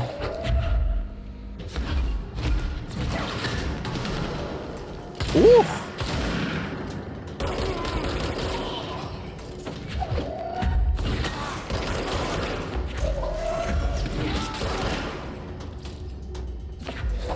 Cardboard box.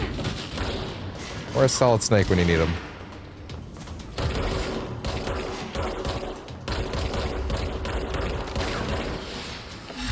Ah! Not yet, Snake! Oh, come on, not now, guys. It's not over yet! Liquid! Oh! There you go.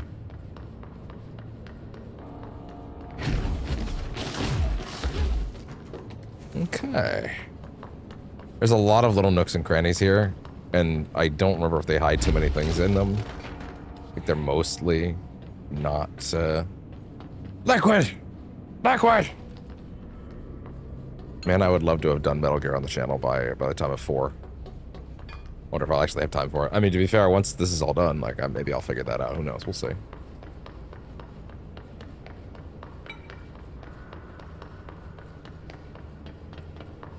It'd be weird because I'd basically skip 3 because we did Delta last year. Don't really feel the need to do 3 again right now. Maybe. You never know. It's only one of the greatest games ever made, so, you know, ugh.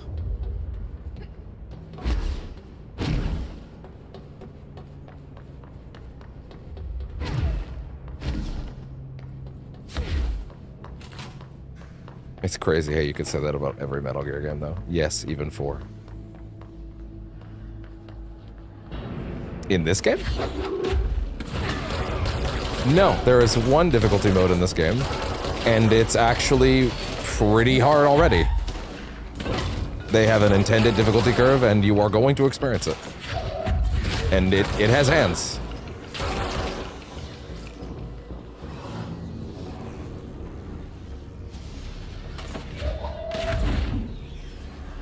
More of these spore things. Once again, can't do anything about that until later.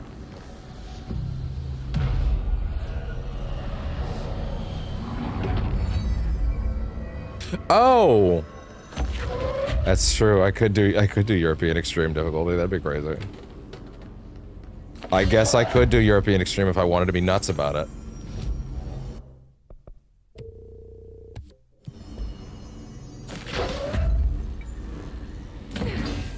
There we go. Also, I would like to note these special energy blocks. They are clearly powered by some special form of electricity, with something special inside them. Also, you might see them in the future. You wanna get nuts? You need to fix it before the old twig bats inside the plasma shit. NSC energy converters.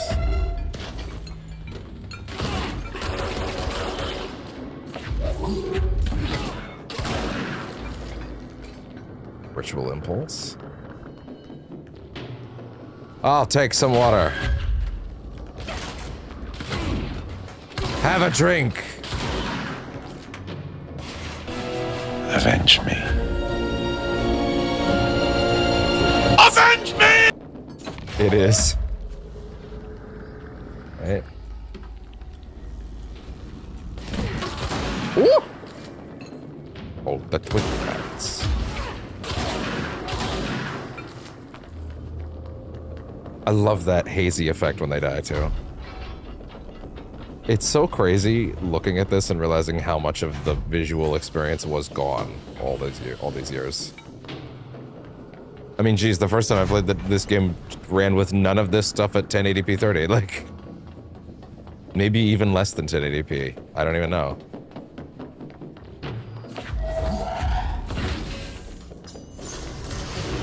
I can't believe I played an action game like this that's as demanding at certain points on your, like, reflexes at 30. It's just kind of not conducive to it. Dodge efficiency. It's probably why I died so much the first time, to be honest. Yeah, anything that's but down below a certain level, I'm just gonna crunch it immediately.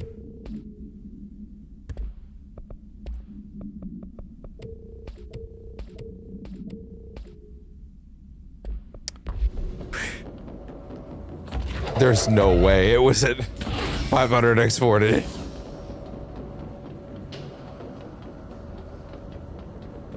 Unless I'm missing something there. Unless I'm missing an element of your intent with that.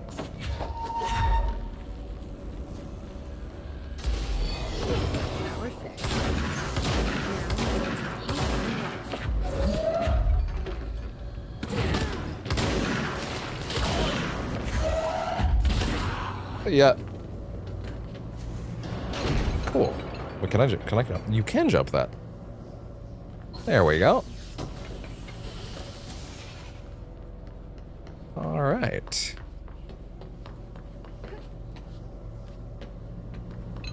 Upwards. This converter plant is back online. Did we go in there? Now I don't remember if we went in there. I'm gonna check. Did I wait? Because it's like, it was like a combat situation? No, I think I did. Yeah, no, I did. Okay, good.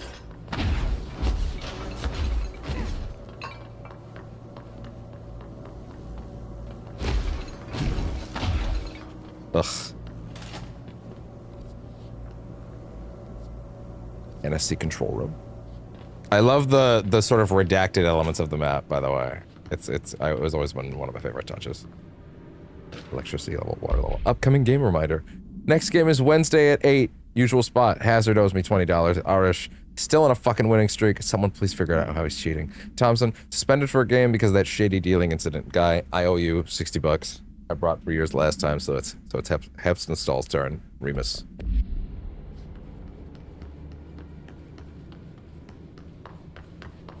That doesn't open right now, I guess. Beep. Oh, really?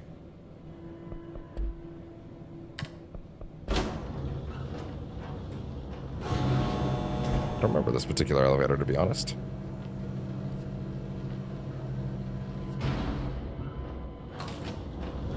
Oh. Fair enough. Fair enough. Up to the Black Rock Quarry.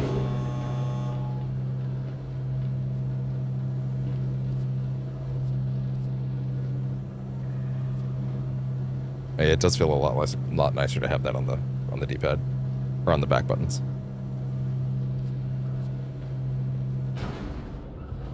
Here we go.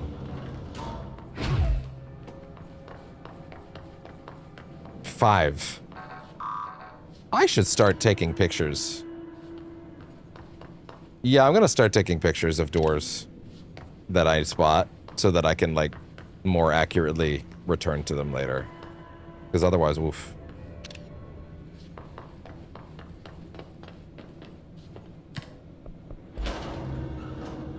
I'll have a guide either way for that stuff later on, but yeah, it's gonna be rough to remember where certain doors are, so I'm gonna probably go do that. Do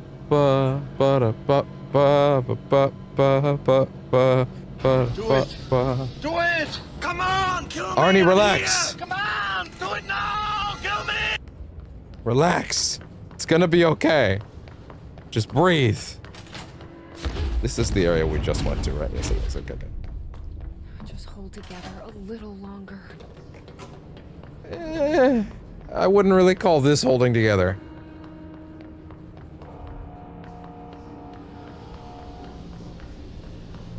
Unless you count by a thread, in which case technically yes.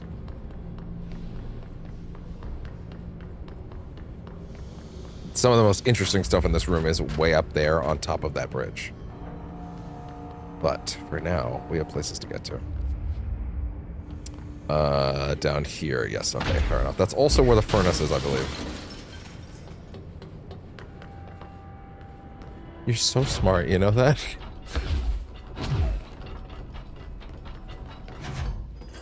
You're good at this.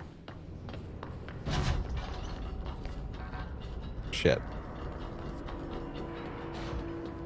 Here? Ventilation? I think, maybe? No. I do not believe so. Whoa, wait, I missed this earlier, shit. Arash escaped, oop. Attention maintenance staff, and object. I was being genuine. I was being genuine. An object of power escaped the Panopticon a couple weeks ago, and they want everyone to keep an eye out for it. So if anyone sees a merry-go-round horse zipping around the sector, alert me immediately. Do not try to contain it on your own, and definitely don't bind it to yourself. Well, about that, Arish. I may have, you know, gone and bounded it anyway, so, you know, my bad.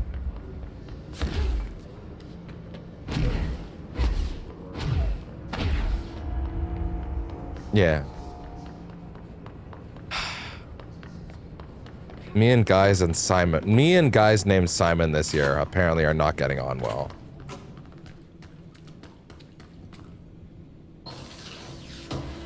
Simon Arish, the Divergent Star.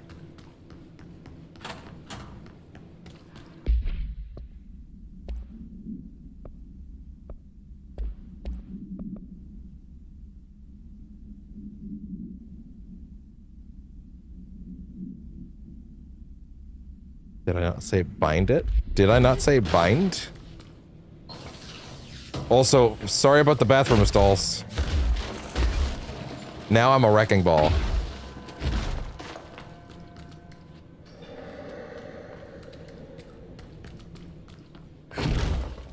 You guys didn't need these, right? Well, that's really funny. It's still technically connected to its door.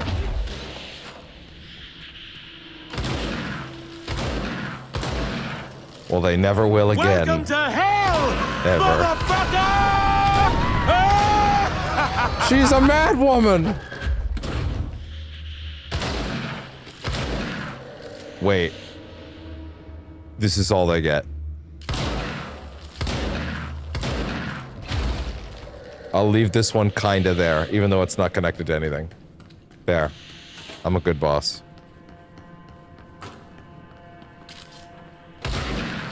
One, two, three. There's more. You're cleaning the bathroom wrong. Why are you cleaning the bathroom wrong? Because I'm in charge, bitch. I missed the part where that's my problem. Thresholds. The oldest house is a place in flux. Thresholds appear with no warning. What the threshold will contain is a question we can only answer once it manifests. The widely accepted theory is that thresholds are dimensions vibrating on a frequency different from our own. When these frequencies match, the threshold will manifest in the oldest house, which acts as a... Others theorize thresholds are parallel universes or possibly our own reality at a different point in time. Some believe our collection of altered materials affects the oldest house or attracts the thresholds. We do know for certain that thresholds are not permanent. What's we know? Yeah. Others theorize that thresholds are parallel universes. our own reality at a different point in time. Some believe our collection of altered materials affects the house or attracts the thresholds. We do know for certain that the thresholds are not permanent. Eventually, their frequency will shift. Some believe Earth itself is just another threshold connected to the oldest house, which is actually rooted in some other reality. This theory, while impossible to disprove, causes in those who learn it, so it is actively denied. Paranoia? Complete mental breakdown? Yeah.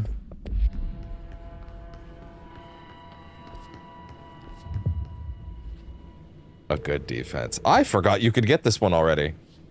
Investigate the training course. I actually forgot you could get this one already. Field Training Actor complaint.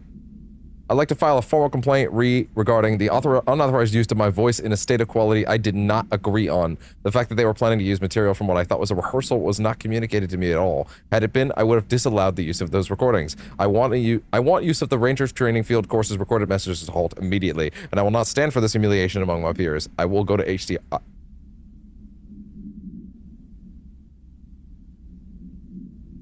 Redacted. I said earlier that I feel like saying redacted would probably get annoying. Or silence would get too confusing if you were listening to it. Blank was also an option, but yeah. I will not stand for this humiliation among my peers, and I will go to HR with this if necessary. Signed, Randall Pulaski.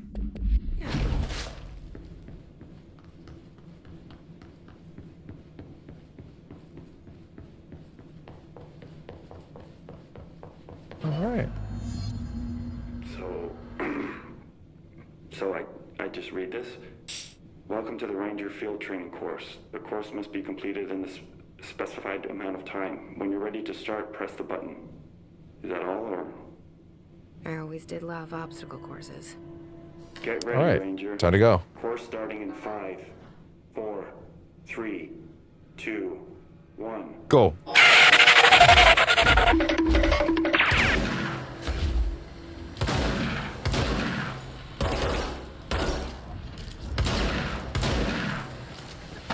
Go. Stop. I need that. Come on. Fill it. God damn it. Never gonna make it now.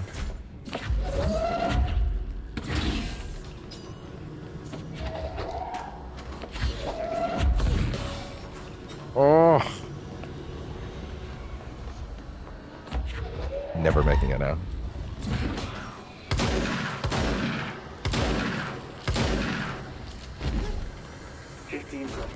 Not even a chance. Great.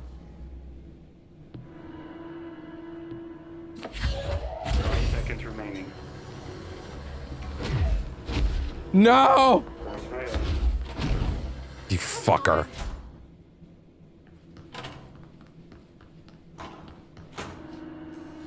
Get ready, Ranger. Course starting in 5, 4, 3. Uh-oh, back to the lab again. Oh no, back to the lab again. We messed up. Back to the lab again. Not again. Back to the lab again. Uh-oh, back to the lab again. Oh no, back to the lab again. We messed up. Back to the lab again. Not again. Back to the lab again. Uh-oh. Here we go.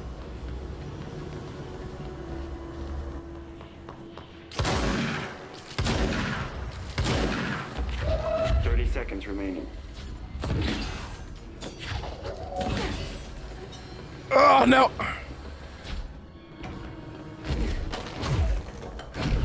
Got it.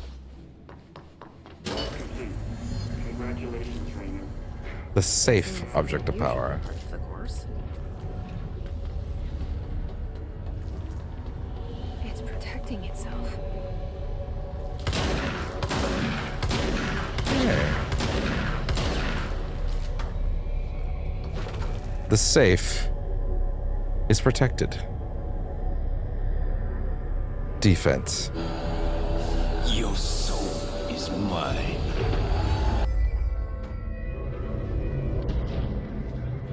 The copies have been given weapons/projectiles. Shield yourself to pass/level up. I can't actually not do the voice every time until I cover my mouth. It actually takes more time than it stays on screen sometimes. We now have the shield.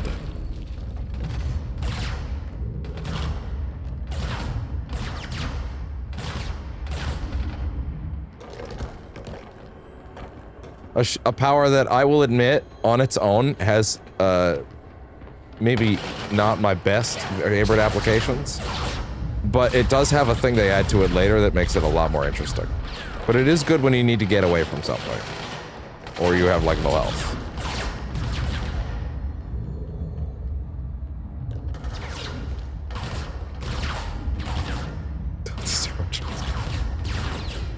You're not wrong. Shit. I could do this all day.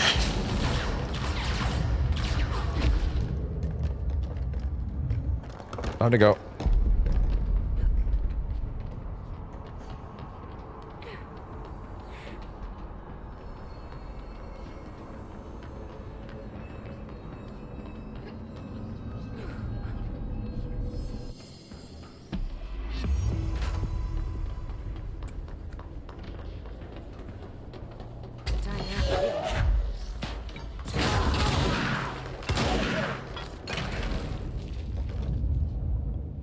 Yeah, my problem with it is that you kind of can't do anything while it's up, but it is helpful when you're like in a rough spot and need to get into cover. But there is an upgrade that you can add to it that makes it a lot more useful.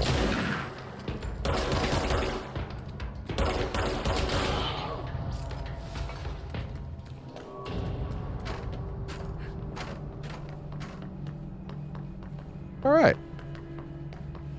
Great addition. Hey there. Plastic tree procedures. Oh, the home safe as well. Item must be contained within a soundproof cell. A Holiday Memories brand white plastic tree with green plastic stand. The item repeats words and phrases when spoken out, spoken within a range of feet. Redacted feet. Redacted's like 3 syllables, but whatever. Always in a tone below. Something hurts. This verbal mimicry has profoundly distressing effects on the individual it is copying. Copying. Repeats words and phrases spoken with it. Oh, blank. Yeah, blank will do it now. Repeats words and phrases spoken within a range of blank feet. Always in a tone below blank decibels. Yeah, okay, fair enough. The item was taken from the blank, a Canadian research station established on Ross Island in Antarctica, where it was used to celebrate the holiday season. In 1979, solar radiation damaged the radio, severing the base's only means of communication with the world. After the frozen passages opened, a military expedition visited the base to reestablish contact. They found the base's occupants in various states of madness, rambling about voices in the tree. Military personnel discovered they also... All three. Yeah, mix it up. Keep it exciting. Keep them guessing. Voices in the tree. Military personnel discovered they also heard the tree speaking. After locking the item in a supply crate, they brought it back to the mainland, at which point the Bureau intervened. House safe. No unique procedures required for containment. Description/Perry utility. The object is a guardhouse brand home safe. Weight measurements vary. When bound, the object allows para-utilitarians to telekinetically gather items and debris from their surroundings. The object is currently bound by Jesse Faden.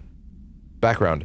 Discovered in the basement home of a home in blank, Ohio. The object gained rapid interest in certain online forums dedicated to opening abandoned safes. After months of failure, the owner attempted to open it with explosives.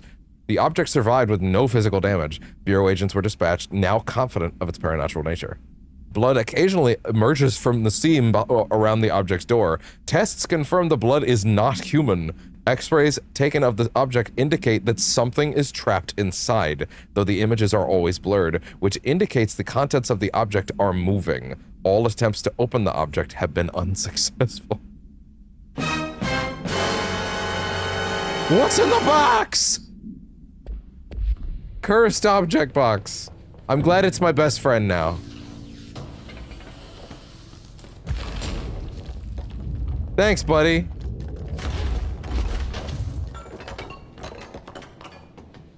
That was another side mission. Never open it. Never. Man, it paced those very slowly in the way I think you wanted it to.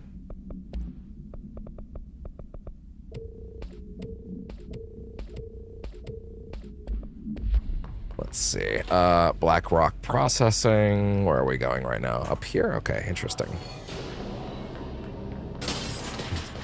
I know, it's just I didn't expect it to actually put as much of a pause in them. Oh!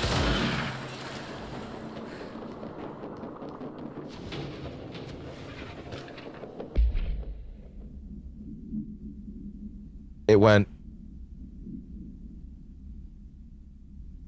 It said this. It said, never open it, which I feel like was actually your intent.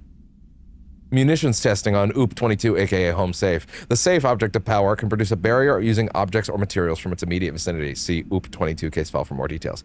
Bureau Rangers were given permission to employ heavy weaponry against a para-utilitarian bound to the object in order to gauge the barrier's durability. Blank and blank velocity ammunition were tested with blank results. Testing will continue after blank. The safe object of power is clearly a viable candidate for use in combat response scenarios. Allowing para-utilitarians to participate in altered engagements would be an advantage worth considering. Altered engagements. Oh, I kind of did myself in there, actually. Damn, was I that close to getting the 50? That's crazy. Oh well. Sucks to suck.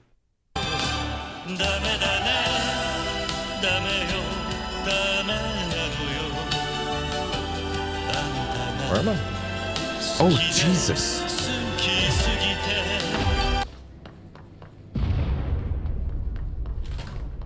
I don't like that sound. Damn, how far? Just to be clear, when you die in Control, you're not actually losing progress. Like, narrative progress isn't reset. You're just being moved to your previous checkpoint. Like, I don't have to redo stuff, but I have to run back.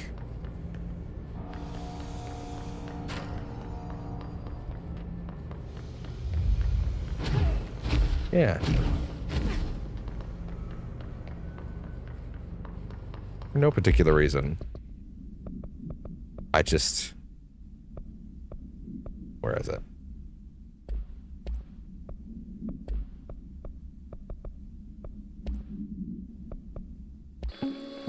I just want to hear him say it again. It makes me happy. Of power can cause or be results of AWEs. Wait, no, that's right. That's not the one. I think it's this one, actually. Ring, ring. It's Dr. Darling calling. In 1978, a comms department intern heard the hotline ring and picked No, it was about the floppy disk. God damn it. There it is. Just look at it. 8 inches wide and capable of storing a whopping 80 kilobytes. Stolen by our friends at the CIA, the disk held the launch codes to Soviet nukes. This is not the disk, of course, but one exactly like it. A perfect fusion of concepts vibrating in the Cold War era collective unconscious.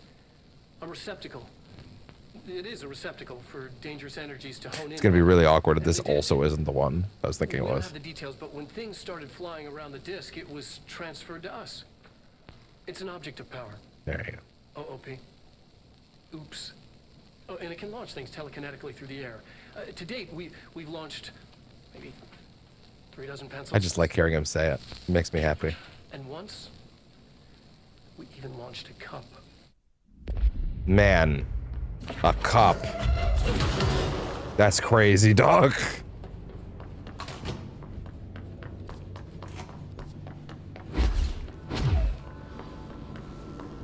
Wait, what? This is where I just came from. The fuck? Language. Stop that. Is this not where I just was?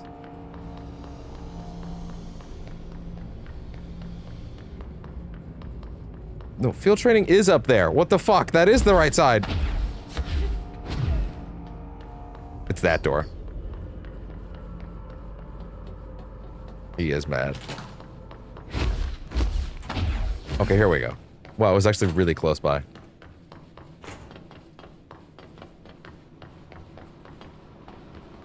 Turbine room.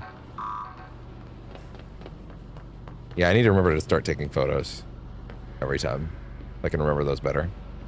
Hey there. Tennyson report warning. I need to get a popsicle because the throat is reading a lot. One sec.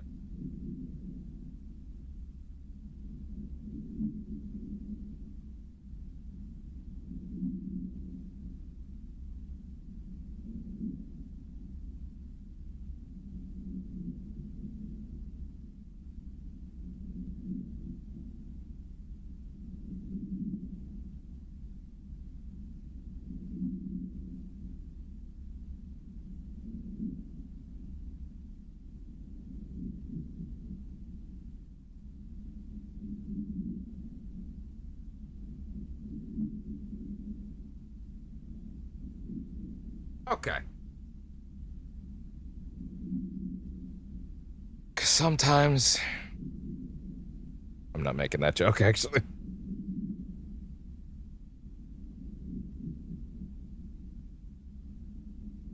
Was related to sucking, don't worry about it. Anyway. Listen, Trench is on the warpath about this Tennyson report thing. He wants to know who wrote it, and he wants to know yesterday. Whoever did it is gonna get crucified. I don't know if it was one of you guys, and I don't want to know. I'm not super keen on leading a witch hunt, so tell everyone in the sector to keep their heads down. Best not to be on anyone's radar right now, you know? I tell ya, not even counting all the weird shit we deal with, this place can be a downright hostile work.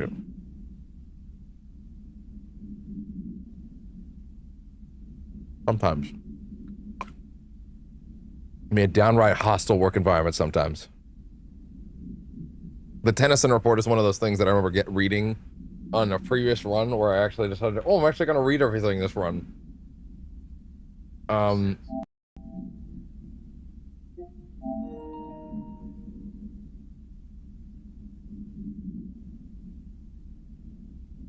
Well, it's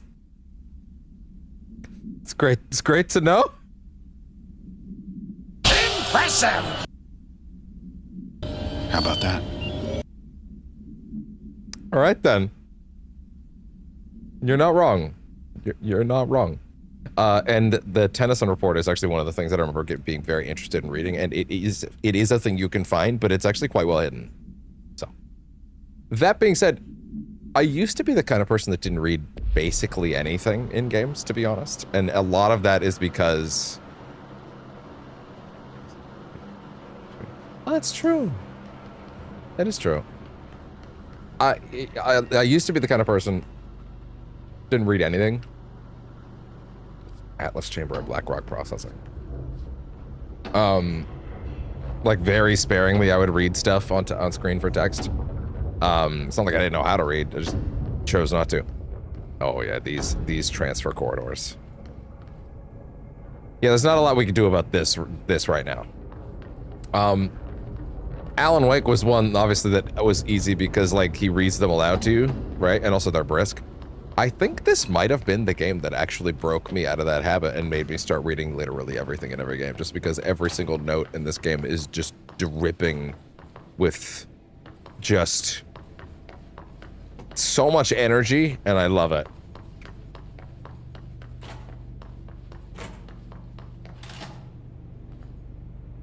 Bim. Yeah. I just couldn't have cared less about your lore at that time. And, this game flipped a switch in my brain. I would have been... I guess early 20s, actually.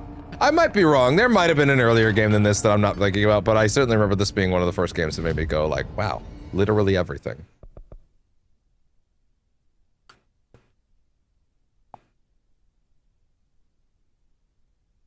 I feel like 3 health upgrades is good for now.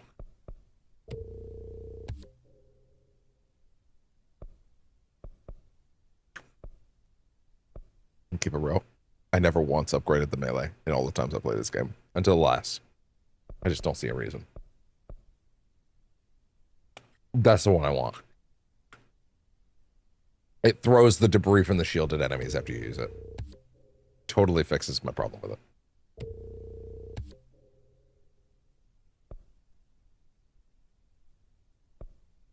So I'm going to prioritize that.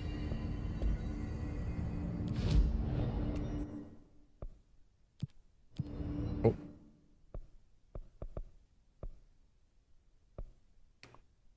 Do I even have the Pierce? It doesn't. I don't have the charge.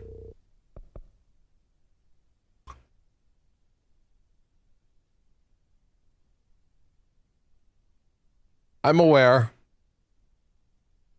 Doesn't really help me though, because of certain things about me, but hey. That too. Oh. We do have the spin.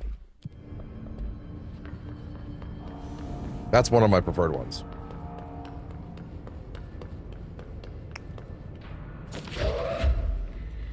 Hey, what are you doing with that? I was watching that. Wait. Put it down. Put it down. Son, just don't. Avenge me. Avenge me!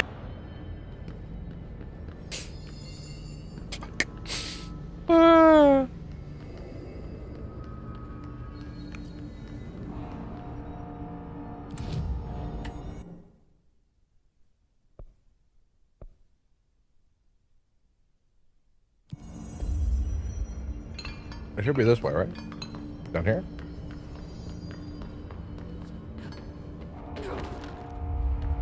My eyes open. We ain't out of the woods yet. It's this, right? Or is it maybe the wait, we have level 2 clearance, right? So can you go back now? I believe you'd think I'd remember this stuff, given that I've played this game like 6 times, but hey. There's always that little bit of the underground labyrinth, right? It's meant to be labyrinthine for a reason. Shit. Does not look like I'm going the right way. No, not that way. Wait, so... Oh, God. Okay, wait, so here? Oh, they show the map of that. Okay, well, you can't go in there yet, so that doesn't help me, actually. Okay, turn around. God damn it. Don't give up! Don't give up! I'm trying. I'm trying.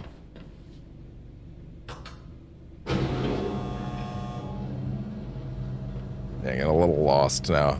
Again, the map in this game could be more helpful.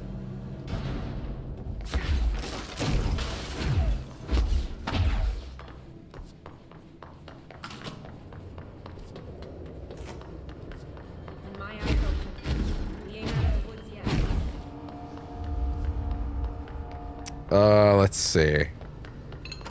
Down here-ish? Maybe? I think so. Hold on, I think we're good. I think this is what we're looking for. Hey, what's up, guys? Explodies. Ow! They're very angry.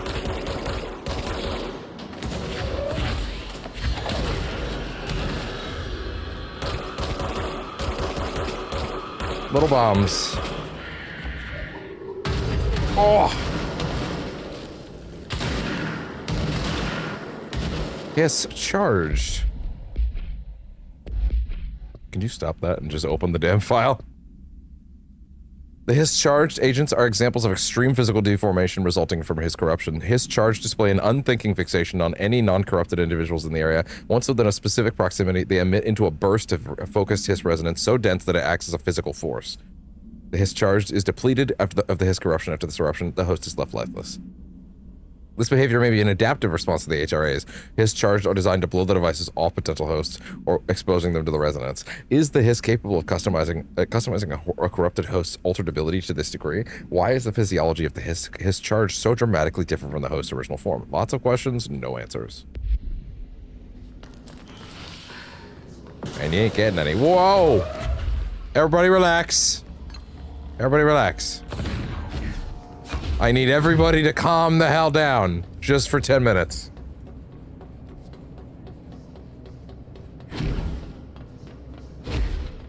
Okay, I've lost interest. You guys can come back to being not calm now.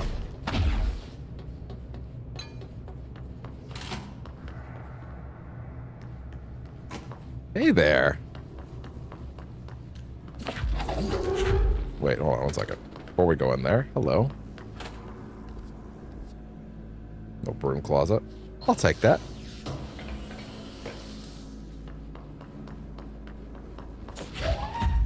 Alright, fella, come here.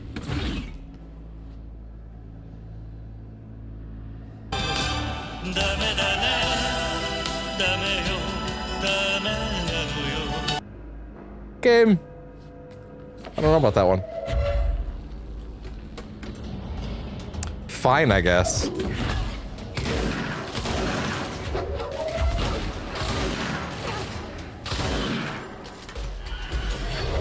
Oh boy.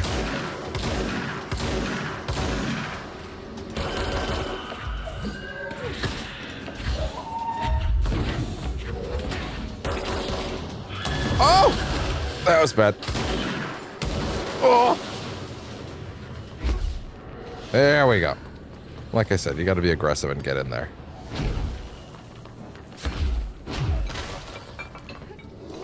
To be fair, I'm not really blocking or shielding when they get close to me, though. The shield is something that I often just kind of forget to use. Which, I suppose, makes the argument for me that it should be back here, then.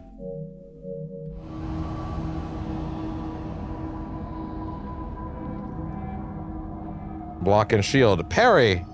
Hey! Maybe there is a parry in this game after all. Just gotta be creative about how I apply it. Alright, for the record, I'm gonna change the board mission real quick because it is time to help Ahti with the trash. Love this bit. The furnace chamber. This visual's so good. Look at this. Look at this. I love it. There's that song again. By trash, did Ahti mean barrels full of hazardous biological material? Yes. Seems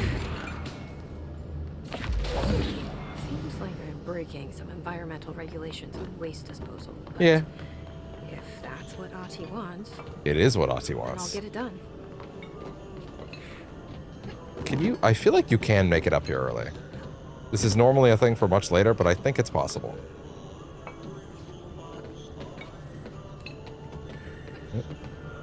Yes! Oh, even just that glass pane right there looks nice. Like, I never even noticed that glass pane there before, probably because, like, it's, you know, you turn that off. I never even realized that was there. Yeah, yeah, it's, like, very... Yeah. Man, what a difference. Also, for the record, I don't know how much it'll be really visible in the feed, to be fair, but for the sake of things, I'm just gonna get nice and close for a second. I doubt the video footage will allow you to tell, to be honest, but I just want to flip PSSR off for a second. By the way, cool that there's a toggle. I can tell the difference immediately because there's way more ghosting in the image, especially on that reflection with the grate or the gate.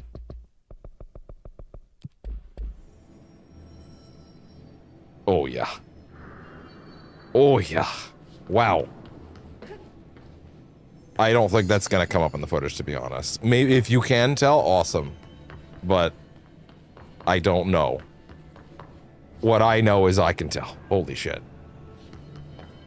I mean, to be fair, it's the difference between it being like full 4K or not, right? Fuck, ow. Was that everything I could find up there? I'm not even convinced.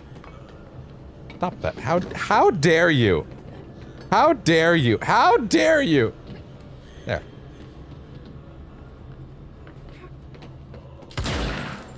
I guess not. Okay, fair enough. Okay, just making sure. Just making sure. All right. Ah!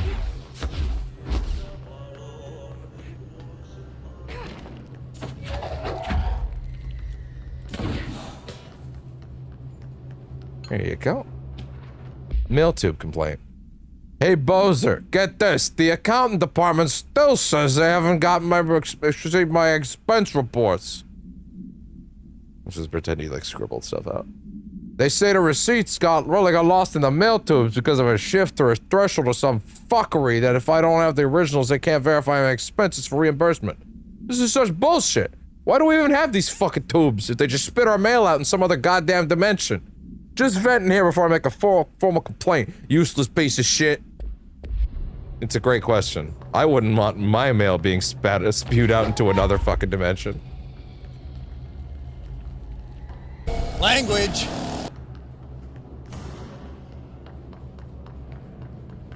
Leave me alone, Steve. I could do this all day. You shut.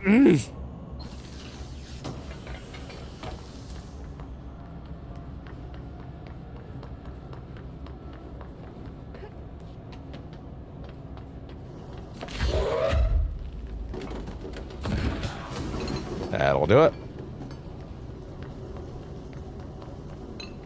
My name is Dr. Pierce, lead researcher of the parakinesiology department. Parakinesiology. I believe that I've discovered a Code Omega paranatural entity residing within the Bureau itself, right under our noses. Darling refused to allocate me the budget or resources, so I'm taking matters into my own hands. Let this recording be the proof I need to convince them. The furnace can speak. It's been talking to me for some time now. Listen.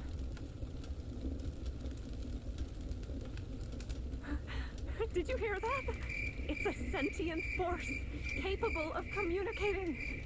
I checked, and there's no record of ever installing this furnace. I believe that... Oh, sorry. What? Yes, I can feed you.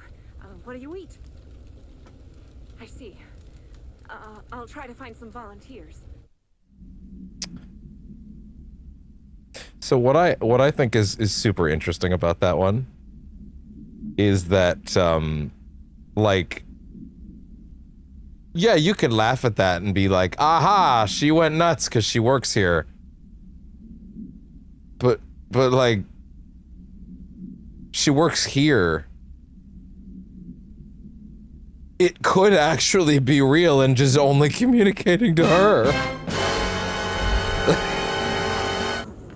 You kind of need to work on that wavelength the whole time you're here. Like, some people that work here are gonna be full of shit about some things. And some might not be.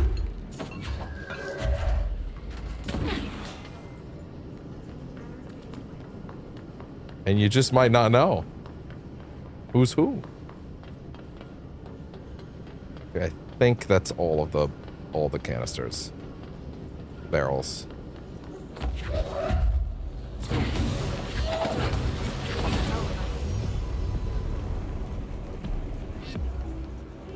There you go, Ati. Unfortunately, I think that's Ati's most interesting mission. Like, by far. The rest are a little more... But, you know.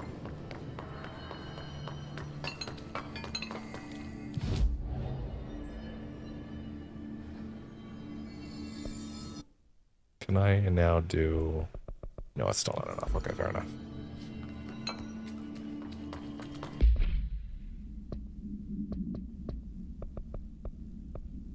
Okay.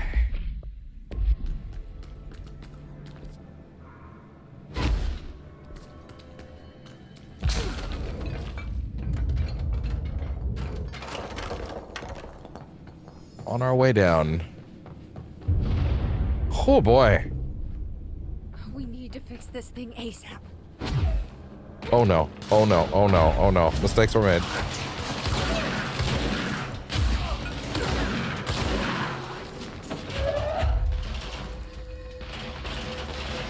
Oh yeah?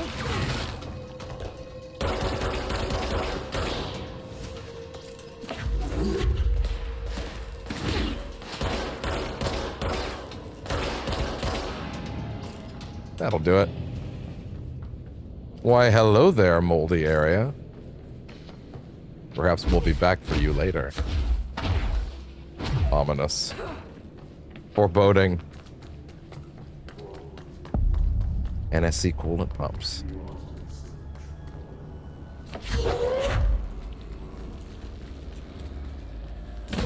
That's one.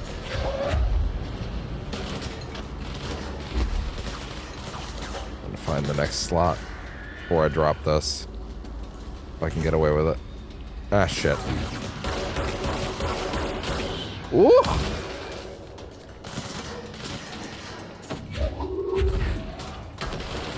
Oh!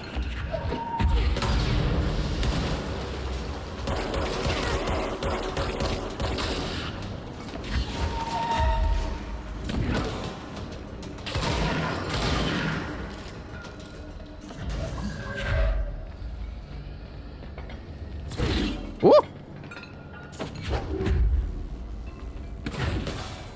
That's 2, and 3 is where?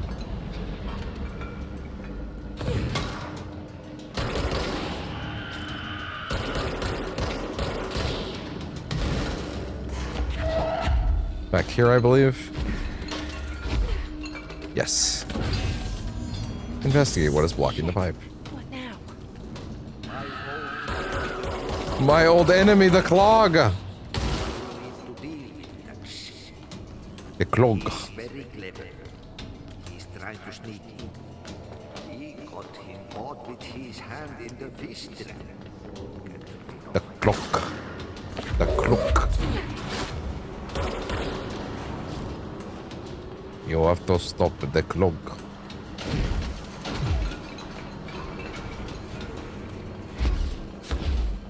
If you say so, Ati, I'll do whatever you want, pal. I'll do whatever you want, pal. Clog complaint. That gross blockage down in the water system's back. What the fuck is it? And where does it keep coming from? Why the hell does Ati keep yelling nonsense at it? He acts like he can understand them. Of course, he acts like we can understand him, too. Guess that's just his brand of crazy. I'm gonna try out a new drain cleaner. Extreme strength. What time is it, Ben? No. No. Not right now, Johnny. Wait a little longer.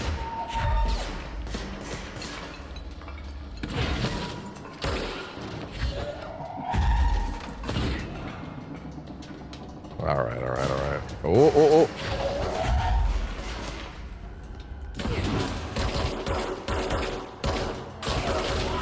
There. Cool. Alright. Off we go. Into the pumps.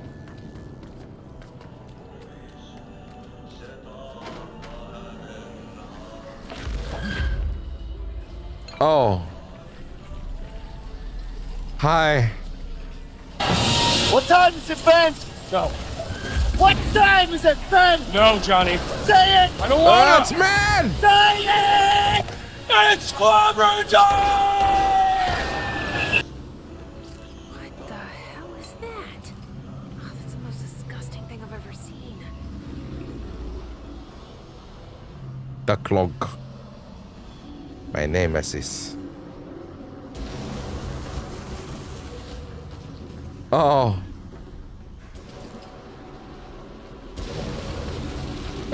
Dodge the spew from the puckering asshole.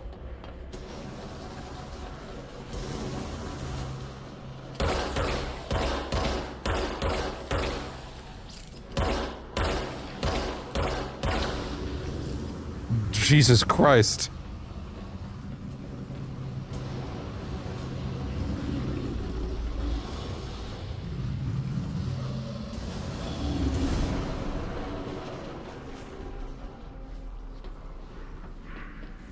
I don't want none of. Jesus Christ, what the fuck?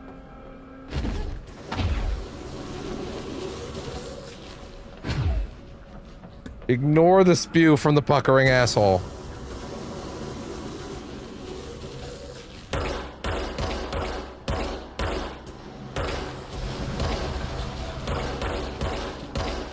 Hit it, god damn it.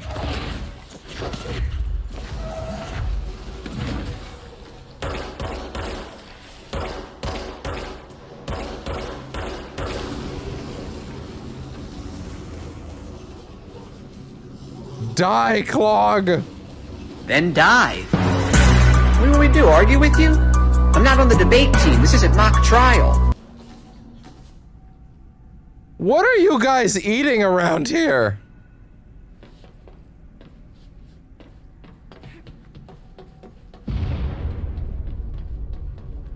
Oh, this place is gonna come down.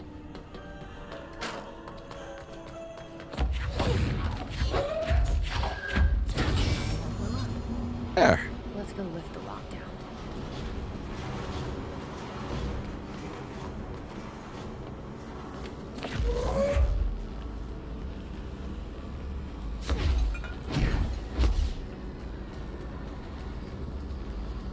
Oh boy, Biggins.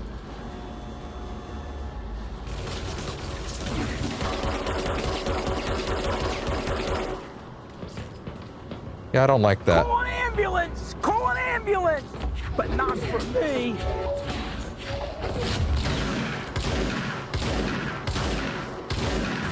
Lots of sponginess.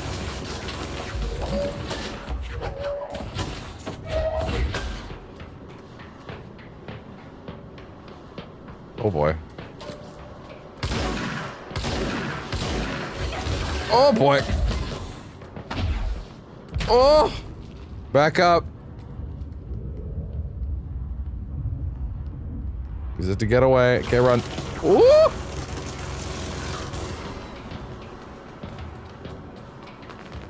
I guess you can use it to walk over those, huh?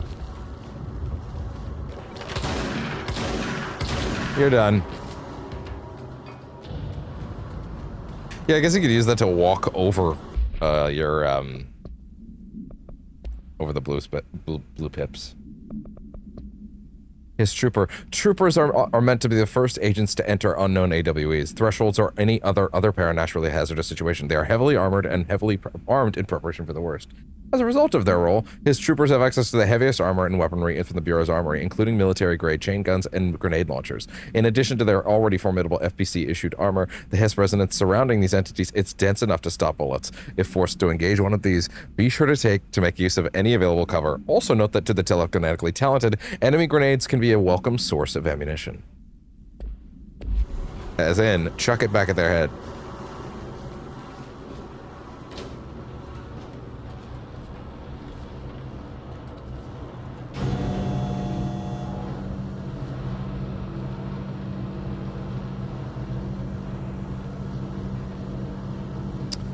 Now we just need to get the lockdown lifted, and then we can head up to parapsychology. Which I won't end right on parapsychology, but there is something I wanted to be sure we got in tonight on stream. Which, actually, wait, sorry. Twitch is being a little weird for a second. Gotta check something real quick.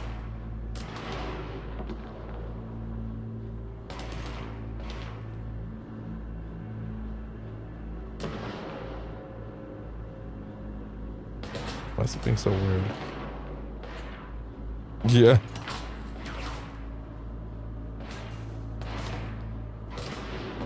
Yeah.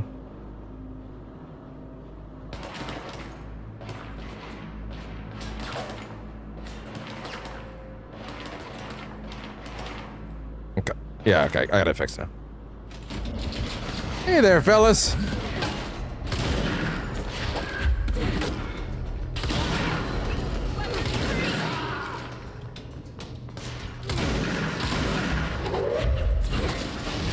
Oh, shit.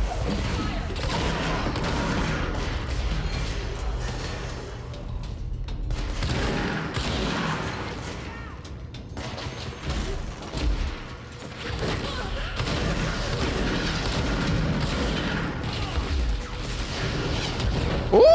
Oh, wow, I really blocked the shit out of that hole. Wow, okay, fair enough.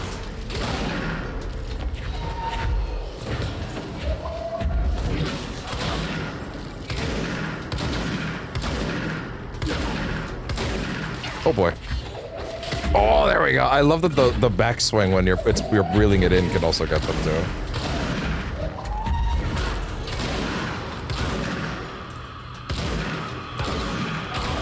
Oh boy. Woo!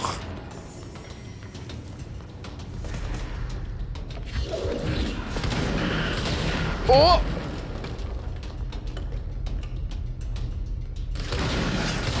How did you whiff that, dude? I was standing right there.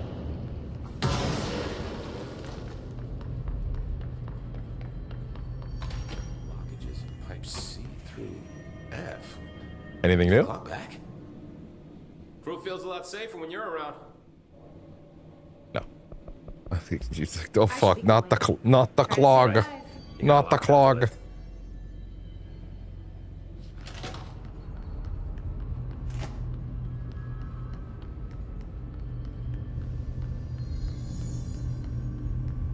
Okay. So, NSC control room.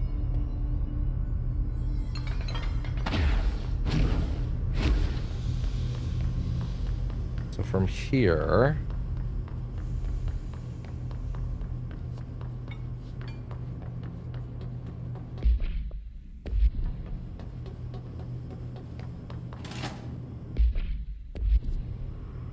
Wrong. Definitely wrong. Definitely wrong. Definitely wrong. Wait, there's a teleporter there. Or not a teleporter. There's a control point around there, so I can warp.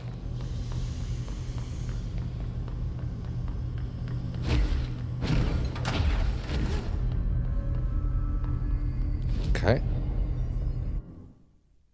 There we go. Oh, wait, no, sorry. This one. I see a sweet kitty is over there sitting pretty. Does you want to come be comfy over here, bud? Yeah, do you want to come over here, bud?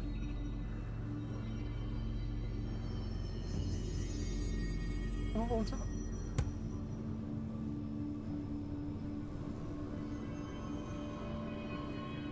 What are you doing?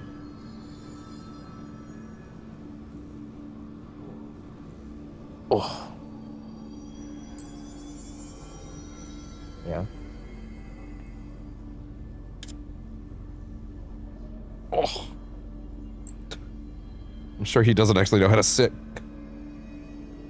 Oh, careful, bud. All right, all right, all right. Ah. Relax. All right, so now this way, right? I think. Yes, this. I mean, the directorial override, which is... Yep, okay, here we go. Boxed. Boxed in. Or out.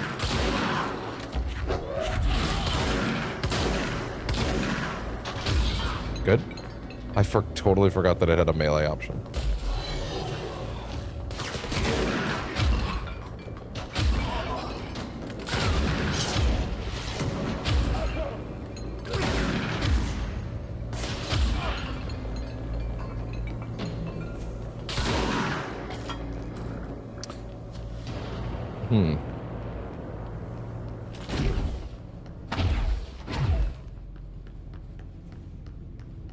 Okay.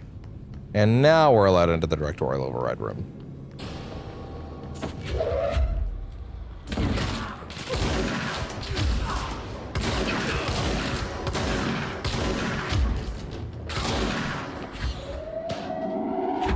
Ooh.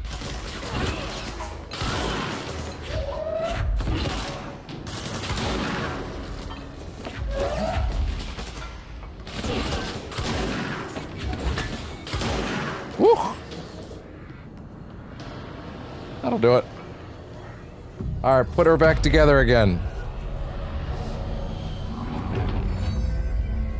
For the record, I don't know if we'll finish parapsychology, to be honest, tonight, just because we're making much faster progress than I think I expected.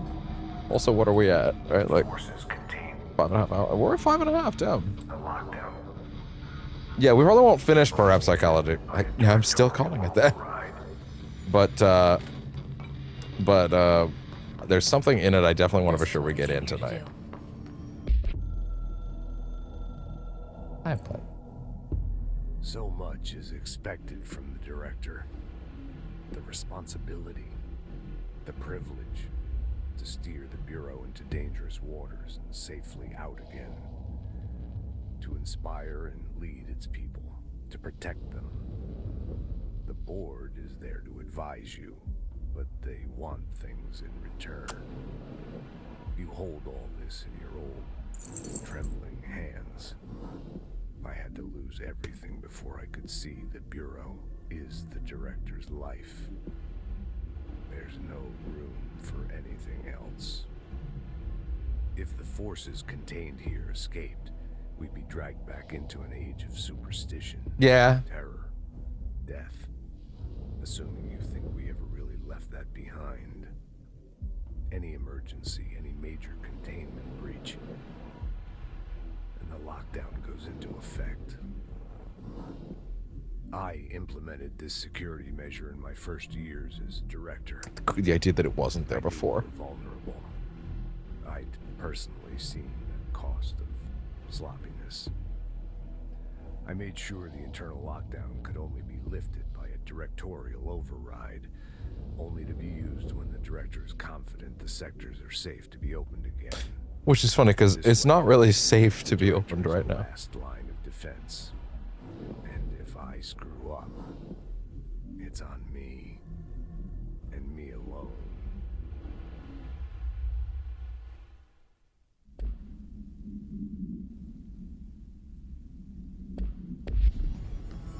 Okay. Oh, wait. Right, the melee one. Let's grab that. I guess. Again, these are kind of just like very superfluous, so.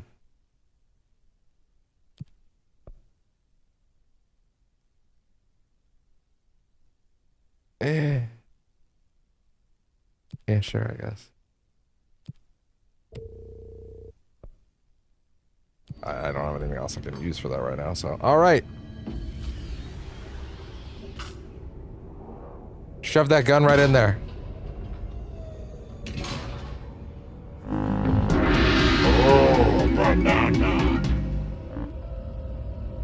It's a weird noise for it to make, but sure.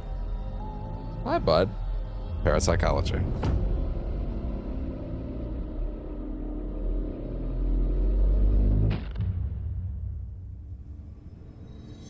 That's it. The other sector should be open now. I think it's time I told Emily why I'm here. I'll risk it. Hi. You two should get to know each other. Thanks, bud.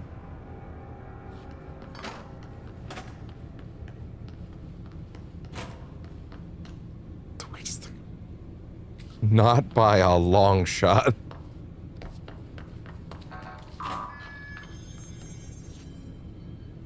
What are you doing? Thank you. Okay, let's see. At this point, yeah, it is. It's back to the executive sector. Hi. I see you. Oh, someone just had his dinner. I could smell it. Yeah, I could smell it.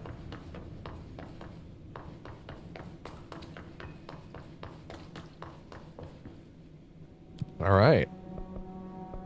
Back to executive. Hi, bud. What are you doing? Thank you.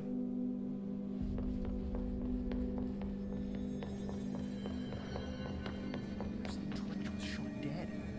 The situation's getting worse. I saw Trench and Darling arguing a couple weeks ago. Trench was furious. We don't think Darling... Wait.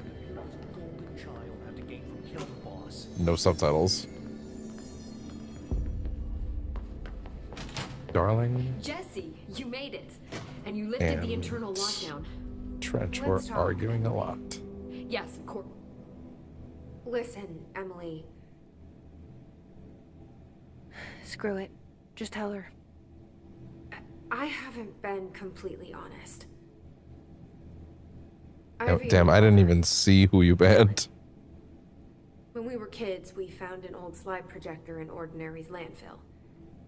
The slides created doorways to other places.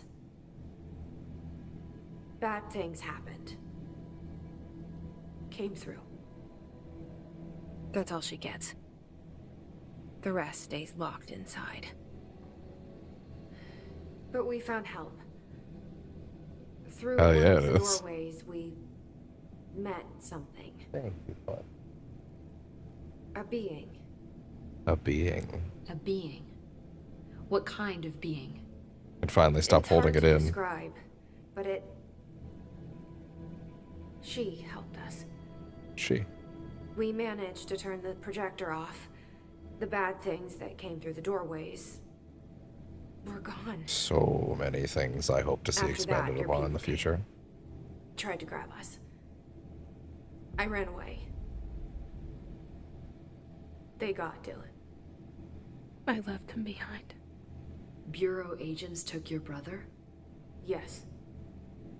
You covered it up. No one believed me.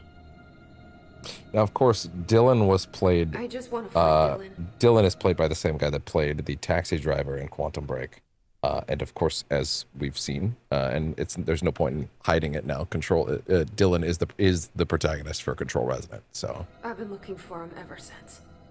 the trailer's out. We've watched it on the channel. What So happened to the slide projector? It sounds like another object of power. I thought you took it. The Bureau. Along with Dylan. I've never heard of it.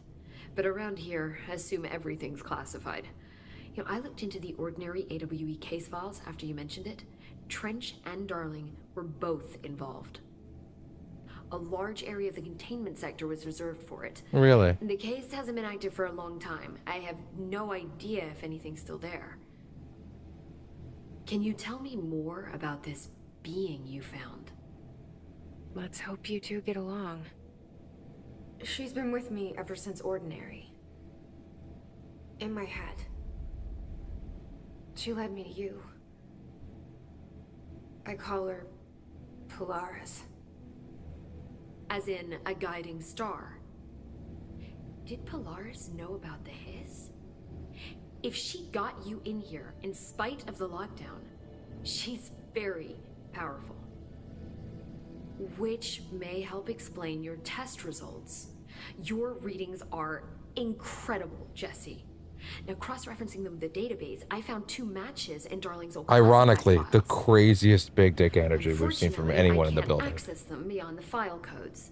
But one was P6, referring to a prime candidate for a potential future bureau director. This was logged years ago. Quick note: incredibly funny at the Game Awards this year to see the person with the P6 outfit on floating through the air, and of course me going, it's control, it's control, it's control, and a bunch of weirdos who have no rational understanding of aesthetics or how this could possibly make sense went, it's Persona 6. Yeah, guys, the dude floating on stage in a fucking gray shirt that says P6, that guy's representing Persona 6. Yeah, those aesthetics gel totally. That makes sense, right? Yeah, no, it couldn't possibly be the other game that very prominently had that as a thing. Whatever. Dylan. I thought that was Is that hilarious. Dylan? The other match is on something called Hedron, which must be connected to these Hedron resonance amplifiers somehow. All I know is that Marshall went to the research sector to secure the HRA production after the hiss first attacked. So, Marshall seems like our best lead on Dylan. Perhaps I need to not go out exactly the very similar aesthetics is my point. Use my key card. The sector elevator will take you there. Both great. Marshall is the next step. What Emily told me about Ordinary, my powers being connected to things in the Bureau's past. I am so close to something. Do you feel it? Something's coming. I remember the first time I saw that shot of her, of Emily turning in the trailer. I was like, is that the guy that plays It? I helped you. You owe me now. The fucking clown. Like for half a second, I was like, wait a second. It is obviously not, but I remember thinking that was amusing in hindsight. Directorial override. Do you have more option dialogue? Hi, Jesse. You do. I keep finding traces of Darling, but still can't find him. Where could he be? But he's usually in his office in research or one of his labs. Dr. Darling has quite a few all around the Bureau. Could be hiding in Yeah, any we'll one of them. probably call it Check decently soon, myself, but I'm gonna wait until we hit a don't have specific thing access to first. most That of being them. said, there is some optional stuff to Sounds like take I care of touched first. a nerve.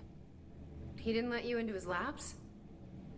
Not all of them, no. I want to get Some one had thing in volatile before we material. stop for That's tonight, for ridiculous. sure. I mean, this whole place is volatile material. Could have at least thought up a more convincing lie.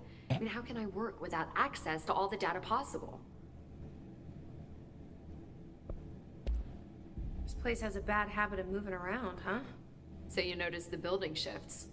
Did you know that 39% of Bureau accidents are caused by the shifts? It's I true. wonder how much of I the ran core the numbers cast will myself. even return So for they're Resident, dangerous. given the context. Oh, very. Yet one time, a shark got shifted into a meeting room along with over 2,000 gallons of water. It was a tiger shark. Darling's pet research project. We read about this. I forget what he was researching. How do people work here?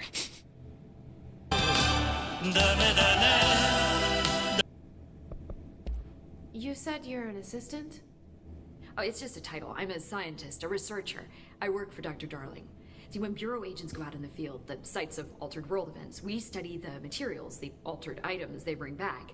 It's always something we've never seen before, and studying them requires new instruments, methodologies, sometimes entirely new fields of science. Emily really loves her job. I'd say so. See, there's no guidebook for what we do here. Everything that happens at the Bureau, including the science, is without precedent. Ocean View Motel and Casino. What exactly is the Ocean View Motel? That's a bigger question than you might think. She's right. I have extreme doubts that the motel is a single place. I mean, look at all the doors inside it. Where do they all go? We know that one Who created it? house, but how come we can only ever Someone open that we've one already door? met. Maybe to open a door, you have to have entered through it. So if every door leads to a different dimension, plane, The view of the reality, ocean. whatever you want to call it, then I believe that the motel is firm proof that parallel universes exist. Does Darling agree with that? I haven't told him yet. I'm waiting until I can prove it. It's fascinating because she's right and wrong. What can you tell me about control points? At the very least, she can't They're see the full nexus picture. points of the oldest house's unique energies. Well, I wrote a 30-page proposal hypothesizing that we could siphon energy directly from them. Darling didn't even get through the first page before he turned it down. Right. And, has anyone ever used them to teleport around? What? No. What, I mean, you mean physically? No, not that I've ever heard of. Why? Because that's how they work for me. What? Really? Oh my god. More tests. Let's hold off on the tests until later, okay? You got me. Okay. It's just, wow. This blows my control point theories right out of the water. I love it. Congratulations, you have her tongue wagging. Well done! Be careful out there. All right. Now, is Arish back up here? No, that's not until later. Okay. All right. Hello. There we go. All right, here we go. Give me this, please. Thank you. Now that that basic element's unlocked, I'm going to start working on the launch, because the launch has access to some very awesome additions. Also, some of these were added in DLC, I think. Yeah, this extra track, I think these extra tracks were added in DLC. Yeah. Like, the multi-launch is actually a new skill. There we go. Cool.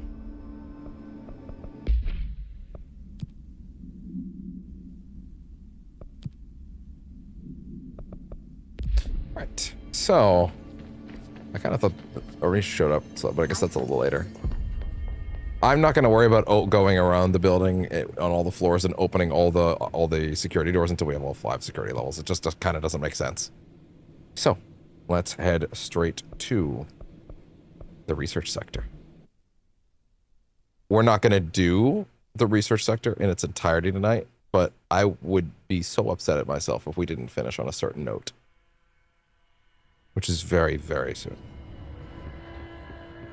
But doing 2 whole areas on a sitting, if not slightly more, well, clearly it's good for the, it's right for the pace, so if I do more in a future setting, we'll see.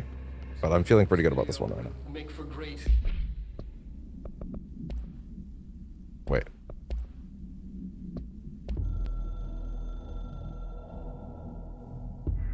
His bird is searching for transmission/sequence to scroll-up/go off. Astral planes are conflux/switchboard. The hiss will come from us/all. You must stop/shut up them. That works really well, I think. Unless you can't hear a fucking word I'm saying, but I also think the muffled element's kind of important. Research sector. Darling's bread and butter. Welcome to the research sector of the Federal Bureau of Control. I'm Dr. Casper Darling, head of research. Somebody thought this video would make for great internal communications. Some of them are more muffled than the others. Hey, if you can read it, it still works. So, this is where the magic happens. Anyway, I've been here for 24 years now. Yeah. I've always been here. And through those years, we've made astonishing discoveries, authored studies of grave importance, and in all this work, there is one thing we know, and that's how little we truly know. Rest assured, we're committed to keep pushing the known laws and borders of reality, and to make the Bureau proud. So, welcome. Assuming you have the necessary clearance, and do follow the safety protocols. Read the manual. Otherwise, I ain't reading shit. things will happen. I missed the part where that's my problem. Internal communications. All right. I'm looking at you, Mr. Tomasi. That is a good feeling. Plant complaint. So I was just wondering about the plants and research. Is it really necessary to sing to them? I mean, that janitor does have a nice voice, and the plants sure seem to like it, but maybe he could switch it up a bit. I'm getting pretty tired of the tango. Wearing a button-down shirt with a sweater on a top hat and then lab coat. Yes. He is. I know. It's very... Impressive!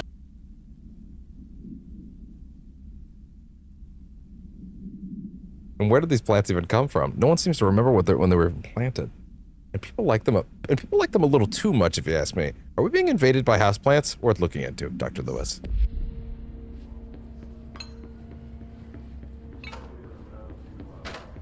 Oh yeah? What was the word you were gonna use?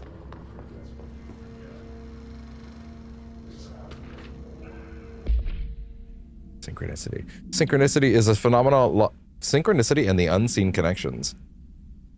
Right, so this is the research center, which, as you can imagine, means this is the place where all the craziest shit is. This is where the actual research is done, therefore, there's a lot of really good shit here. Synchronicity is a phenomenon long recognized by the wise, but only recently given a name by science. It is how we rationalize events connected by no identifiable causality, yet clearly conjoined in purpose. How does a dream foretell an event in the physical plane? Why do hounds bail at the death of their master, which was occurred miles away? The world is unified in ways we do not yet understand, and sometimes we stumble across these invisible, unseen chords and wonder at the result. The visionary Carl Jung laid the road, and now we must walk it. My fledgling research department will make it our mission to reliably reproduce blank behavior by the close of 1959. Once done, the mechanics of synchronicity will lay themselves in bare in due time. We are striding into the future of science. History may not remember our names, but God himself will.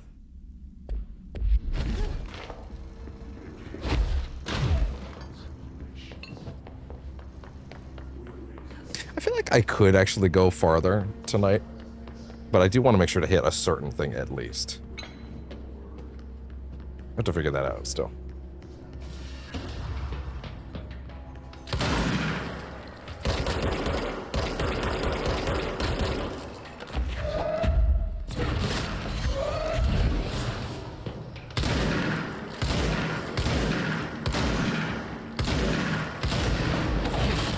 And you're out.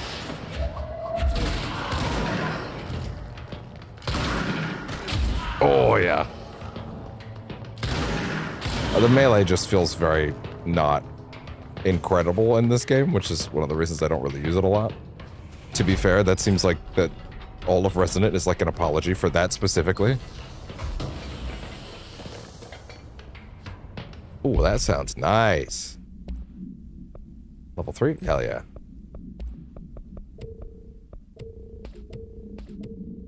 Everything below a certain level just gets scrapped immediately. Oh, right. I do have spin now, don't I?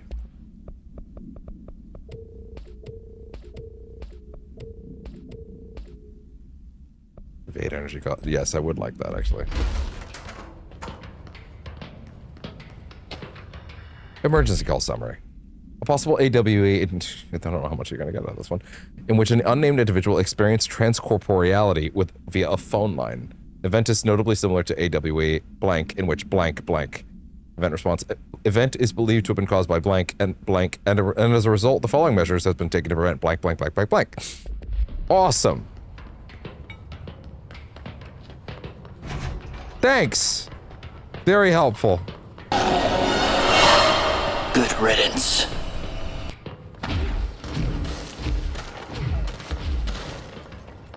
Ah. I would be remiss if I didn't make sure to get a certain thing into... Oh, that is actually another one of those secret areas, but you need a certain other ability to get to.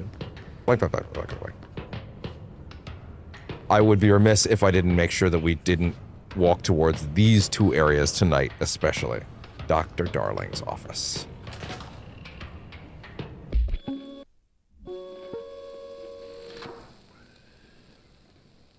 Tiredman. I've been fielding questions recently regarding HRAs.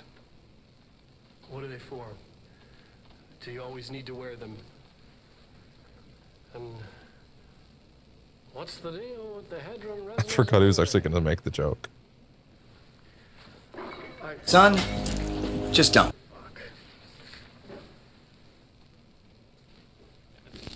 Xbox, record that. HRAs are not monitoring devices. We're not tracking your movements or listening to your conversations while you're wearing them. We do that regardless whether or not you're wearing an HRA. Think of them as When I say we're done. as a life preserver. Only instead of water, the thing HRAs protect you from is classified. One day that classified They water clamp might them pour in. and The HRA is the one thing on the table. you'll be glad you got an HRA keeping you afloat. And if you don't have an HRA, don't worry. It'll be quick and painless. Kidding. He's not. We're making more. Yes. Yeah, that everybody has, yeah. Mm-hmm.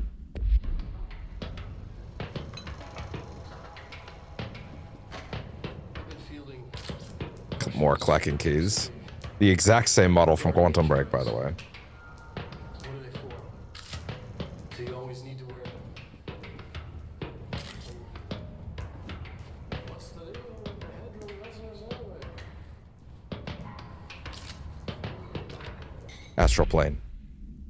The astral plane and objects of power. The Bureau has spent years studying why objects of power transport users into the astral plane when touched. My predecessor, Dr. Ash, theorized that a potential receptacle... By the way, that name, Dr. Ash, very important, especially for the DLC. Theorized that a potential receptacle determined by Jungian archetypes and the collective subconscious would be inhabited by paranatural energies when an AWE occurred in its vicinity, creating an altered item. Over time, a link was created by the blank and the astral plane to that item. I say oldest house. No, definitely not the oldest. Making it an object of power. Oh, service weapon. So many additional theories have been raised since Dr. Ash's time. Objects of power were placed on Earth as tests by some astral entity. Our dimension was once part of the astral plane, and the objects were left behind as its borders receded. The astral plane was an early threshold into the oldest house, but the connection was severed, and now the two are linked solely through the objects of power. I will attempt to disprove some of these in order to thin the herd. Hopefully the truth will emerge.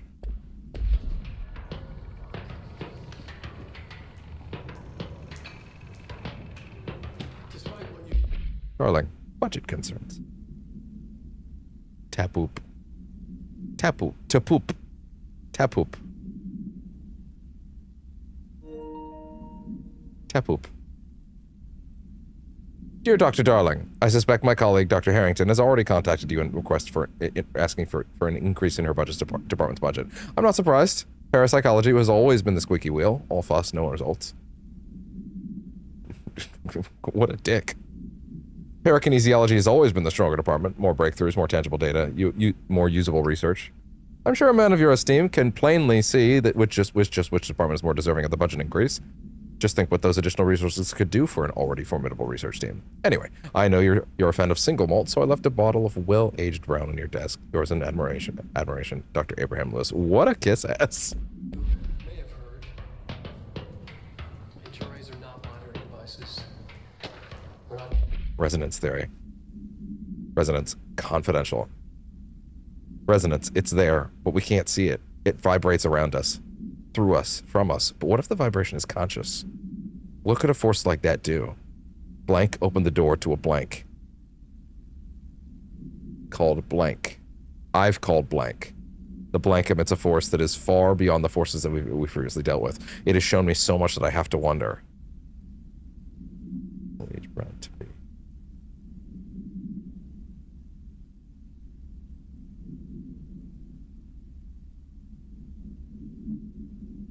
Oh yeah, I don't actually know what the alternative would be.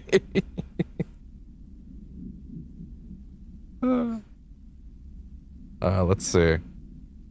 Emits a force that is beyond the emits a force that is far beyond the forces we've previously dealt with. It has shown me much that I have to wonder: is resonance the key element in all altered phenomena?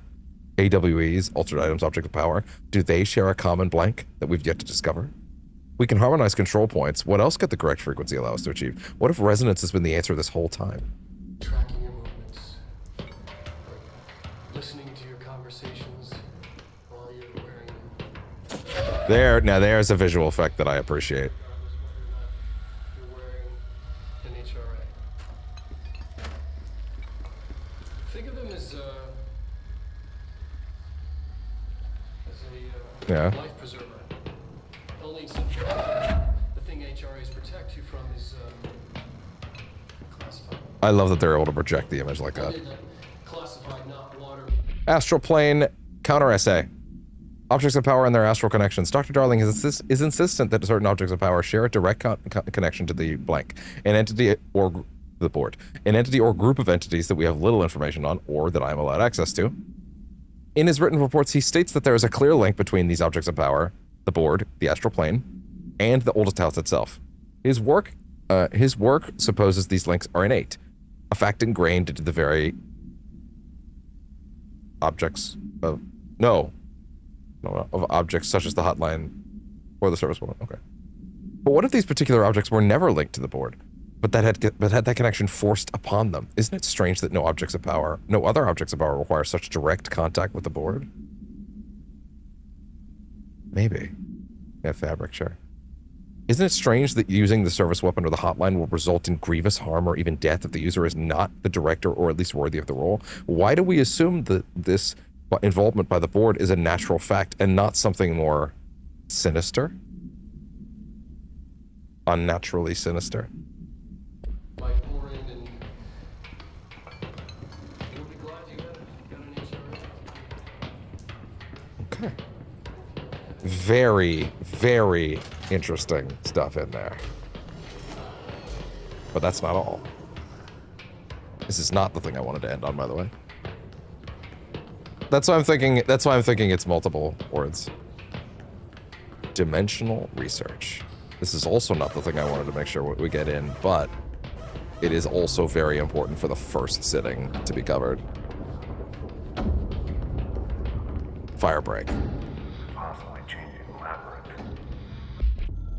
The ashtray maze. Sinister. Yeah. Objects of power. I don't want to lean on things I ultimately can't trust.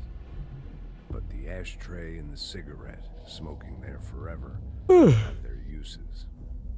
The ashtray maze they conjure is an impossibly changing labyrinth that no one but the binder and those the binder invites can never pass through. The things we hid in dimensional research, the things Darling studies, the danger and the risk involved, call for every measure of security and protection I could bring to the table. The maze, hands down, is our strongest lock. I gave Darling and his chosen crew license to pass through the maze. Lately, I've started to think I should revoke that license.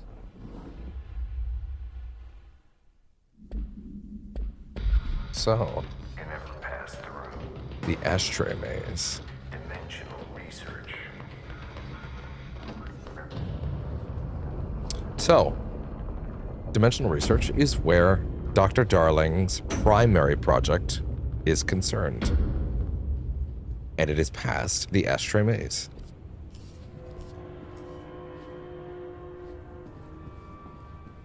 Their strongest lock.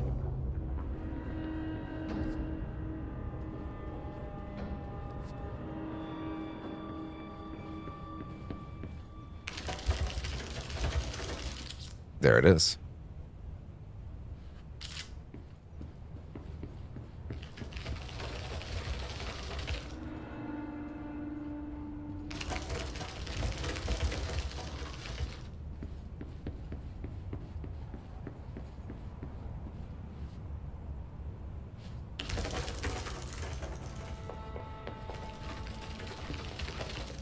Well, hello there.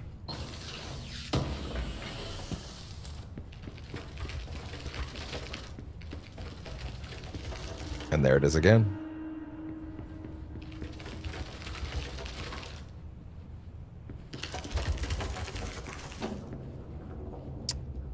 And that is the ashtray maze.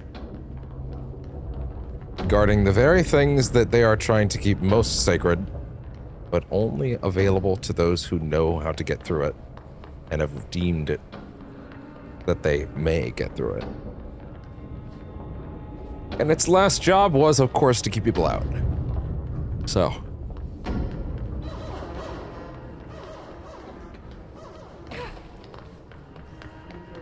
For the record, the thing I wanted to end on is on the bottom floor.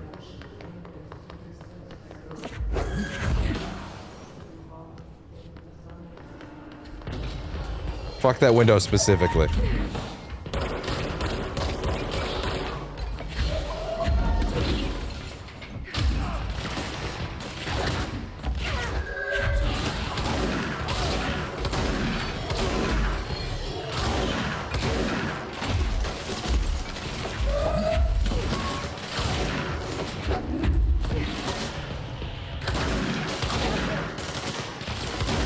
Oh!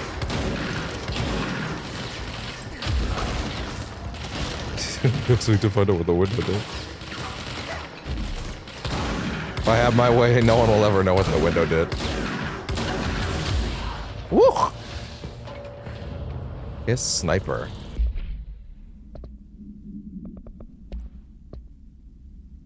Bureau snipers specialize in eliminating threats from a distance using the telltale searchlights affixed to their rifles to search for targets. His snipers are no less lethal. The corruption has not changed their tactics. They clearly prefer to maintain a good distance from their target, waiting in elevated spaces, elevated positions for a clear shot. Care should be taken in open spaces. Check the balconies, and I should note that their rifles are equipped with a bayonet for close quarters combat, and the His snipers are well aware of how to use it.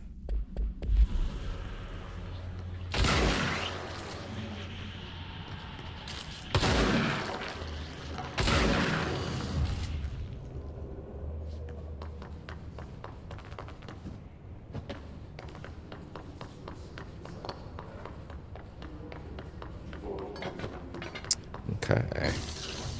Grab what's in there. Astral blip.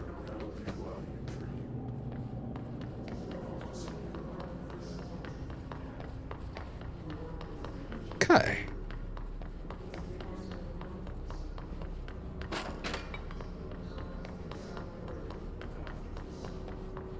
Check the cafeteria.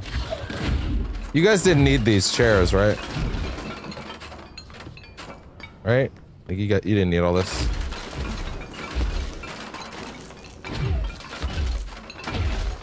I think it'll be fine. I think it'll be just fine. Blackrock analysis. Hi, Carla. Does it strike you as odd that Dr. Darling insists on having us appear in those bizarre videos of his? I mean, we just stand there. He doesn't even let us have lines or anything. Don't get me wrong. Beats a day in the lab. Plus, it's always great to work with you. Oh yeah, I finished the comparative analysis of the 2 Blackrock samples he sent me. The Prism, or whatever you called it. I fought them in the usual device, under C for Carla, a handy mnemonic device. Right? Your game is not working out, pal. Anyway, let me know if there's anything you'd like to discuss over this data. I'll gladly explain. Maybe we can even chat it over some drinks or dinner even. Can't remember the last time I had a good steak. Maybe we could go together after work sometime. I'm free tomorrow. All the very best. Hubert. Now, whenever those two are in the background of those videos, just remember that there's a bit of a... Well, I don't know what her vibe is, but, you know, hopefully this is not an HR complaint in the making. Sorry, bro, I'm vegan. No!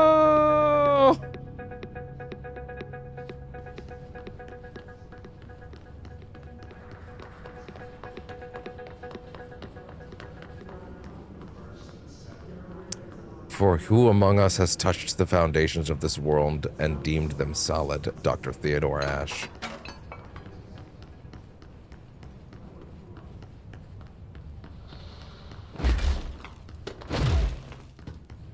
It was the only way.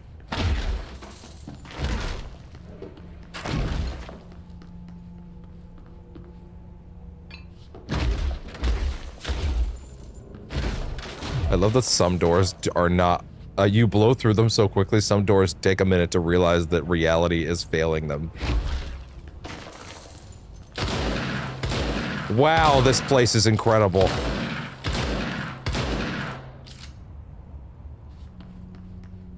Jesse's got a vendetta against toilets for some reason.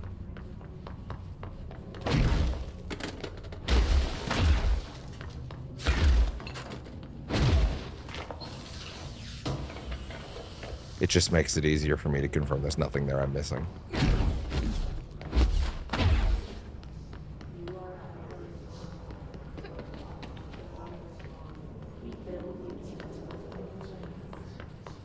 Oh man, my iron.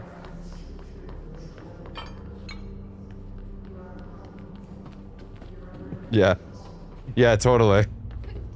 They got Trevor, no, what was his first name? I know his last name was Trevor, obviously. That's the whole thing. I'm forgetting what the rest was. Yeah, fuck that drop for now. But that will be a location for later.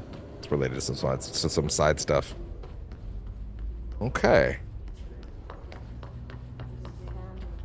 Before we go in there, because that is actually what I want to end on.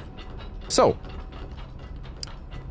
every single Remedy game, except Quantum Break, unfortunately, I guess, has Poets of the Fall songs in it. And of course, this game has its own original tracks from the old Gods of Asgard, returning from Alan Wake, of course.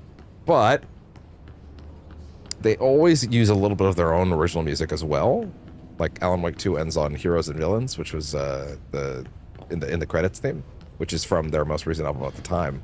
But at the time of this game's release, I am trying to remember the name of that album. Oh my god, was it... 1 second. What is the name of that album? Pull it open on my phone. Not Google, thankfully. It's just on my phone, because of course it is. There we go. It was...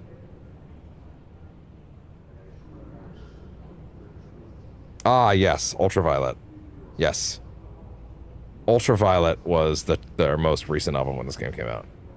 And I have a favorite track from that album. Actually, depending on the day you ask me, it might even be my favorite Poets track.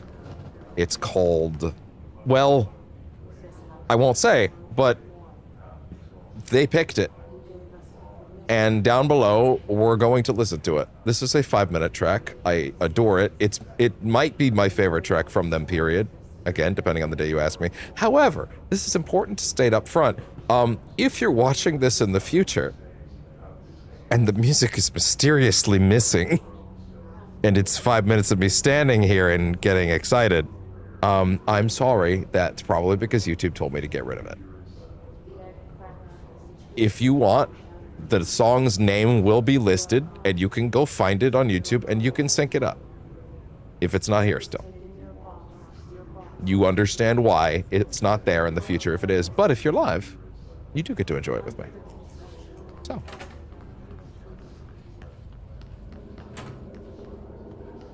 And I popped off so hard that this is the one that they picked. Because of course, Sam Lake is just as smart as he needs to be.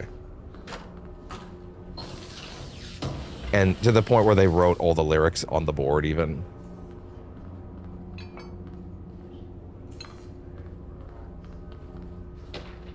They gave it pageantry. Again, I don't know if this song was written for the game or not. I know the Happy song was written for American Nightmare. But like, to my understanding, like, this is just off their regular album. So I don't know if this is actually something that they intentionally wrote for this game. But nevertheless, I'm going to assume that Sam Lake just really liked this one and decided to give it pageantry, so. Auditory Experience 84.c. No, that's correct. Poets of the Fall, My Dark Disquiet. Answer questions within 2 minutes of listening. Did the song elicit any particular memories? If so, elaborate. Did you at any point feel a strong emotion? If so, what emotion? Did a clear image of a weapon appear at your mind during the song? If so, elaborate. Provide a detailed description of your current surroundings as you see them. 5. Have you ever heard the murmur of voices when no one is present? If so, what did they say? Do you hear them now? 6. Please choose one of the following pairs. 6A, 1 or 2. 6B, A or B. 6C, day or night. 6D, apple or orange. 6E, burn out or fade away. Okay, so for your future awareness, if the song is not here and you intend to sync it up, go ahead and do that in 3, 2, 1, go.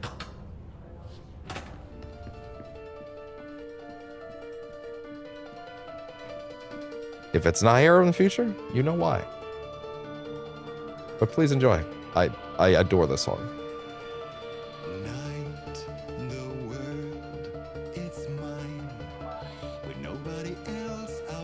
Here's if YouTube's like, yo, we hear some shit in your thing. You better shut that off now.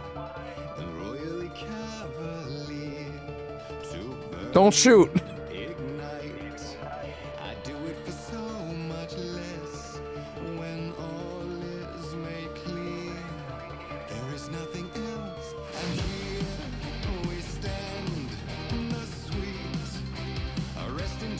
It's the whole song, by the way. I want to talk about pageantry.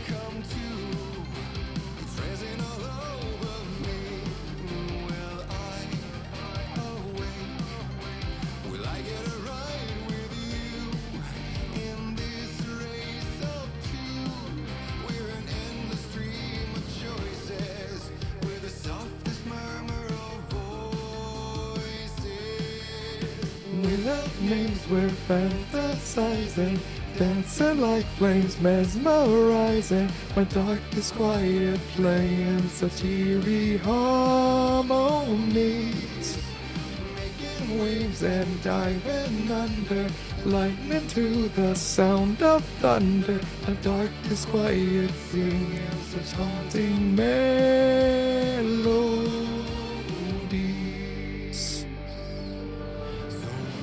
I feel like I have to do that to an extent, or else YouTube will shoot me in the knees.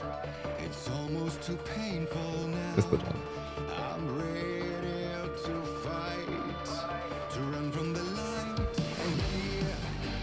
If YouTube does scoot up the ocular. Yeah.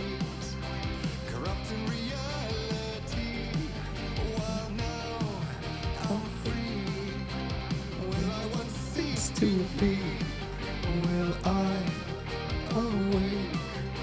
Will I get a ride with you in this race of two?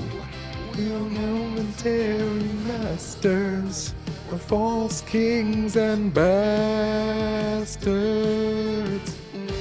Names we're fantasizing, dancing like flames, mesmerizing. The darkness quiet, playing such eerie harmonies.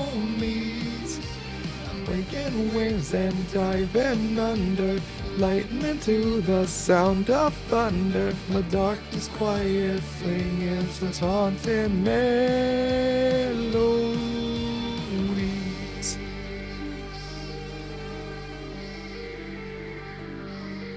We will be ending right after the song, by the way.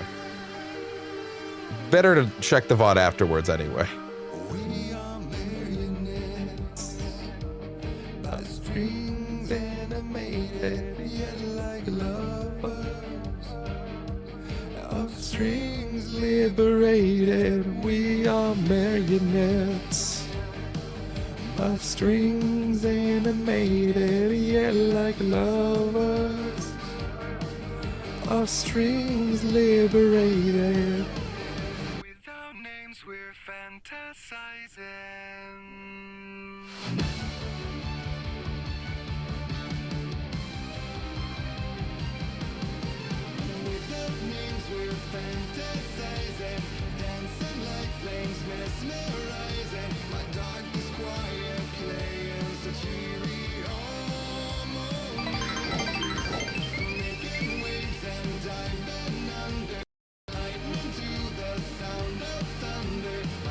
This quiet thing and such haunting melodies.